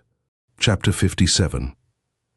While these things were going forward in Achaia and at Dyrrachium, and when it was certainly known that Scipio was arrived in Macedonia, Caesar, never losing sight of his first intention, sends Clodius to him, an intimate friend to both, whom Caesar, on the introduction and recommendation of Pompey, had admitted into the number of his acquaintance. To this man he gave letters and instructions to Pompey, the substance of which was as follows: that he had made every effort toward peace, and imputed the ill success of those efforts to the fault of those whom he had employed to conduct those negotiations, because they were afraid to carry his proposals to Pompey at an improper time. That Scipio had such authority that he could not only freely explain what conduct met his approbation, but even in some degree enforce his advice, and govern him Pompey if he persisted in error, that he commanded an army independent of Pompey, so that besides his authority he had strength to compel. And if he did so, all men would be indebted to him for the quiet of Italy, the peace of the provinces, and the preservation of the empire. These proposals Clodius made to him, and for some days at the first appeared to have met with a favorable reception, but afterward was not admitted to an audience. For Scipio being reprimanded by Favonius, as we found afterward when the war was ended, and the negotiation having miscarried, Clodius returned to Caesar. Chapter 58. Caesar, that he might the more easily keep Pompey's horse enclosed within Dyrrachium, and prevent them from foraging, fortified the two narrow passes already mentioned with strong works, and erected forts at them. Pompey, perceiving that he derived no advantage from his cavalry, after a few days had them conveyed back to his camp by sea. Fodder was so exceedingly scarce that he was obliged to feed his horses upon leaves stripped off the trees, or the tender roots of reeds pounded, for the corn which had been sown within the lines was already consumed, and they would be obliged to supply themselves with fodder from Corcyra and Acarnania, over a long tract of sea. And as the quantity of that fell short, to increase it by mixing barley with it, and by these methods support their cavalry. But when not only the barley and fodder in these parts were consumed, and the herbs cut away, when the leaves too were not to be found on the trees, the horses being almost starved, Pompey thought he ought to make some attempt by a sally. Chapter 59. In the number of Caesar's cavalry were 2 Allobrogians, brothers, named Rosilus and Agus, the sons of Abducilus, who for several years possessed the chief power in his own state, men of singular valor, whose gallant services Caesar had found very useful in all his wars in Gaul. To them, for these reasons, he had committed the offices of greatest honor in their own country, and took care to have them chosen into the Senate at an unusual age, and had bestowed on them lands taken from the enemy, and large pecuniary rewards, and from being needy had made them affluent. Their valor had not only procured them Caesar's esteem, but they were beloved by the whole army.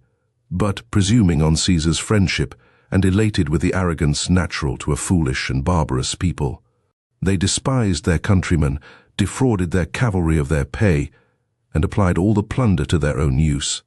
Displeased at this conduct, their soldiers went in a body to Caesar, and openly complained of their ill usage, and to their other charges added that false musters were given in to Caesar, and the surcharged pay applied to their own use.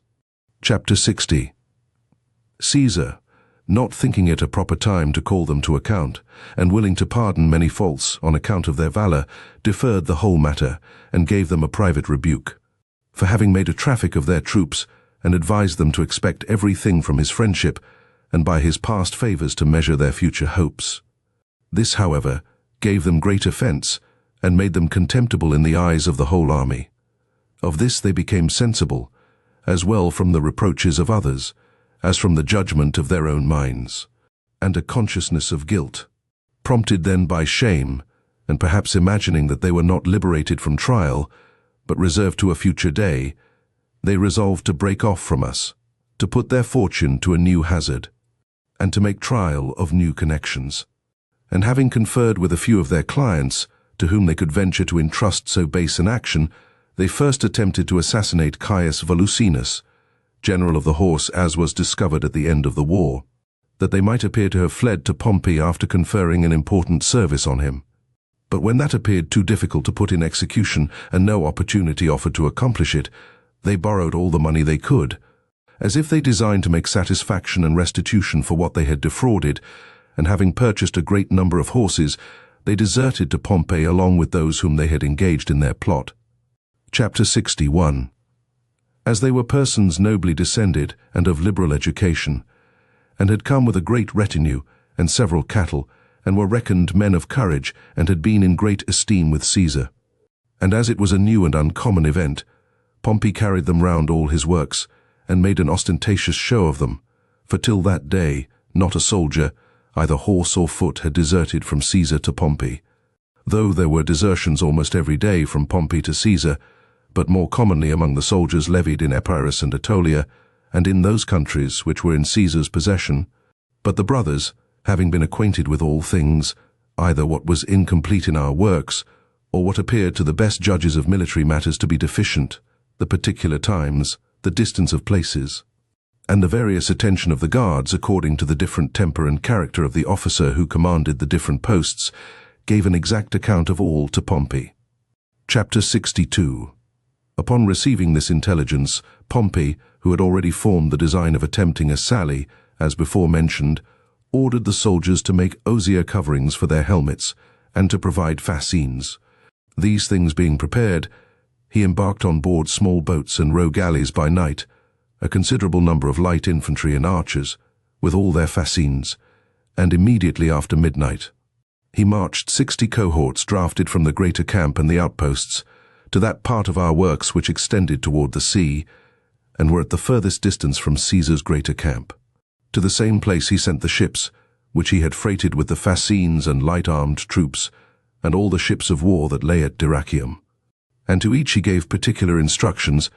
At this part of the line Caesar had posted Lentulus Marcellinus, the quaestor, with the 9th legion, and as he was not in a good state of health, Fulvius Costumus was sent to assist him in the command. Chapter 63. At this place, fronting the enemy, there was a ditch 15 feet wide, and a rampart 10 feet high, and the top of the rampart was 10 feet in breadth. At an interval of 600 feet from that, there was another rampart, turned the contrary way, with the works lower.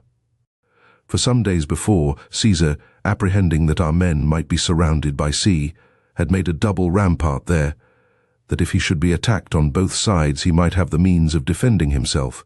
But the extent of the lines, and the incessant labor for so many days, because he had enclosed a circuit of 17 miles with his works, did not allow time to finish them. Therefore the transverse rampart which should make a communication between the other two was not yet completed. This circumstance was known to Pompey, being told to him by the Allobrogian deserters, and proved of great disadvantage to us.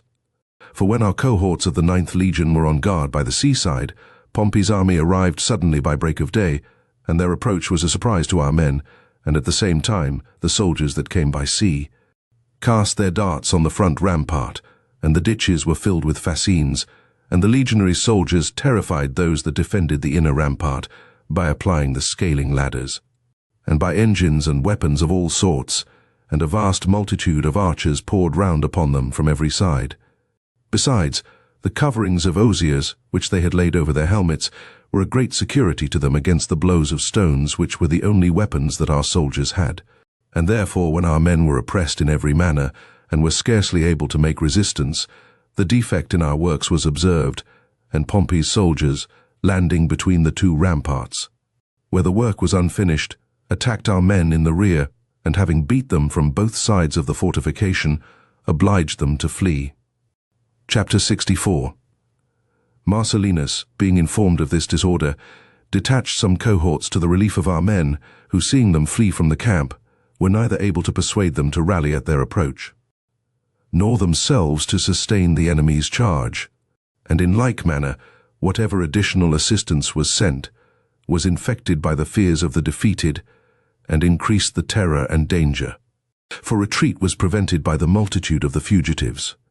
In that battle, when the eagle-bearer was dangerously wounded and began to grow weak, having got sight of our horse, he said to them, "This eagle have I defended with the greatest care for many years, at the hazard of my life, and now in my last moments restore it to Caesar with the same fidelity.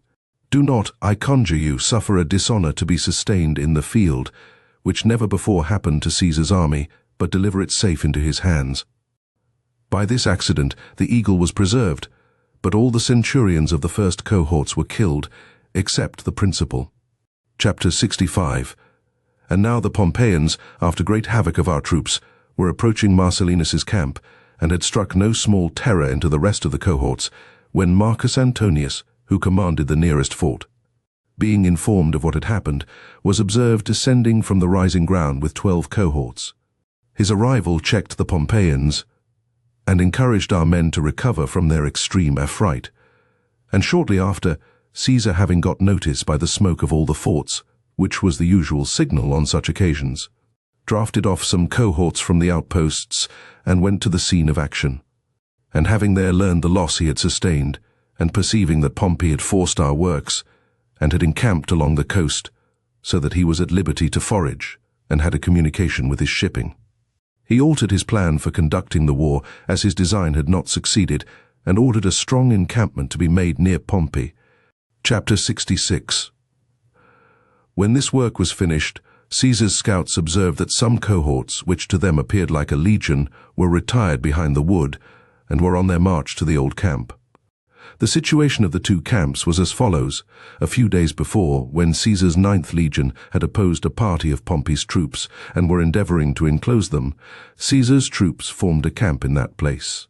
This camp joined a certain wood, and was not above 400 paces distant from the sea, afterward changing his design for certain reasons. Caesar removed his camp to a small distance beyond that place, and after a few days Pompey took possession of it, and added more extensive works, leaving the inner rampart standing, as he intended to keep several legions there. By this means, the lesser camp, included within the greater, answered the purpose of a fort and citadel. He had also carried an entrenchment from the left angle of the camp to the river, about 400 paces, that his soldiers might have more liberty and less danger in fetching water. But he too, changing his design for reasons not necessary to be mentioned, abandoned the place. In this condition the camp remained for several days, the works being all entire. Chapter 67. Caesar's scouts brought him word that the standard of a legion was carried to this place. That the same thing was seen he was assured by those in the higher forts. This place was a half a mile distant from Pompey's new camp.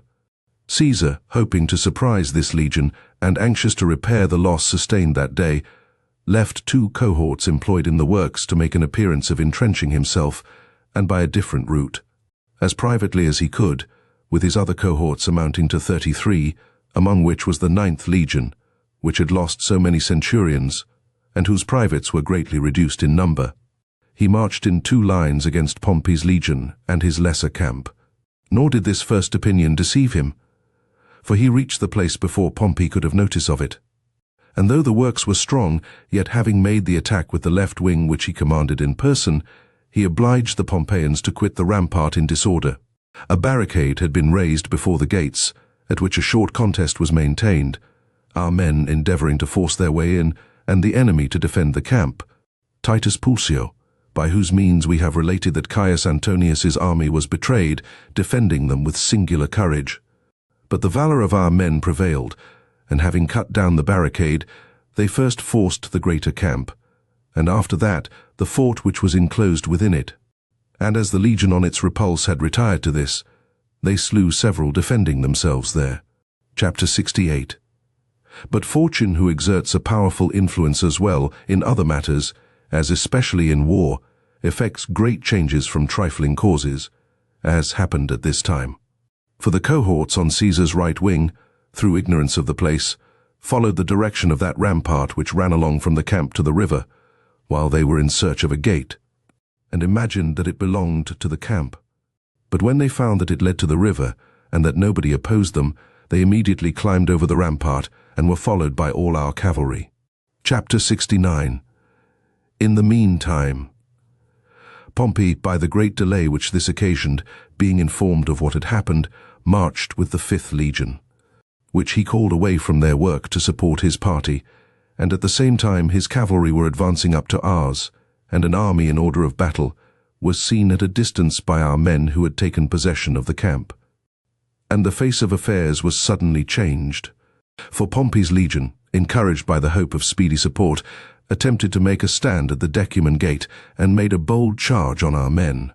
Caesar's cavalry, who had mounted the rampart by a narrow breach, being apprehensive of their retreat, were the first to flee.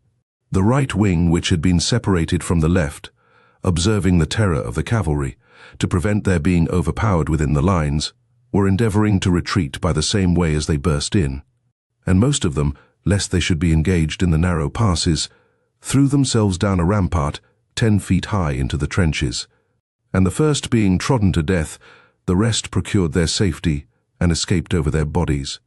The soldiers of the left wing, perceiving from the rampart that Pompey was advancing, and their own friends fleeing, being afraid that they should be enclosed between the two ramparts, as they had an enemy both within and without, strove to secure their retreat the same way they came.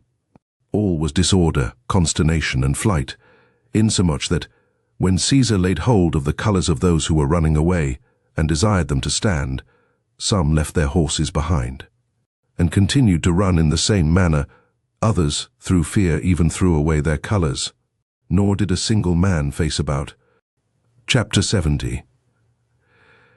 In this calamity, the following favourable circumstance occurred to prevent the ruin of our whole army, viz., that Pompey, suspecting an ambuscade, because, as I suppose, the success had far exceeded his hopes, as he had seen his men a moment before fleeing from the camp, durst not for some time approach the fortification, and that his horse were retarded from pursuing, because the passes and gates were in possession of Caesar's soldiers.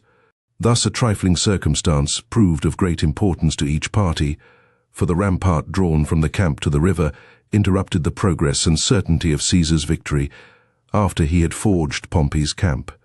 The same thing, by retarding the rapidity of the enemy's pursuit, preserved our army. Chapter 71. In the 2 actions of this day, Caesar lost 960 rank and file, several Roman knights of distinction. Felginus Tuticanus Gallus, a senator's son, Caius Felginus from Placentia, Aulus Gravius from Puteoli, Marcus Sacrativir from Capua, and 32 military tribunes and centurions. But the greatest part of all these perished without a wound, being trodden to death in the trenches, on the ramparts and banks of the river, by reason of the terror and flight of their own men. Pompey, after this battle, was saluted Imperator. This title he retained, and allowed himself to be addressed by it afterward. But neither in his letters to the Senate, nor in the fasces, did he use the laurel as a mark of honour. But Labienus, having obtained his consent that the prisoners should be delivered up to him, had them all brought out, as it appeared, to make a show of them, and that Pompey might place a greater confidence in him who was a deserter, and calling them fellow soldiers, and asking them in the most insulting manner whether it was usual with veterans to flee, ordered them to be put to death in the sight of the whole army. Chapter 72. Pompey's party were so elated with confidence and spirit at this success that they thought no more of the method of conducting the war, but thought that they were already conquerors. They did not consider that the smallness of our numbers, and the disadvantage of the place and the confined nature of the ground, occasioned by their having first possessed themselves of the camp, and the double danger both from within and without the fortifications, and the separation of the army into 2 parts, so that the one could not give relief to the other, were the causes of our defeat. They did not consider, in addition, that the contest was not decided by a vigorous attack, nor a regular battle, and that our men had suffered greater loss from their numbers and want of room than they had sustained from the enemy. In fine, they did not reflect on the common casualties of war, how trifling causes, either from groundless suspicions, sudden affright, or religious scruples, have oftentimes been productive of considerable losses, How often an army has been unsuccessful either by the misconduct of the general or the oversight of a tribune.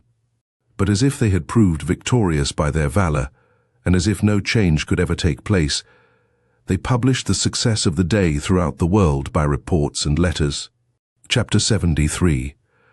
Caesar, disappointed in his first intentions, resolved to change the whole plan of his operations. Accordingly, he at once called in all outposts, gave over the siege, and collecting his army into one place, addressed his soldiers and encouraged them not to be troubled at what had happened, nor to be dismayed at it, but to weigh their many successful engagements against one disappointment, and that, too, a trifling one, that they ought to be grateful to fortune, through whose favor they had recovered Italy without the effusion of blood, through whose favor they had subdued the two Spains, though protected by a most warlike people under the command of the most skillful and experienced generals, through whose favor they had reduced to submission the neighboring states that abounded, with corn, in fine, that they ought to remember with what success they had been all transported safe through blockading fleets of the enemy, which possessed not only the ports, but even the coasts, that if all their attempts were not crowned with success, the defects of fortune must be supplied by industry, and whatever loss had been sustained ought to be attributed rather to her caprices than to any faults in him, that he had chosen a safe ground for the engagement, that he had possessed himself of the enemy's camp, that he had beaten them out, and overcome them when they offered resistance. But whether their own terror or some mistake, or whether fortune herself had interrupted a victory almost secured and certain, they ought all now to use their utmost efforts to repair by their valor the loss which had been incurred. If they did so, their misfortunes would turn to their advantage, as it happened at Gergovia, and those who feared to face the enemy would be the first to offer themselves to battle. Chapter 74. Having concluded his speech, he disgraced some standard-bearers and reduced them to the ranks. For the whole army was seized with such grief at their loss, and with such an ardent desire of repairing their disgrace, that not a man required the command of his tribune or centurion. But they imposed each on himself severer labors than usual as a punishment, and at the same time were so inflamed with eagerness to meet the enemy, that the officers of the first rank, sensibly affected at their entreaties, were of opinion that they ought to continue in their present posts, and commit their fate to the hazard of a battle. But on the other hand, Caesar could not place sufficient confidence in men so lately thrown into consternation, and thought he ought to allow them time to recover their dejected spirits.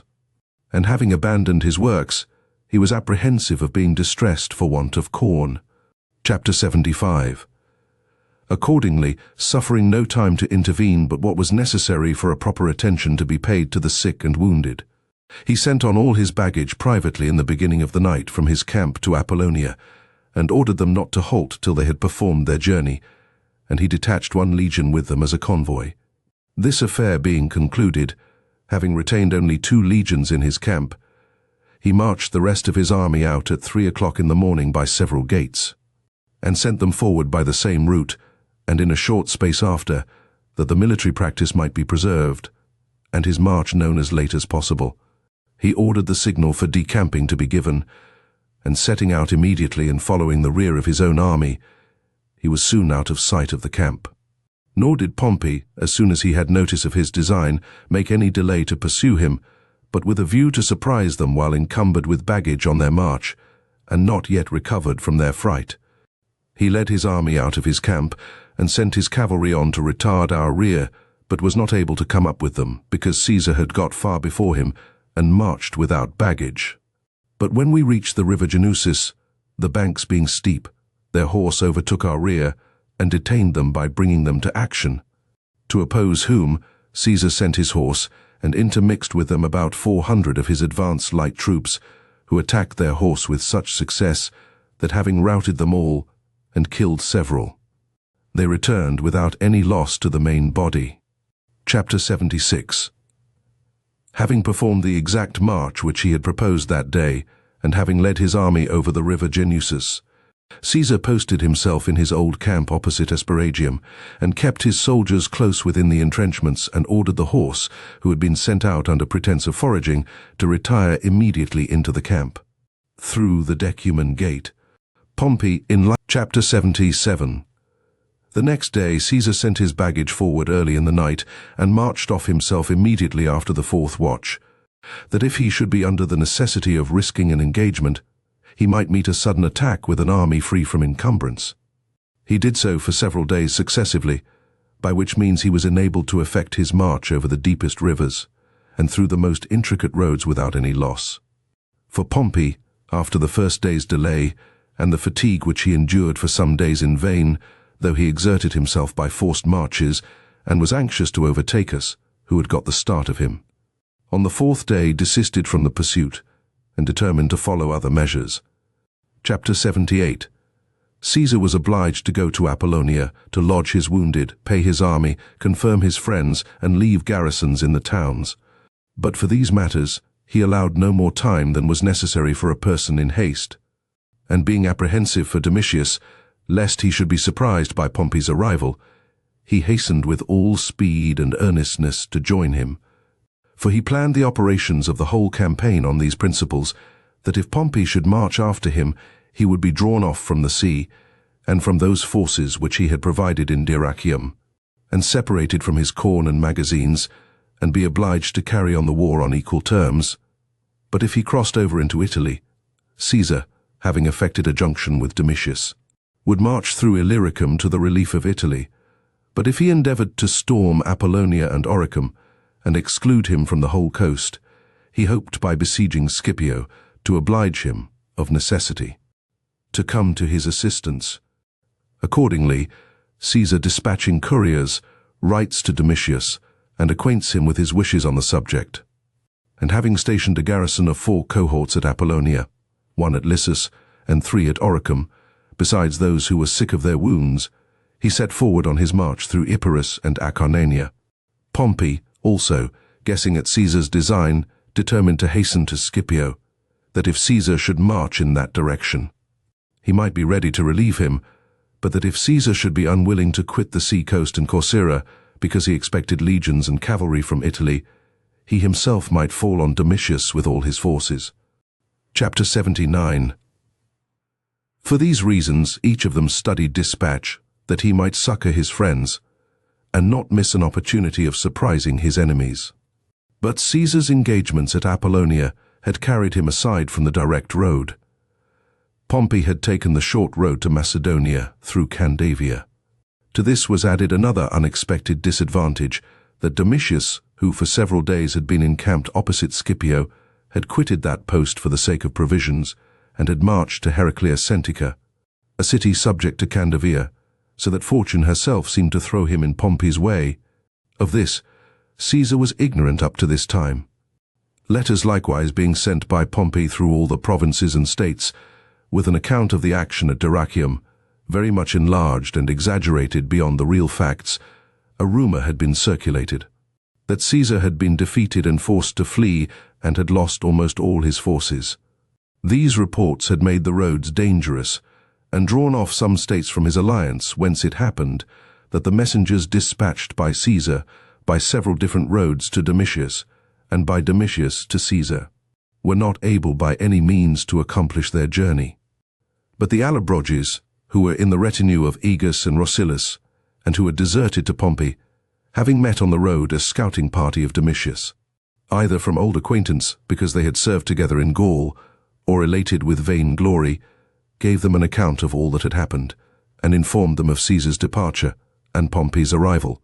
Domitius, who was scarce 4 hours' march distant, having got intelligence from these, by the courtesy of the enemy, avoided the danger, and met Caesar coming to join him at Aeginium, a town on the confines of, and opposite to Thessaly. Chapter 80. The 2 armies being united, Caesar marched to Gomphi, which is the first town of Thessaly on the road from Epirus. Now, the Thessalians, a few months before, had of themselves sent ambassadors to Caesar, offering him the free use of everything in their power, and requesting a garrison for their protection.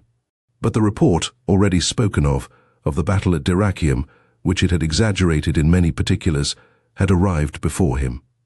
In consequence of which, Androsthenes, the praetor of Thessaly, as he preferred to be the companion of Pompey's victory, rather than Caesar's associate in his misfortunes, collected all the people, both slaves and freemen from the country, into the town and shut the gates, and dispatched messengers to Scipio and Pompey to come to his relief, that he could depend on the strength of the town, if succor was speedily sent, but that it could not withstand a long siege.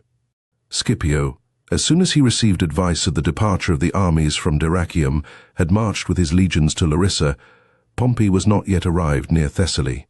Caesar, having fortified his camp, ordered scaling ladders and penthouses to be made for a sudden assault, and hurdles to be provided.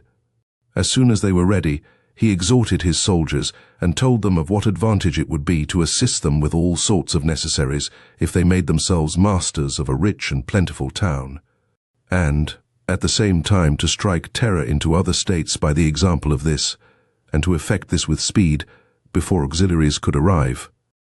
Accordingly, taking advantage of the unusual ardor of the soldiers, he began his assault on the town at a little after 3 o'clock on the very day on which he arrived, and took it, though defended with very high walls, before sunset, and gave it up to his army to plunder, and immediately decamped from before it, and marched to Metropolis with such rapidity as to outstrip any messenger or rumor of the taking of Gomphi. Chapter 81. The inhabitants of Metropolis, at first influenced by the same rumors, followed the same measures, shut the gates, and manned their walls. But when they were made acquainted with the fate of the city of Gomphi by some prisoners, whom Caesar had ordered to be brought up to the walls, they threw open their gates. As he preserved them with the greatest care, there was not a state in Thessaly except Larissa, which was awed by a strong army of Scipio's. But on comparing the fate of the inhabitants of Metropolis with the severe treatment of Gomphi, gave admission to Caesar, and obeyed his orders. Having chosen a position convenient for procuring corn, which was now almost ripe on the ground, he determined there to wait Pompey's arrival, and to make it the center of all his warlike operations. Chapter 82.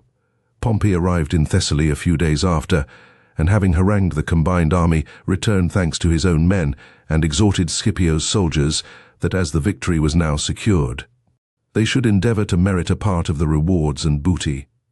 And receiving all the legions into one camp, he shared his honors with Scipio, ordered the trumpet to be sounded at his tent, and a pavilion to be erected for him.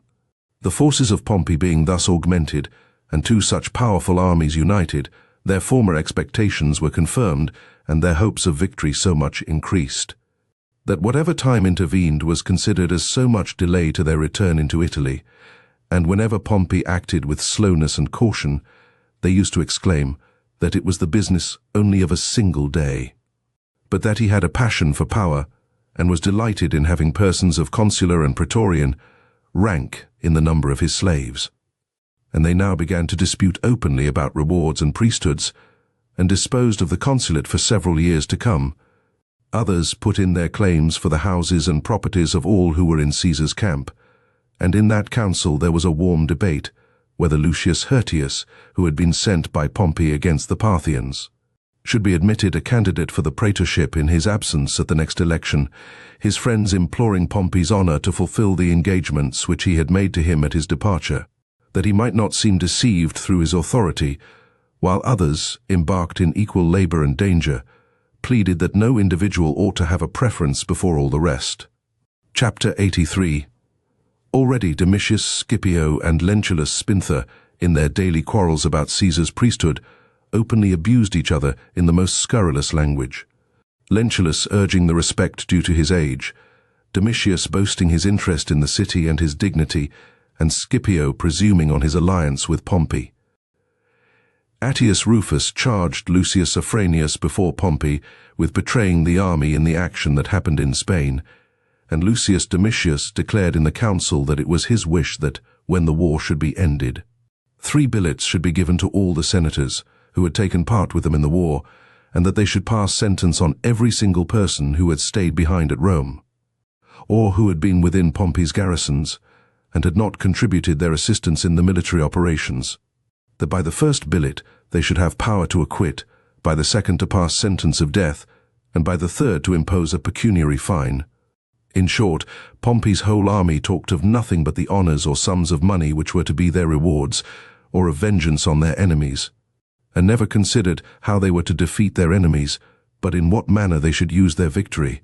Chapter 84. Corn being provided, and his soldiers refreshed, and a sufficient time having elapsed since the engagement at Dyrrachium, when Caesar thought he had sufficiently sounded the disposition of his troops. He thought that he ought to try whether Pompey had any intention or inclination to come to a battle. Accordingly, he led his troops out of the camp, and ranged them in order of battle, at first on their own ground, and at a small distance from Pompey's camp. But afterward, for several days in succession, he advanced from his own camp, and led them up to the hills on which Pompey's troops were posted, which conduct inspired his army every day with fresh courage. However, he adhered to his former purpose respecting his cavalry, for as he was by many degrees inferior in number, he selected the youngest and most active of the advanced guard, and desired them to fight intermixed with the horse, and they by constant practice acquired experience in this kind of battle.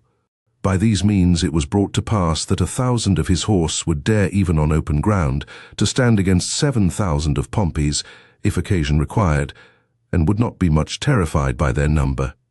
For even on one of those days he was successful in a cavalry action, and killed one of the 2 Allobrogians, who had deserted to Pompey, as we before observed, and several others. Chapter 85. Pompey, because he was encamped on a hill, drew up his army at the very foot of it, ever in expectation, as may be conjectured, that Caesar would expose himself to this disadvantageous situation. Caesar, seeing no likelihood of being able to bring Pompey to an action, judged it the most expedient method of conducting the war, to decamp from that post and to be always in motion, with this hope, that by shifting his camp and removing from place to place, he might be more conveniently supplied with corn, and also that by being in motion he might get some opportunity of forcing them to battle, and might by constant marches harass Pompey's army, which was not accustomed to fatigue. These matters being settled, when the signal for marching was given and the tents struck, it was observed that shortly before, contrary to his daily practice, Pompey's army had advanced further than usual from his entrenchments, so that it appeared possible to come to an action on equal ground. Then Caesar addressed himself to his soldiers, when they were at the gates of the camp, ready to march out. "We must defer," says he, "our march at present, and set our thoughts on battle, which has been our constant wish. Let us then meet the foe with resolute souls. We shall not hereafter easily find such an opportunity." He immediately marched out at the head of his troops. Chapter 86. Pompey also, as was afterward known, at the unanimous solicitation of his friends, had determined to try the fate of a battle. For he had even declared in council a few days before that, before the battalions came to battle, Caesar's army would be put to the rout. When most people express their surprise at it, "I know," says he, "that I promise a thing almost incredible, but hear the plan on which I proceed, that you may march to battle with more confidence and resolution. I have persuaded our cavalry, and they have engaged to execute it, as soon as the 2 armies have met, to attack Caesar's right wing on the flank, and enclosing their army on the rear, throw them into disorder, and put them to the rout, before we shall throw a weapon against the enemy. By this means we shall put an end to the war, without endangering the legions, and almost without a blow. Nor is this a difficult matter, as we far outnumber them in cavalry." At the same time he gave them notice to be ready for battle on the day following, and since the opportunity which they had so often wished for was now arrived, not to disappoint the opinion generally entertained of their experience and valor. Chapter 87. After him Labienus spoke, as well to express his contempt of Caesar's forces, as to extol Pompey's scheme with the highest encomiums. "Think not, Pompey," says he, "that this is the army which conquered Gaul and Germany. I was present at all those battles, and do not speak at random on a subject to which I am a stranger. A very small part of that army now remains. Great numbers lost their lives, as must necessarily happen in so many battles. Many fell victims to the autumnal pestilence in Italy, many returned home, and many were left behind on the continent.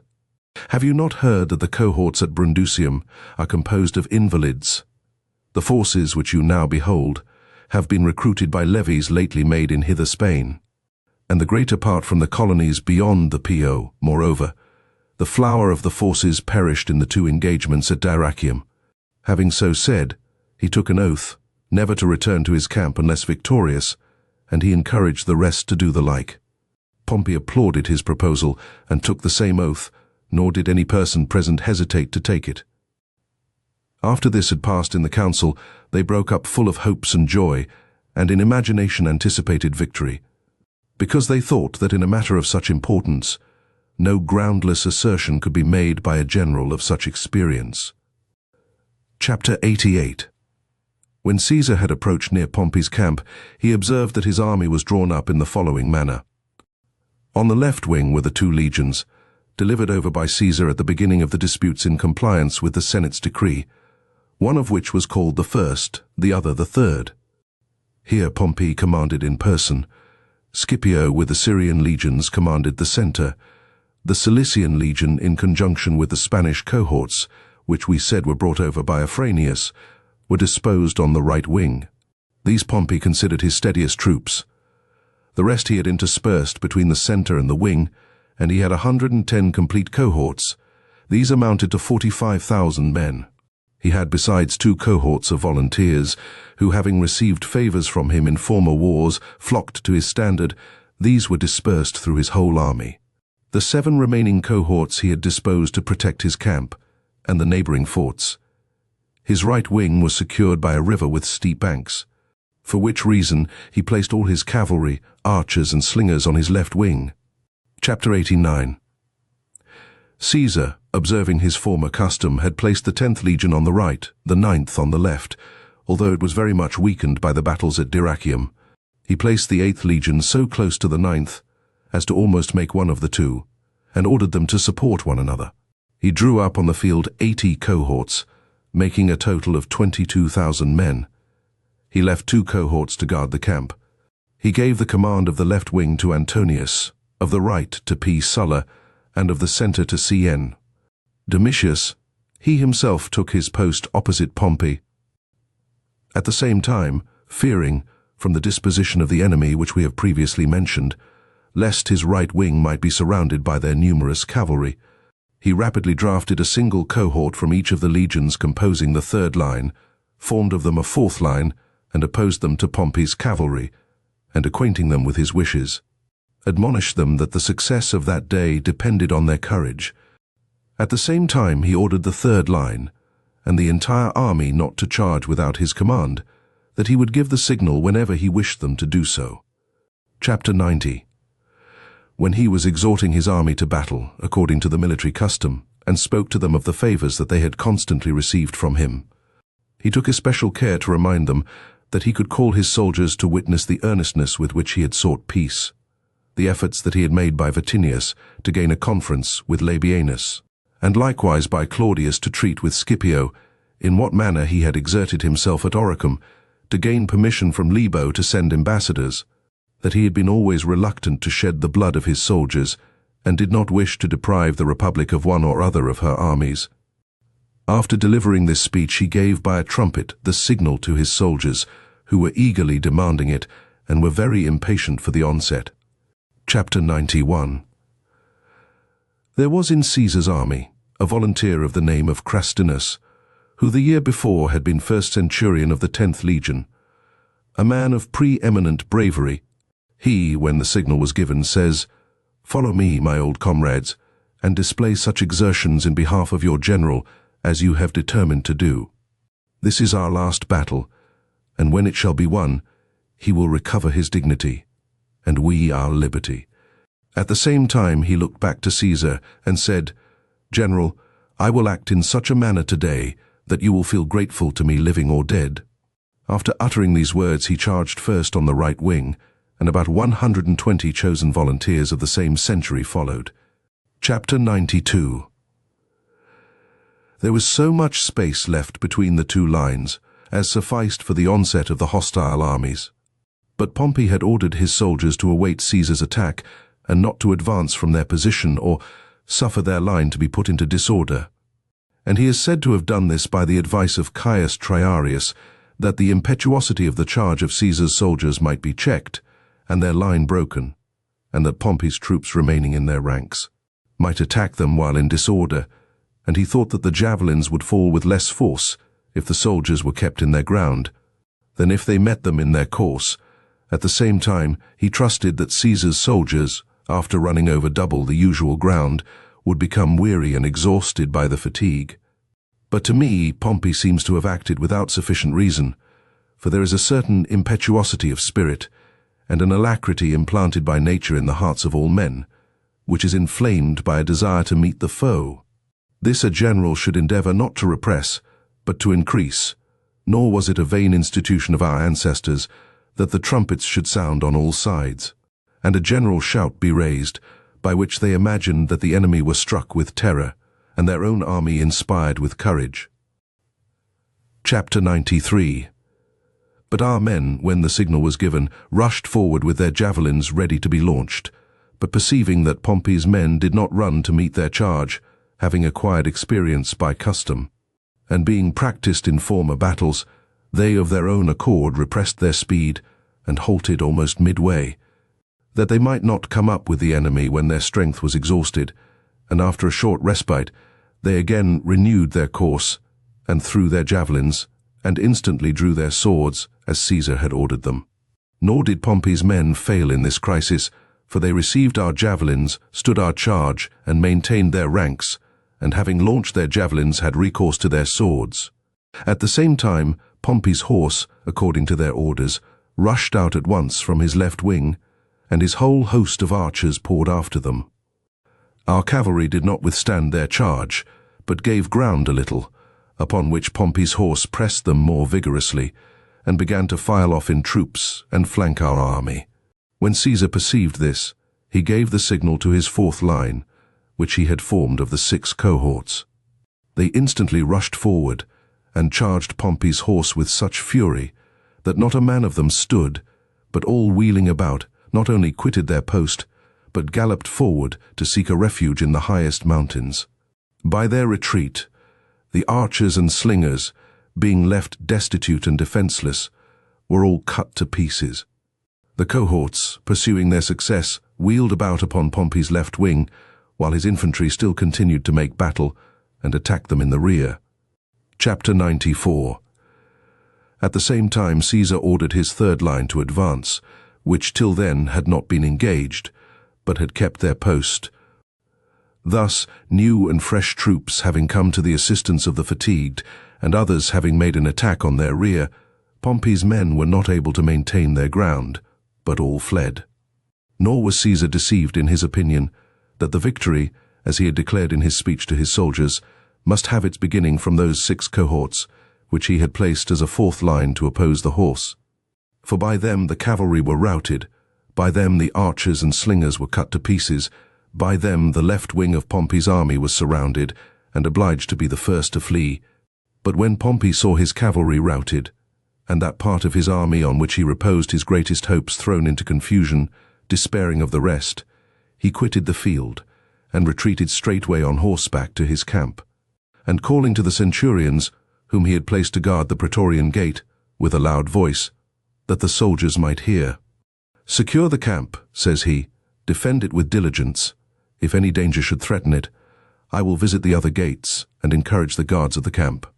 Having thus said, he retired into his tent in utter despair, yet anxiously waiting the issue. Chapter 95. Caesar, having forced the Pompeians to flee into their entrenchment, and thinking that he ought not to allow them any respite to recover from their fright, exhorted his soldiers to take advantage of fortune's kindness, and to attack the camp. Though they were fatigued by the intense heat, for the battle had continued till midday, yet being prepared to undergo any labor, they cheerfully obeyed his command. The camp was bravely defended by the cohorts which had been left to guard it, but with much more spirit by the Thracians and foreign auxiliaries. For the soldiers who had fled for refuge to it from the field of battle, affrighted and exhausted by fatigue, having thrown away their arms and military standards, had their thoughts more engaged on their further escape than on the defense of the camp. Nor could the troops who were posted on the battlements long withstand the immense number of our darts, but fainting under their wounds, quitted the place, and under the conduct of their centurions and tribunes fled, without stopping, to the high mountains which joined the camp. Chapter 96. In Pompey's camp, You might see arbors in which tables were laid, a large quantity of plates set out, the floors of the tents covered with fresh sods, the tents of Lucius Lentulus and others shaded with ivy, and many other things which were proofs of excessive luxury and a confidence of victory, so that it might readily be inferred that they had no apprehensions of the issue of the day, as they indulged themselves in unnecessary pleasures, and yet upbraided with luxury Caesar's army, distressed and suffering troops, who had always been in want of common necessaries. Pompey, as soon as our men had forced the trenches, mounting his horse and stripping off his general's habit, went hastily out of the back gate of the camp and galloped with all speed to Larissa. Nor did he stop there, but with the same dispatch, collecting a few of his flying troops and halting neither day nor night, he arrived at the seaside, attended by only 30 horse, and went on board a victualling bark, often complaining, as we have been told, that he had been so deceived in his expectation that he was almost persuaded that he had been betrayed by those from whom he had expected victory as they began the fight. Chapter 97. Caesar, having possessed himself of Pompey's camp, urged his soldiers not to be too intent on plunder and lose the opportunity of completing their conquest. Having obtained their consent, he began to draw lines round the mountain. The Pompeians, distrusting the position, as there was no water on the mountain, abandoned it, and all began to retreat toward Larissa, which Caesar, perceiving, divided his troops, and ordering part of his legions to remain in Pompey's camp, sent back a part to his own camp, and taking 4 legions with him, went by a shorter road to intercept the enemy, and having marched 6 miles, drew up his army. But the Pompeians, observing this, took post on a mountain whose foot was washed by a river. Caesar, having encouraged his troops, though they were greatly exhausted by incessant labor the whole day, and night was now approaching, by throwing up works cut off the communication between the river and the mountain, that the enemy might not get water in the night. As soon as the work was finished, they sent ambassadors to treat about a capitulation. A few senators who had espoused that party made their escape by night. Chapter 98. At break of day, Caesar ordered all those who had taken post on the mountain to come down from the higher grounds into the plain, and pile their arms. When they did this without refusal, and with outstretched arms, prostrating themselves on the ground, with tears, implored his mercy. He comforted them and bade them rise, and having spoken a few words of his own clemency to alleviate their fears, he pardoned them all, and gave orders to his soldiers that no injury should be done to them, and nothing taken from them. Having used this diligence, he ordered the legions in his camp to come and meet him, and those which were with him to take their turn of rest, and go back to the camp, and the same day went to Larissa. Chapter 99. In that battle, no more than 200 privates were missing, but Caesar lost about 30 centurions, valiant officers. Crastinus also, of whom mention was made before, fighting most courageously, lost his life by the wound of a sword in the mouth.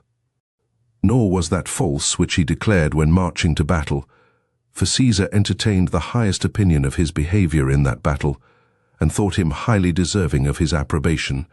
Of Pompey's army there fell about 15,000, but upwards of 24,000 were made prisoners, for even the cohorts which were stationed in the forts surrendered to Sylla. Several others took shelter in the neighboring states. 180 stands of colors and 9 eagles were brought to Caesar. Lucius Domitius, fleeing from the camp to the mountains, his strength being exhausted by fatigue, was killed by the horse. Chapter 100. About this time, Decimus Laelius arrived with his fleet at Brundusium, and in the same manner as Libo had done before, possessed himself of an island opposite the harbor of Brundusium. In like manner, Volinius, who was then governor of Brundusium with a few decked barks, endeavored to entice Laelius's fleet, and took 1 5-banked galley and 2 smaller vessels that had ventured further than the rest into a narrow part of the harbor, and likewise disposing the horse along the shore, strove to prevent the enemy from procuring fresh water. But Laelius, having chosen a more convenient season of the year for his expedition, supplied himself with water brought in transports from Corcyra and Dyrrachium, and was not deterred from his purpose. Until he had received advice of the battle in Thessaly, He could not be forced either by the disgrace of losing his ships or by the want of necessaries to quit the port and islands. Chapter 101. Much about the same time, Cassius arrived in Sicily with a fleet of Syrians, Phoenicians, and Sicilians. And as Caesar's fleet was divided into two parts, Publius Sulpicius the praetor commanding one division at Vibo near the straits, Pomponius the other at Messana, Cassius got into Messana with his fleet. Before Pomponius had notice of his arrival, and having found him in disorder, without guards or discipline, and the wind being high and favorable, he filled several transports with fir, pitch and tow, and other combustibles, and sent them against Pomponius's fleet, and set fire to all his ships, 35 in number, 20 of which were armed with beaks. And this action struck such terror that though there was a legion in garrison at Messana, the town with difficulty held out. And had not the news of Caesar's victory been brought at that instant by the horse stationed along the coast, it was generally imagined that it would have been lost. But the town was maintained till the news arrived very opportunely, and Cassius set sail from thence to attack Sulpicius's fleet at Vibo, and our ships being moored to the land, to strike the same terror. He acted in the same manner as before. The wind being favorable, he sent into the port about 40 ships provided with combustibles, and the flame catching on both sides, 5 ships were burned to ashes. And when the fire began to spread wider by the violence of the wind, the soldiers of the veteran legions, who had been left to guard the fleet, being considered as invalids, could not endure the disgrace, but of themselves went on board the ships and weighed anchor, and having attacked Cassius's fleet, captured 2 5-banked galleys, in one of which was Cassius himself, but he made his escape by taking to a boat. 2 3-banked galleys were taken besides. Intelligence was shortly after received of the action in Thessaly, so well authenticated, that the Pompeians themselves gave credit to it, for they had hitherto believed it a fiction of Caesar's lieutenants and friends. Upon which intelligence, Cassius departed with his fleet from that coast. Chapter 102. Caesar thought he ought to postpone all business and pursue Pompey, whithersoever he should retreat, that he might not be able to provide fresh forces and renew the war. He therefore marched on every day as far as his cavalry were able to advance, and ordered 1 legion to follow him by shorter journeys. A proclamation was issued by Pompey at Amphipolis that all the young men of that province, Grecians and Roman citizens, should take the military oath. But whether he issued it with an intention of preventing suspicion, and to conceal as long as possible his design of fleeing further, or to endeavor to keep possession of Macedonia by new levies, if nobody pursued him, it is impossible to judge. He lay at anchor one night, and calling together his friends in Amphipolis, and collecting a sum of money for his necessary expenses, upon advice of Caesar's approach, set sail from that place, and arrived in a few days at Mytilene. Here he was detained 2 days, and having added a few galleys to his fleet, he went to Cilicia, and thence to Cyprus. There he is informed that, by the consent of all the inhabitants of Antioch and Roman citizens who traded there, the castle had been seized to shut him out of the town, and that messengers had been dispatched to all those who were reported to have taken refuge in the neighboring states, that they should not come to Antioch, that if they did, that it would be attended with imminent danger to their lives.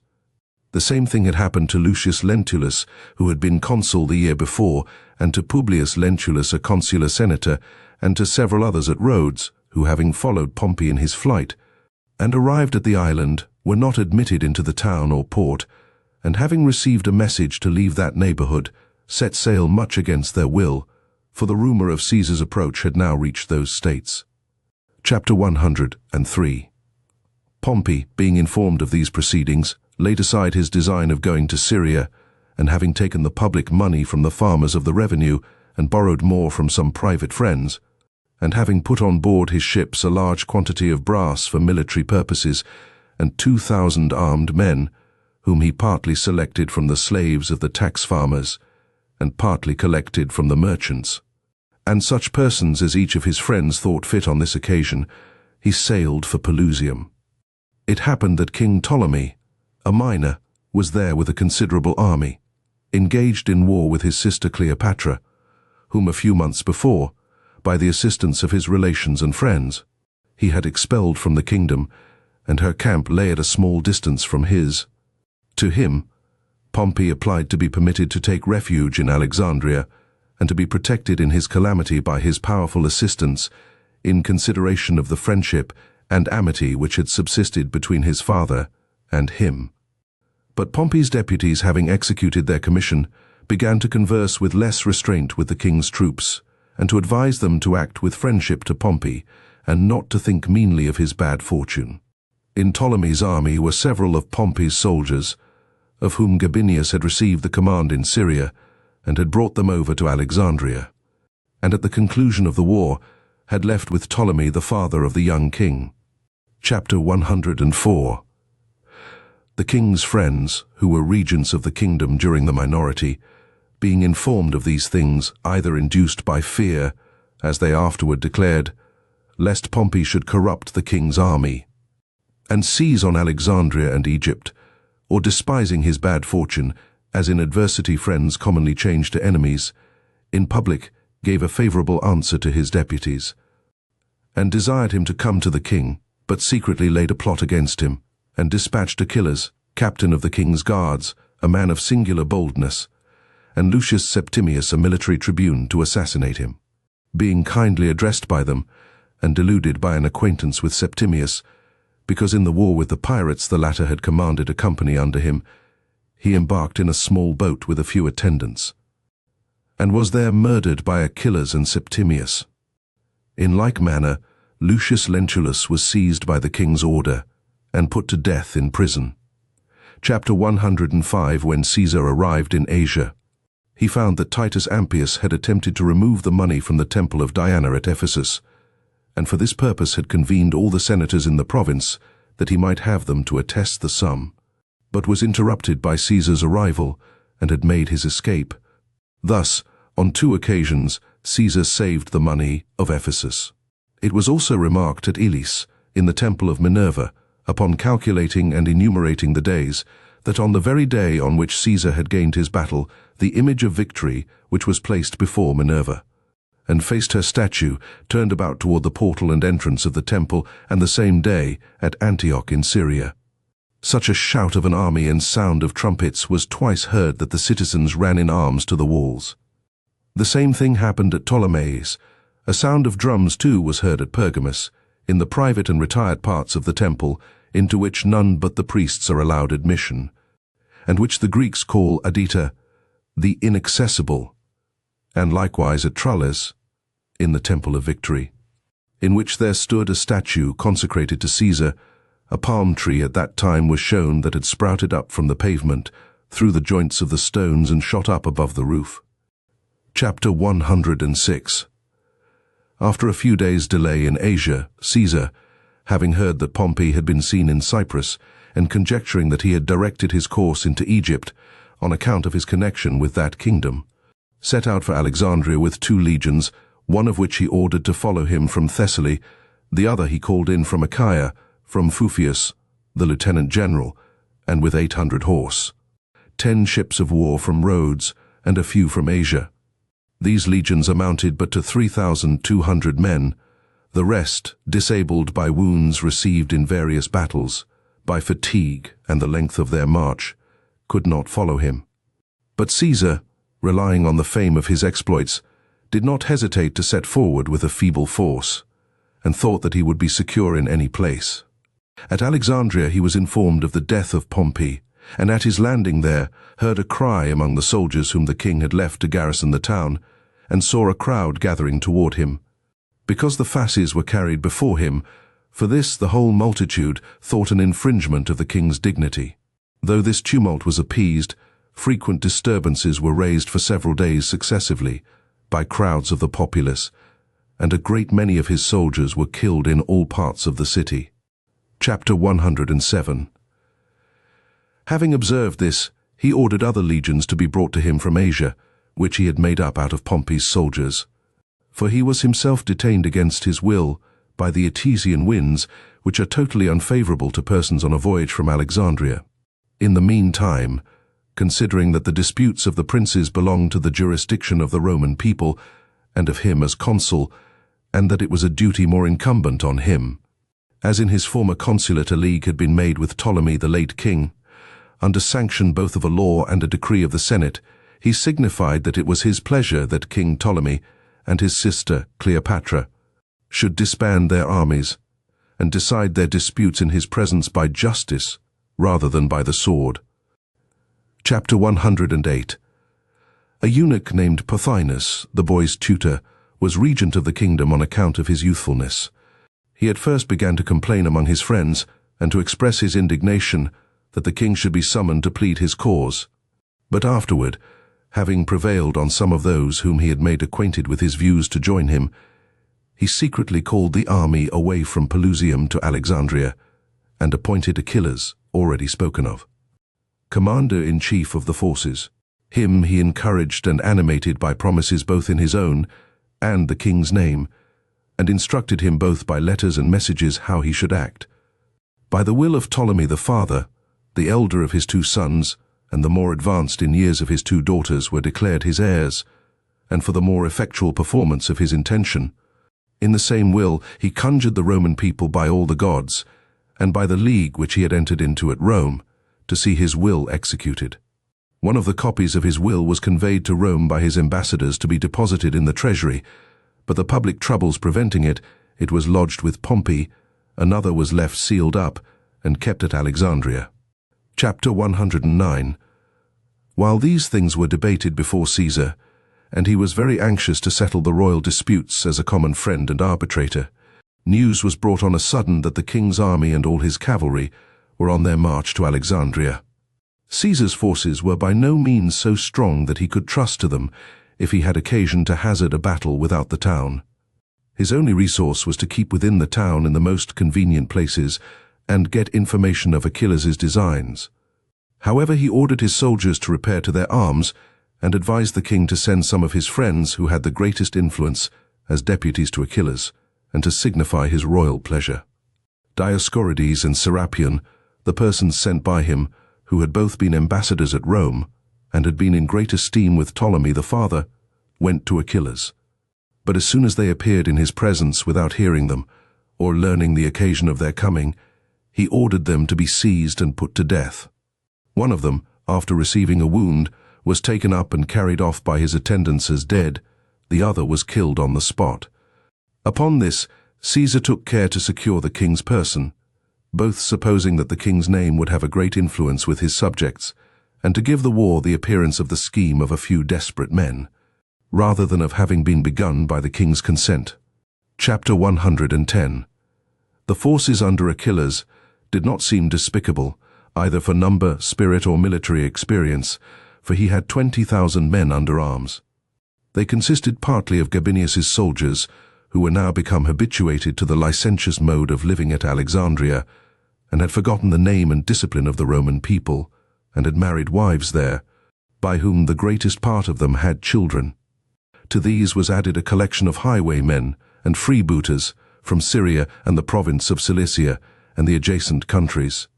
Besides, several convicts and transports had been collected, for at Alexandria all our runaway slaves were sure of finding protection for their persons on the condition that they should give in their names, and enlist as soldiers, and if any of them was apprehended by his master, he was rescued by a crowd of his fellow soldiers, who being involved in the same guilt, repelled, at the hazard of their lives, every violence offered to any of their body.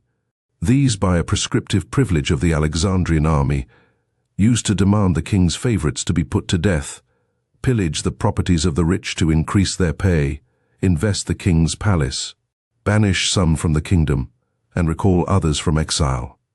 Besides these, there were 2,000 horse, who had acquired the skill of veterans by being in several wars in Alexandria. These had restored Ptolemy the father to his kingdom, had killed Bibulus's 2 sons, and had been engaged in war with the Egyptians. Such was their experience in military affairs. Chapter 111. Full of confidence in his troops, and despising the small number of Caesar's soldiers, Achilles seized Alexandria, except that part of the town which Caesar occupied with his troops.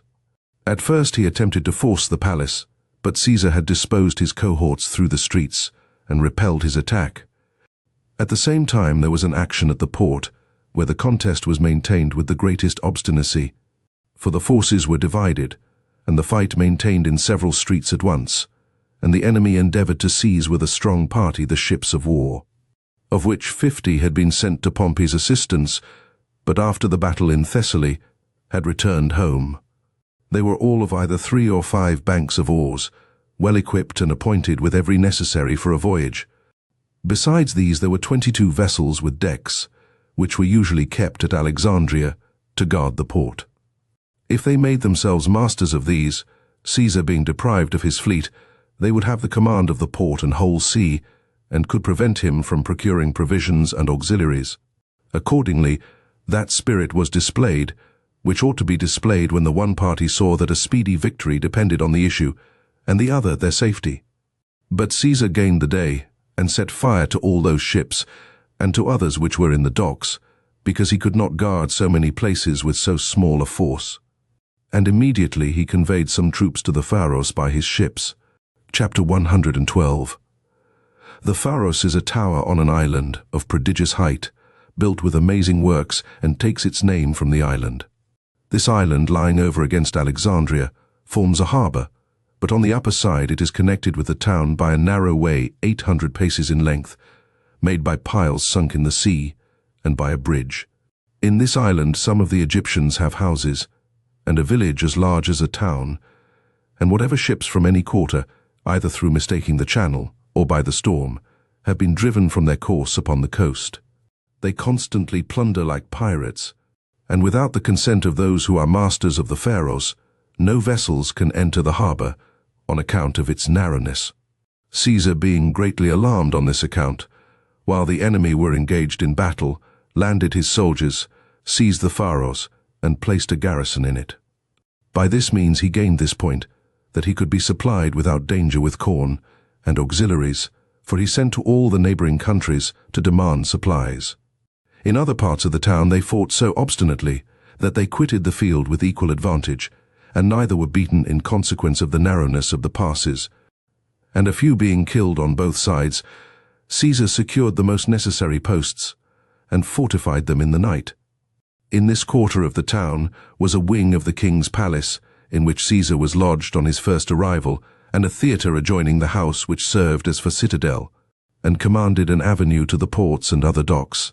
These fortifications he increased during the succeeding days, that he might have them before him as a rampart, and not be obliged to fight against his will. In the meantime Ptolemy's younger daughter, hoping the throne would become vacant, made her escape from the palace to Achilles, and assisted him in prosecuting the war. But they soon quarrelled about the command, which circumstance enlarged the presents to the soldiers, for each endeavoured by great sacrifices to secure their affection. While the enemy was thus employed, Pothinus, tutor to the young king, and regent of the kingdom, who was in Caesar's part of the town, sent messengers to Achilles, and encouraged him not to desist from his enterprise, nor to despair of success, but his messengers being discovered and apprehended, he was put to death by Caesar. Such was the commencement of the Alexandrian War.